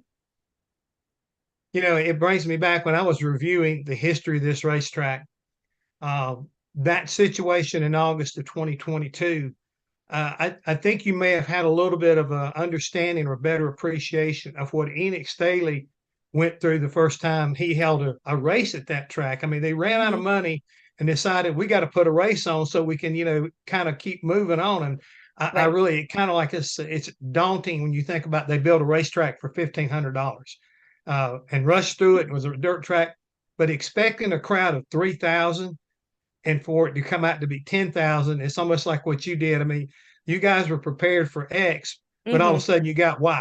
Yep. Yeah. And I think it was the kind of why that, having being there, it was just like, am I having a dream? Yeah, and it was interesting. So when Marcus gave us the green light, okay, NASCAR's on, we're going to announce it in a couple of weeks. I felt like I had the first round draft pick out of our company for every facet, whether it be the parking, the traffic, the marketing, and I just called the best of that we have in the business, and I formed my team, and we were off and running before before the end of that day. So it was a lot of planning, a lot of hands in the, hands on deck, and people having to come in from Las Vegas and California, all of our different tracks, and everybody just fell in love with the place too. It's something really special. From the time in August and the success you had there, the announcements that were made afterwards going into 2023, did you take another step back and a deep breath and saying, we did it once, but can we do it again? Can we meet this here? Because I mean, all of a sudden it went from being, let's just get maybe a cars tour up there, another maybe smart modified tour race here. I mean, that'd be pretty good. But all of a sudden now you've got an all-star event. There again, what was your reaction? And again, I saw the end result, but tell me what the first time when you thought about it, what was going on? Yeah, it was a lot of pressure. I don't want to say panic, but it was a lot of pressure. Because at that point, everything was great with the August race. Now we're having this all-star race, and now everybody wants to know, well, what are you gonna do about traffic? Is it gonna be like it was in the 80s? I couldn't get in there so that just started coming at you at all ends, and that started to kind of get a little overwhelming. And you've been around for a long time. We've had challenges at easy there, easy. Well, I was there too. When we opened Kentucky and Texas, we had Bruton out there directing traffic, and that was the only thing. I'm like, every day I'm like, I cannot have Marcus directing traffic. Like, it's got to be spot on. And I'll tell you what, the the local law enforcement, the DOT, we could not have done anything without them. The neighbors, we had meetings with the neighbors constantly. It was a lot of communication, probably too much, but it ended up working at the end. But it would not have happened if everybody wasn't pulling in the same direction. Again, you've worked at a lot of these racetracks. You've been involved in this business. I mean, I think people do not appreciate, but you were an intern in the very beginning, working for SMI, and you have literally climbed the ladder. Everybody, including myself, admire you because of your tenacity, your willingness to work through problems and bring people in and strangers and turn them into a team that has really become very successful. And I think North Wilkesboro has got to be I don't know, it's got to be one of your crowning satisfactions. Because, I mean, you've been through so many projects from Atlanta to Las Vegas, but this one right here, I mean, it's definitely got your stamp on it. Yeah, it absolutely is. If I left tomorrow, I would be a happy person for what I did in my career, just the people I got to work with, like, and not only from my team, but just like I said, the community. And yeah, it was really, really rewarding. And I remember Winston Kelly, who, for those of you that don't know him, he opened up the Hall of Fame, but around for everybody probably knows him. He pulled Steve Swift and I aside, and he said, you know, when that race starts, you guys step away and take a minute and just, you know, take it all in. And I'm so glad we did that, because you know, you're going so fast, and at the end of the day, you don't remember everything. So he and I did that, and that was really a really special moment. And I'm glad we got to do that. You know, if I had to make a comparison, I did something like that at Charlotte Motor Speedway the night they turned the lights on. Yeah. And the first time we raced under the lights there, I was totally overwhelmed, and my mind was blown, because number one, there still were a lot of naysayers. Can't do it. Yep. And this is something that SMI has been kind of like known for. Tell me we can't, and we're going to sit there and rub your nose in it when we did. That's you know, right. type deal. And I think that night, when they said, "Gentlemen, start your engines," I don't think that I've ever had more of a lump in my throat than I did that particular moment. And seeing how wonderful everything turned out was it was almost unimaginable. Yeah. And I think the other thing too, and I want to see what your take on this is, the community continued from the prior to that August event all the way through. It seemed like the momentum of the community grew and grew, including the All-Star Parade downtown, the Hauler Parade. Everything just seemed like, you know, we're in Las Vegas, we're in Charlotte, you know, we're not in the hills of North Carolina, because all these people were, I mean, out in force. Yeah, they were. And I that Hauler Parade, you bring that up, I remember we went to both downtowns and participated in different things. And, you know, I've been to hundreds of hauler parades, and I've never seen a hauler parade where the hauler drivers are videoing everything. They were just as excited to be there. Like, they were just like, I think they were in awe too, you know, like it was so not just for the community and the fans, the people in the industry were just, you know, especially people that have been around and maybe had been there, you know, from before when it closed. I think Kevin Harvick, was he the only one that actually raced there and chased? Yeah. He'd been up there in practice and stuff, Yeah. you know, when he first went to work for Richard Childress, and he had probably the most experience on the track. Yeah. And like the rest of the field probably wasn't even born yet when it closed. So it was pretty neat just to kind of take in, you know, all the different aspects from the fans and the industry and the community. It was just, you're, you know, riding on cloud nine for sure.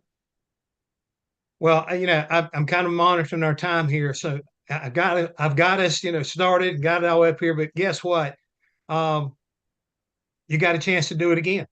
Oh, you did. And you know, what can we expect this year? Because you did so much, and I'm gonna probably have to bring some of it back up to talk about this. But what kind of plans do you have this year that will differ from what you did last year?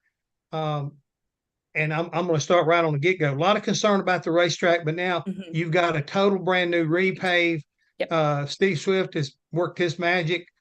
how's this going to affect what we're looking at, and what can we expect? Well, we're hoping we have a little bit better racing. I mean, all the other series we thought did really well. Right. Just didn't know what to expect with the package with the the Cup cars. But we're gonna have some tire tests and wheel force tests coming up in early spring.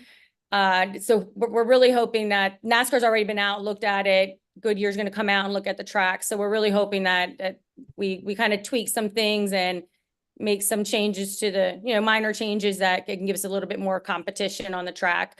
As far as how the week is going to go, it'll probably look the same. We're going to fill it with lots of racing. We've got the Cars Tour schedule that came out yesterday. I'm not sure if everybody saw that, but they're going to be there 2 days, All-Star Week, and then their season finale is going to end there in October 18th and 19th. So we're super excited to have them there twice. And then we'll have, the pit crew competition again, the concerts like we had before, the hauler parade. So we're pretty much going to mirror everything. It hasn't broke yet, so we're not going to fix it, but we're going to tweak it and make it a little bit better.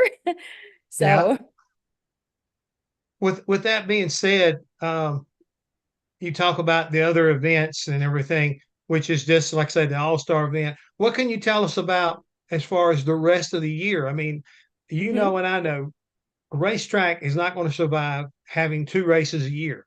Yep. So what other things can we expect out of North Wilkesboro as far as, the track is concerned? So we've got a modified race on the books for the fall. And then, like you said, we got the Cars finale there in the fall. We're working with, I saw a couple of the other panelists throughout the thing, these sessions, and we're working with some of them on some announcements coming soon. We had a car show last month, 2 months ago now, I think it was. And we're going to do more car shows. We've got a couple Corvette clubs and coming down. I think one guy's got 2,000 Corvettes coming down from Pennsylvania. Whoa. How many? 2,000. So they're 2,000 Corvettes. Yeah. So they're doing a tour from Pennsylvania all the way down to Florida. And they want to stop at Norfolk. So we're talking to him. And so, we want our doors to be open. I think all of our Speedway Motorsports tracks pretty much are great examples of we don't shut the doors and just have races. We try to do a lot of things, especially around the community. Speedway Children's Charities, which is our charitable arm. Each track has their own Speedway Children's Charities. And in a couple of weeks, we're going to give away a little over $200,000 to kids in need in Wilkes County. So, a lot of events. We're going to get a lot of series, a lot of racing in there. Talking with, people like Chris Williams, and we're talking to Kevin and Dale the other day at the press conference, and you have to have tracks open. Like it makes everything succeed. We're not taking away anything from anyone else. When the tide's high, all ships rise kind of mantra. So we think it's really important to grow that grassroots program and to keep it going. And we think North Wilkesboro is a perfect place to do that.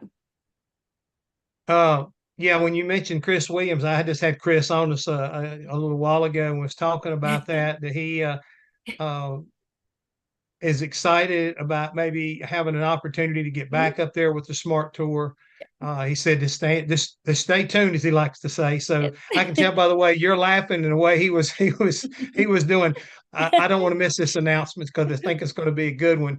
But the thing is, like you say, you need other things, and I hope that if you got 2,000 Corvettes coming through Wilkes County, I hope Mr. H will bring a few of his up there. I know, yes, right along. He has got one of the most unbelievable collections of Corvettes that I have ever seen. So that would be really huge.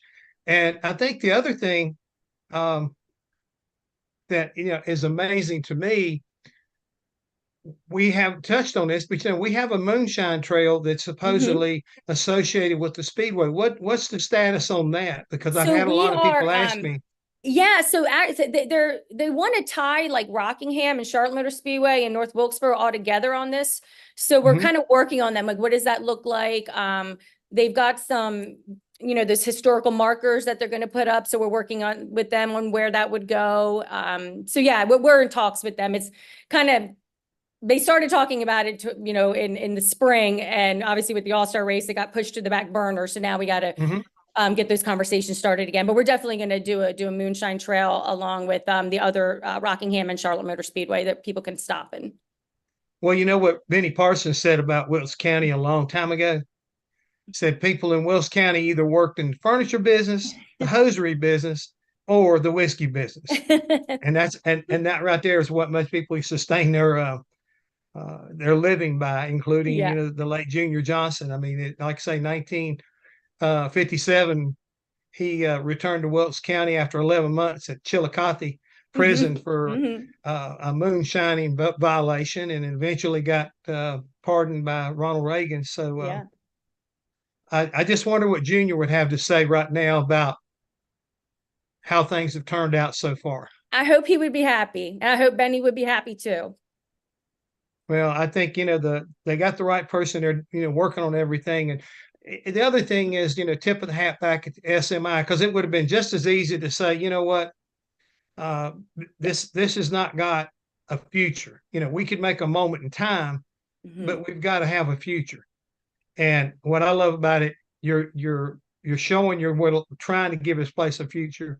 And I know every time I've talked to the folks up there, whenever I've been up there, I always remind them, you got to go buy the ticket. Even if you don't go to the racetrack, you need to buy the ticket and support the racetrack, because you got a second chance, which is unheard of in this industry. We don't normally see a racetrack come back from the dead. And to me, it's what has happened here. Just real quick, we've had some people that have been listening. John Stewart, he said, Jessica, you are a rock star. So, you got a fan out there. And Joseph Zalek, he says, love modified. So I guess if you can get some more modifieds up there in North Wilkesboro, that would be a positive as far as they're concerned. But, it's like always, my heart's there and my support's there. So you just always remember that if you need somebody to sell tickets or work concession stand, give me a call. I'll be glad to do it for you. But y'all done a great job there. And I'm really excited more so about the future and what can go on up there. Because, again, everything else was such like I say, a whirlwind. I mean, I just don't think people can understand, as many times as I went up there and could see the progress, how much dirt was moved, how much stuff was changed but not changed. The idea that you're have a historical value at the racetrack, and trying to maintain that 1996 look when it closed down, but make it to where it's safe and operational. We call it a resto mod. What do you call it? A resto mod. Resto mod. Yeah. That's what we called it. Yeah. Well, like I say, y'all just did such an outstanding job. And again, I can't wait to see, what's the next events. One of your employees called me the other day and was asking me about my next time I was going to be up there. And I guess you know who it is, Ronald Queen. And we were talking about some interest that they have in, believe it or not, in North Wilkesboro from Appalachian State University. And I guess we're going to do something up there, next month. And looking forward to that.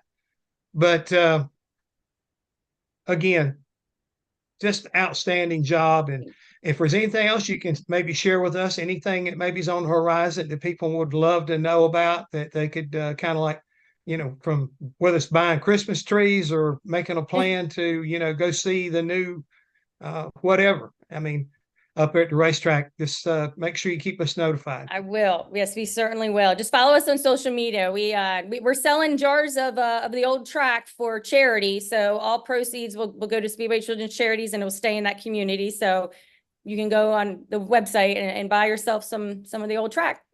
I think I'm glad you brought that up, because that was one of the things that Ronald told me back a couple of weeks ago. He had saved me a jar of it. And I mean, that's a piece of history. I mean, people think about North Wilkesboro like people thought about the bricks at Indy. That's a part of it. And 1996 was the last time that stuff was raced on until 2022, and he just got milled up. They like to say it's going to be ground up in a jar. And like you say, great for Speedway Children's Charities and whatever charities y'all deem the money's for. Once again, fans, you can support this racetrack from afar. Have something to put on your mantle. So, Francis, I wanted to jump in there. It was good to see you at the Women in Motorsports out in You Phoenix. too. Yes. And I just have to say, Cindy and Lynn, they both put on a wonderful event. They're And awesome. They just rocked. They had about 450 people in attendance, worldwide streaming. It was a perfect event. It was great. Well, Judy, you got to remember, that's like John Stewart said, Jessica is a rock star. I know. I could see that. she is, and she's one of those key people in the industry. And talking about women in motorsport, we're going to have a lot more women in the next few days. And so Jessica, there's a lot more women holding very important executive position in this industry. Jessica is the perfect example of it. As a matter of fact, we got the confirmation earlier this week that Sylvia Bello from the Las Vegas Grand Prix, Formula One Grand Prix in Las Vegas, is going to be joining us also on Friday. So we're going to see a lot more women on the stations in the next few days. So Jessica, thank you so much for being with us today. Thank you. Happy holidays. Thank you. Thank you. Thank you very much. Okay. We are going to just stay with us 1 second, Jessica, and we are going to bring Brad Gilly on, and we're going to transition into our next session with the World Supercross. So stay with us, and we'll run a little video from our partners that will be. EPARTRADE is a digital platform that we've created basically to make life easier in the business community of auto racing. EPARTRADE, there is no e-commerce. It's literally a connection just like at a trade show. So now, any time of the year, a buyer could reach out to a supplier.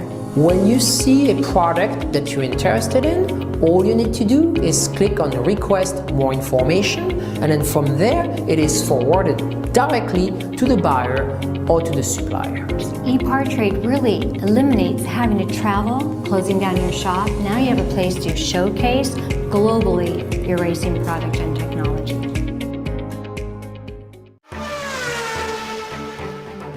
There are two types of people, racers and everyone else.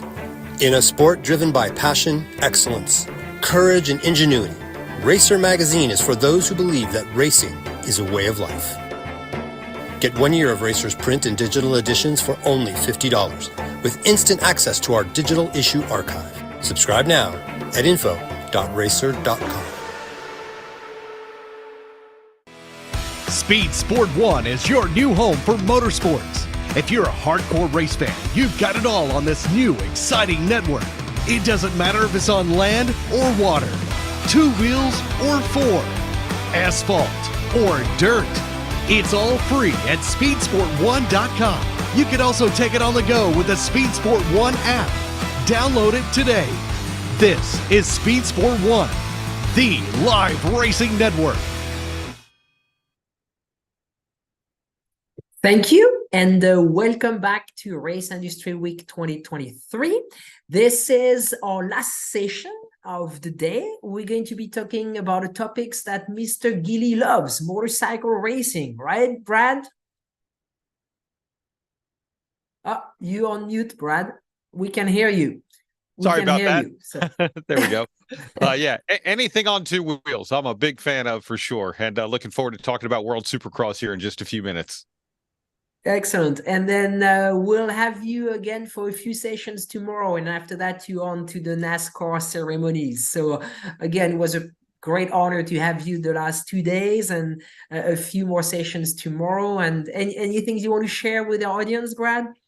You know, it's been really neat. Just doing everything that I do in motorsports and following things and all of that, and seeing a lot of the news that's come out of Race Industry Week already, really just in a day and a half and 2 days, if you think about it, especially what we opened up with Steve Phelps yesterday and a lot of the things that he's talking about. This has become a very big news-making week as well, and it's coming right here from Race Industry Week. Yeah, I've noticed that too, Brad. I mean, articles all over the place and people are sending it. So it's nice to see. And there's more. Including NBC News, correct, Judy, if I'm right? Yeah. Now that's a big deal, and thank you to our partners at Racer and Speed Sport, because they help us reach a much bigger audience, and so being live on speedsport.com, on racer.com, on Speed Sport 1, and all those YouTube channels help us, and thank you very much. So we are going to be bringing Adam Bailey any second. I know he's on. I got a signal from a producer. So as soon as Adam join us on the panel, we'll leave Adam in your hands, Brad. So I don't know if Adam is in Australia right now, if he's in the States, but thank you for him to be joining us. Awesome. Thank you, Francis. Thank you, Judy. And Adam, welcome. And look, I know you guys are coming off of a big weekend in Melbourne. So where are you now, and how was that great round? Yeah, thank you. It's great to be here. I'm in the Gold Coast, Australia, which is where I live, just a couple of hours flight north of Melbourne. But it's great. We had a fantastic event on the weekend. We had a bit over 40,000 people there in Marvel Stadium, which is Australia's largest indoor stadium. I mean, you guys in the States have many of those, but Australia only has the one big one there down in Melbourne, and it was fantastic. It was our best event yet, and definitely a big step forward for the championship. So we're really proud. Yeah, definitely very thrilling to see everything that went on. Congratulations to Ken Roczen and everything else that we've seen. It's been pretty incredible. So tell us about 2023. Tell us about this year and how things have gone for World Supercross. Look, I think, it's a brand new series and a brand new championship, and the FIM World Championship rights were held by Feld Entertainment in the US for 20 years, and they did an amazing job with it, to build the sport and build the brand. But for us to truly take it around the world and take it to other countries around the world is a big challenge, that's for sure. When you operate, and I've promoted events in Australia since around 2015, but to try and take something truly global adds a whole different raft of challenges, and we've definitely found that. And from country to country, there's different ones no matter where it is where you're going. So it's been a challenge, definitely. But one of the things we're just wanting to do is just build kind of credibility and momentum for the series. We've got some amazing riders and competitors, and the goal really is just to showcase this sport to new audiences around the world, not to try and necessarily do what is already being done in the US, but to take this product around the world, and we've managed to do that, particularly going to the Middle East for the first event that Supercross has ever had in the Middle East, in Abu Dhabi, that we had at the start of November was amazing to see a whole diverse crowd there that have never seen anything like it before, motocross or Supercross racing at this kind of level. They were blown away, and that was a really positive sign for us, that there is new audiences around the world that we can convert to Supercross fans. Yeah, I think that's really neat. And I cannot imagine what the logistics are like for all of you at World Supercross Championship, bringing everything that you bring. You mentioned Melbourne, Abu Dhabi, the United Kingdom, and all of that. That's one heck of a big show to be carrying around the world. Yeah, it sure is. And I think you kind of underestimate certain things, or challenges that you might have in a new region like Abu Dhabi, for example. I mean, in the UK, Australia, and US, I think the business operates relatively, similarly. But when we sort of go there, and you have expectations in terms of the earth moving equipment you need to build a track, and things that are the kind of simple things, I guess, here in Australia, are just not, what arrived from the equipment standpoint, what we expected was not at all, what had been asked for. And so our guys had to be flexible and build a track with equipment that they wouldn't usually do it with. And, just adds different challenges. There's language barriers, so when in the heat of the moment of producing live television, or, the big screen broadcast for the live production and the show at the time, people are and maybe not necessarily able to communicate at the speed that they're used to, and that it makes it a little bit clunky at times. So just lessons, you learn along about the sort of key people you need to fly around to be at these events versus who, being able to use local suppliers. And there's a whole bunch of things, examples like that, that we've had to learn on the fly this year for sure.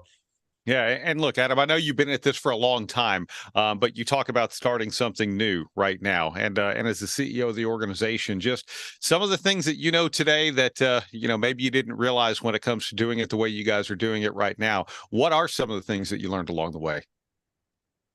I mean, I think that there's a core group of people, that you need to travel to these events, that you can't just source locally, like or the need to know the sport. Like there's people that you can bring in on the ground to assist with things that may never have seen Supercross, and that's okay.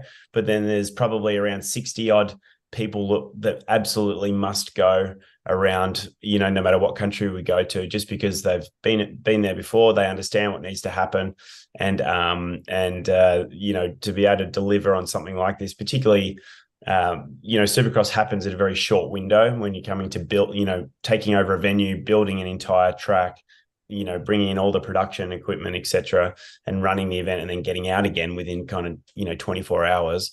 You need people that understand exactly what it is we're trying to do. So I think one of the main things is just kind of refining what that core group looks like. And as we go forward, we'll make sure that we bring those people with us. And it's great that you say that. It doesn't matter who we talk to and who we'll talk to this entire week. Everyone is always going to talk about the people, and that being the biggest difference maker and in their success along the way as well. We were talking with Rick Ware earlier, one of course, the team owners in the World Supercross Championship, but 10 teams, 40 riders, and what you guys are taking around the world right now. Let's talk about that. The race teams and the athletes that you guys have put together. There's a lot of competition for some of the top athletes, and you guys have a lot of them over in World Supercross. Yeah, for sure. And Rick's done an amazing job as have all our sort of 10 teams. But I think one of the main challenges for them is to try and again get something new and contract riders that may already be with a different team in the US, or how that kind of dynamic works. We have some teams that race in the US as well as coming to World Supercross, which works well, like the PMG Suzuki team that Ken Roxon rides for example. They're able to kind of add Ken onto to our championship as well. So it's a challenge for them as well as for us in the infancy of this championship, when you're trying to create something that's global for the first time versus operating purely in in country regions which is normally how it's run in Supercross, with the US clearly being the biggest. So we've got some amazing talent. Ken is a fantastic showman and one of the most popular riders in the world, that's for sure. But also Colt Nichols, Joey Savacci, Shane McElrath, Max Anstey. So really, Dean Wilson, Justin Brayton, really popular, diverse group of riders, that are commonly known in the US. But there's also a bunch of riders that from Australia and Venezuela, and we've had Brazilians and many French riders, and we're trying to welcome. We want it to be truly global. So it's also brought some new talent to the surface that might not have been known otherwise. Yeah, for sure. By the way, I do want to remind anyone viewing right now live, if you do want to ask a question in the chat, you're more than welcome to. And Adam, we just had one come through. As someone who works in U.S. Supercross, I love what you're doing overseas. Is there any chance for another Middle East race next year? What can you tell us about 2024? It's definitely on the cards. We've been talking to a couple of different Middle Eastern regions, since we started the project. So I think, as a motorsport championship, you can't ignore that region. I think we all here know that the Middle East kind of underpins, Formula One and MotoGP and international, motorsport championships. So we definitely will look into that. We've had quite a few discussions, and that the success of that event in Abu Dhabi definitely helped, seeing again, it was 7,000 fans in the Etihad Arena, which, in the US or Australia would be very small, but in the Middle East and a completely new region like that is actually quite a lot. So that's been really helpful to grow in that region. But, we aim to have at least one, maybe two events in Europe.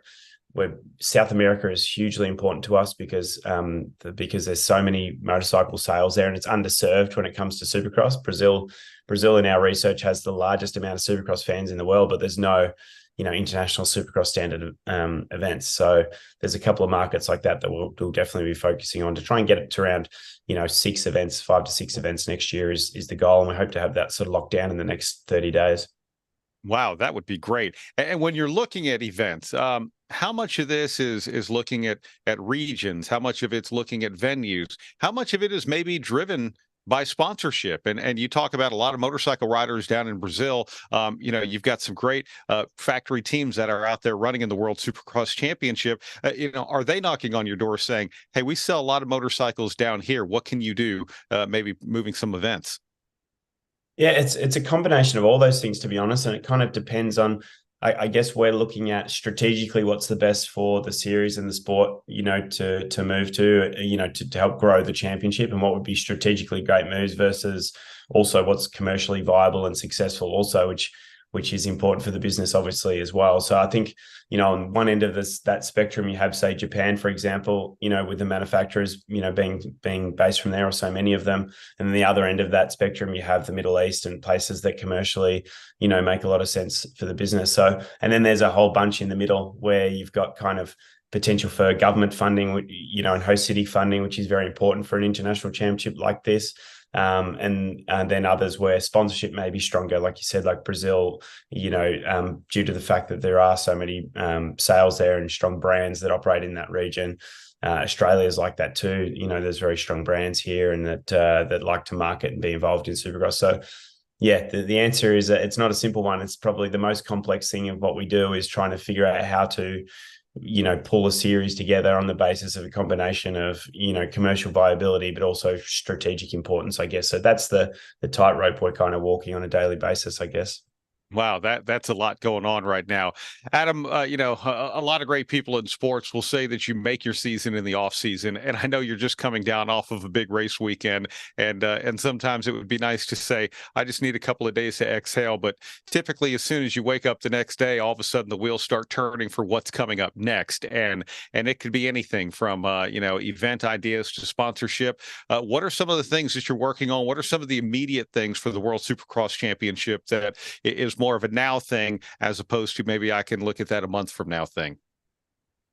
Oh, well, I guess for us immediately is reporting on what's just happened, pulling data together, providing that to our government partners, particularly in Visit Victoria and Australia, to try and to report back on the results of what's just happened, producing a bunch of content and highlights and sponsor deliverables and things like that, we want to make sure that we maximize all of the amazing content that was captured over the weekend.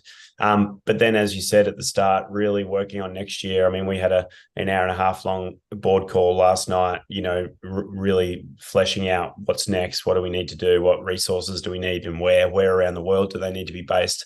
Because that's the other thing, there's being international, being in Australia for all parts of the business doesn't make a lot of logistical sense. So, where do we need to base people to be able to be as efficient as possible to build the series quickly for next year? And it's all about trying to get that calendar locked and announced as soon as possible. That's our number one focus for next year.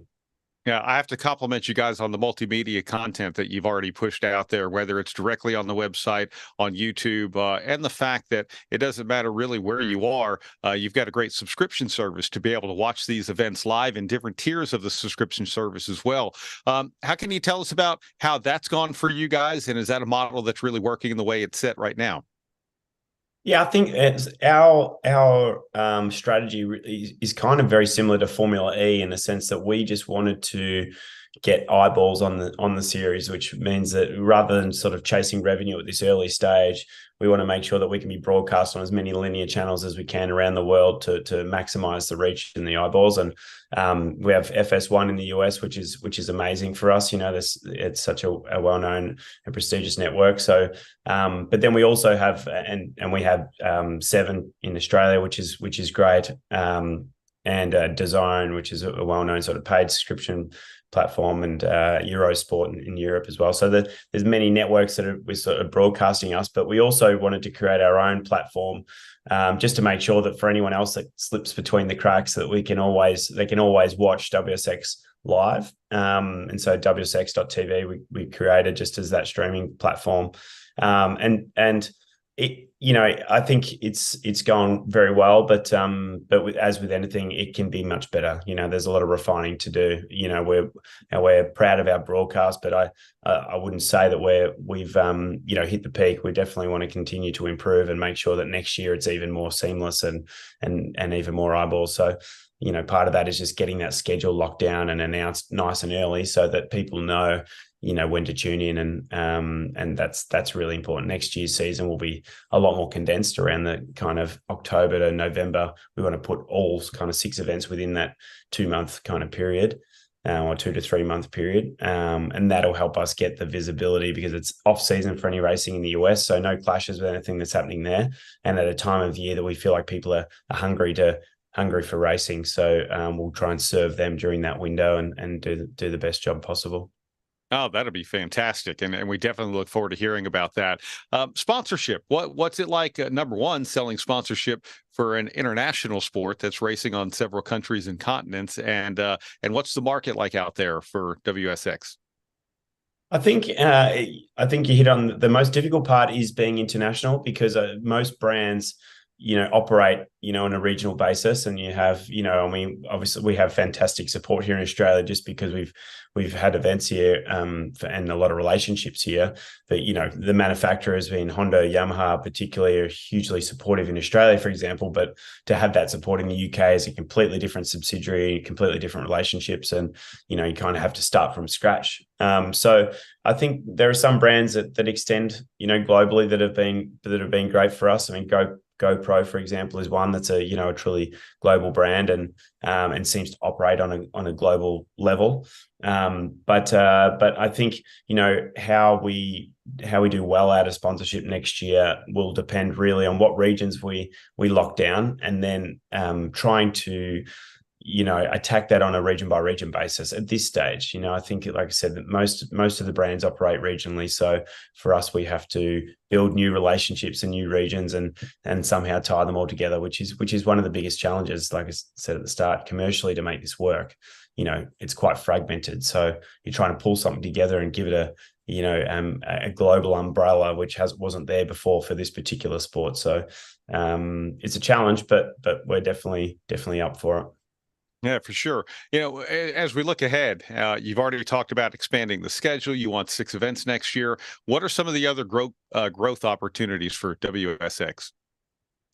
I think across all pillars, there's opportunity. I mean, being global means that we can introduce new fans and new eyeballs, and with that, global merchandise sales and obviously the sponsorship and new brands. I genuinely believe we'll be able to attract new brands into the sport over time. Whereas it's an American sport, and Supercross has had so much success there that but that doesn't mean that there aren't other countries that are going to love it. And I think the event in Abu Dhabi really proved that. So I think there's no simple answer. We're just going to continue to push and learn and do everything humanly possible to make this what we believe it can be, which is kind of like a MotoGP for dirt bikes in the stadium. I guess that's the plan. Yeah, one great thing about Supercross and, just the sport in general, but also how you guys are doing it with WSX from an event perspective, whether it be starting out the day with the pit party to practice and nice elaborate opening ceremonies, live entertainment and all of that. How does that translate around the world? The fan in the UK, the fan in Abu Dhabi, the fans in Australia, does the same event structure work everywhere? Or do you look at things and say, hey, maybe this is going to work in Abu Dhabi, but it might not work in Australia, and that might not work in the UK? How does that work for you? That's a fantastic question. And I think the answer is some things, but not all. And that's part of the learning process. I mean, in Abu Dhabi, for example, we completely changed the event structure so that the night program, or the actual main part of the show, was only 2 hours rather than 3, just because the local promoter partner there, Athara, which is the same promoter of the Formula One event, they felt that maybe the local fans at a 3-hour event would be too long. So we therefore changed the qualifying procedure, put the heat races earlier in the day, so there was actually no crowd during the heat races or the Super Pole qualifying. And the things that we would normally do as part of the main event, we changed to keep it really short, just for families and things, so they could, and we made it earlier in the day because they felt that, for families and kids, if it went into kind of 9:30 p.m., which is our normal finish time, would be too late for them. So, I would say we made those changes, but we probably didn't need to.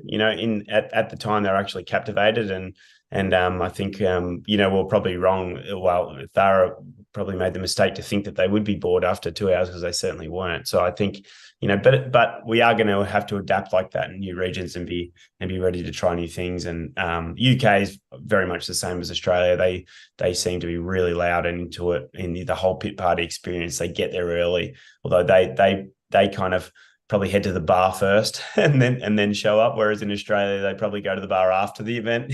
I think the Brits are kind of used to, that's their culture, is they'll go have a couple of beers before the event, and then they make a whole night of it, which is cool. So I think it will change from country to country, and we're going to have to be ready to adapt and bring in sort of local cultures into the show and make sure that that's respected as well. Like I said, it's not going to be just an American championship delivered in the Middle East or an Australian championship delivered in the Middle East. We have to bring in some of those local cultures and things that entertain the local crowds as well.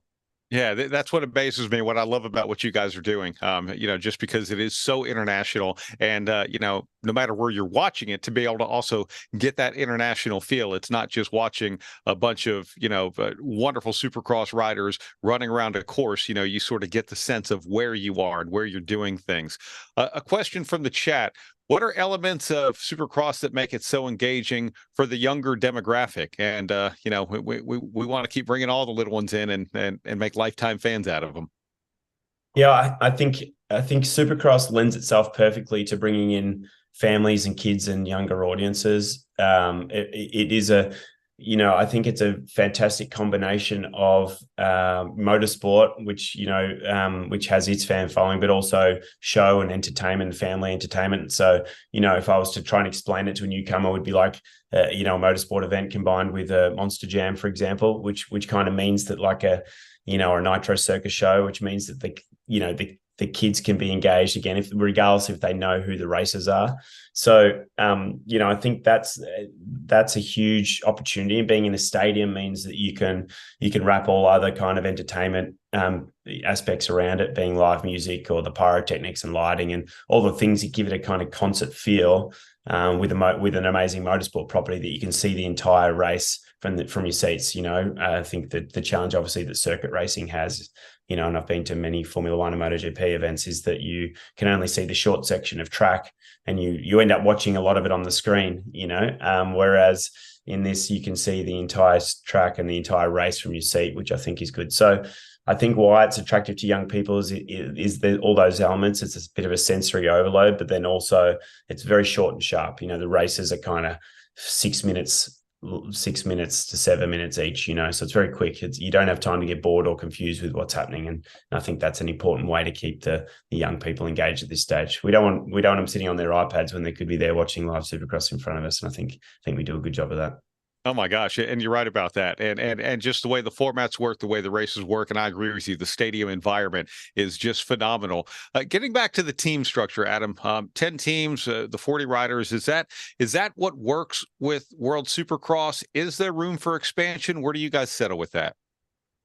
That's a great question. Again, I think at this we're reviewing that as we speak. I think what we really want to do though is build value in those teams, so that if we have 10 teams, it really is designed to be like a Formula One type model, which is then we want to help build the value of those teams. So by doing that, scarcity is the number one way to do that, and we want to make sure that we're not going to just continue to introduce new teams. Instead, we want to figure out how we service the ones that are there, and perhaps introduce new partners to join with them and support them. If manufacturers want to continue to get involved, then how do we connect them with those existing team owners and those 10 licenses? So the plan is really just to grow with that 10 or introduce new ones. If any want to sell, then there's the opportunity for that to happen too, and trade in and out of those licenses. But ultimately, the whole plan is to lift the value of those 10 licenses so that we have 10 really quality global teams competing in the championship.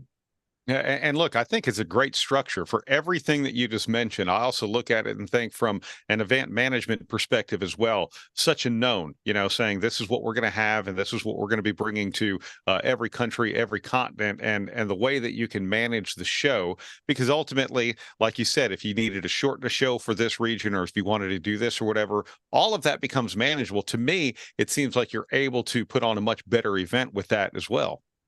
Yeah, totally. It is. And it's actually it's creating a really cool community around what we're doing. Like I think that, and whilst, it's a fine line because you don't want everyone being all buddy that competes against each other, right? Like you want there to be some fierce rivalries and battles and controversy and, and there's plenty of that. But it is creating a cool sort of community around these men and women that are traveling around the world, to race in the series. And it's unique because you're bringing all these different cultures and countries, together, traveling around. And it's quite a close community of people that are all obviously love the sport and have a lot in common. So it's creating this cool little community and vibe around it. But ultimately, I think that, we need them to be passionate and enjoy what they're doing as well. And I think this kind of small group definitely helps create that community, which I think is really important for us all to move forward together. Yeah, I agree. And the competitiveness as well. And if you question that, just go back and look at some of the highlights from your events from just this past season. And it's really incredible. Adam, congratulations on a successful year. And more than anything, I actually look forward to a year from now, looking back at this conversation and seeing just how far you come with the World Supercross Championship. It sounds like there's a lot of great things ahead. Yeah, thank you. No, I really appreciate it. There's a lot of great things ahead, but a lot of work to do. So there's definitely no rest for the wicked, as they say. We'll be working hard between now and next year. I should have a few more grey hairs by then. I'm imagining. Well, thank you very much. Thank you so much. Thank you, Adam. Thank you, and great job. This is a brand new series. You build it from scratch, and it's amazing what you have done. So thank you very much for being with us, and thank you to all of you watching us on Zoom, but also on racer.com, on speedsport.com, on Speedsport 1 TV, as well as on our different YouTube channel and social media channels. This is the last session of the day. We are going to be back tomorrow morning, at 5:45 a.m. with Mr. Chip Ganassi himself. Then we'll be talking to the MotoGP team out of Spain. We're going to have a session on the emerging Indian and South Asia racing market. We're going to be talking to Extreme E, TRD, Ford, General Motors, Ricardo Juncos, Mr. Rick Hendrick, SCCA, Trans Am, SVRA, Richard the King Petty, Pikes Peak, Rally America, and we'll finish the day with the Super GT Japan. So an incredible lineup again tomorrow.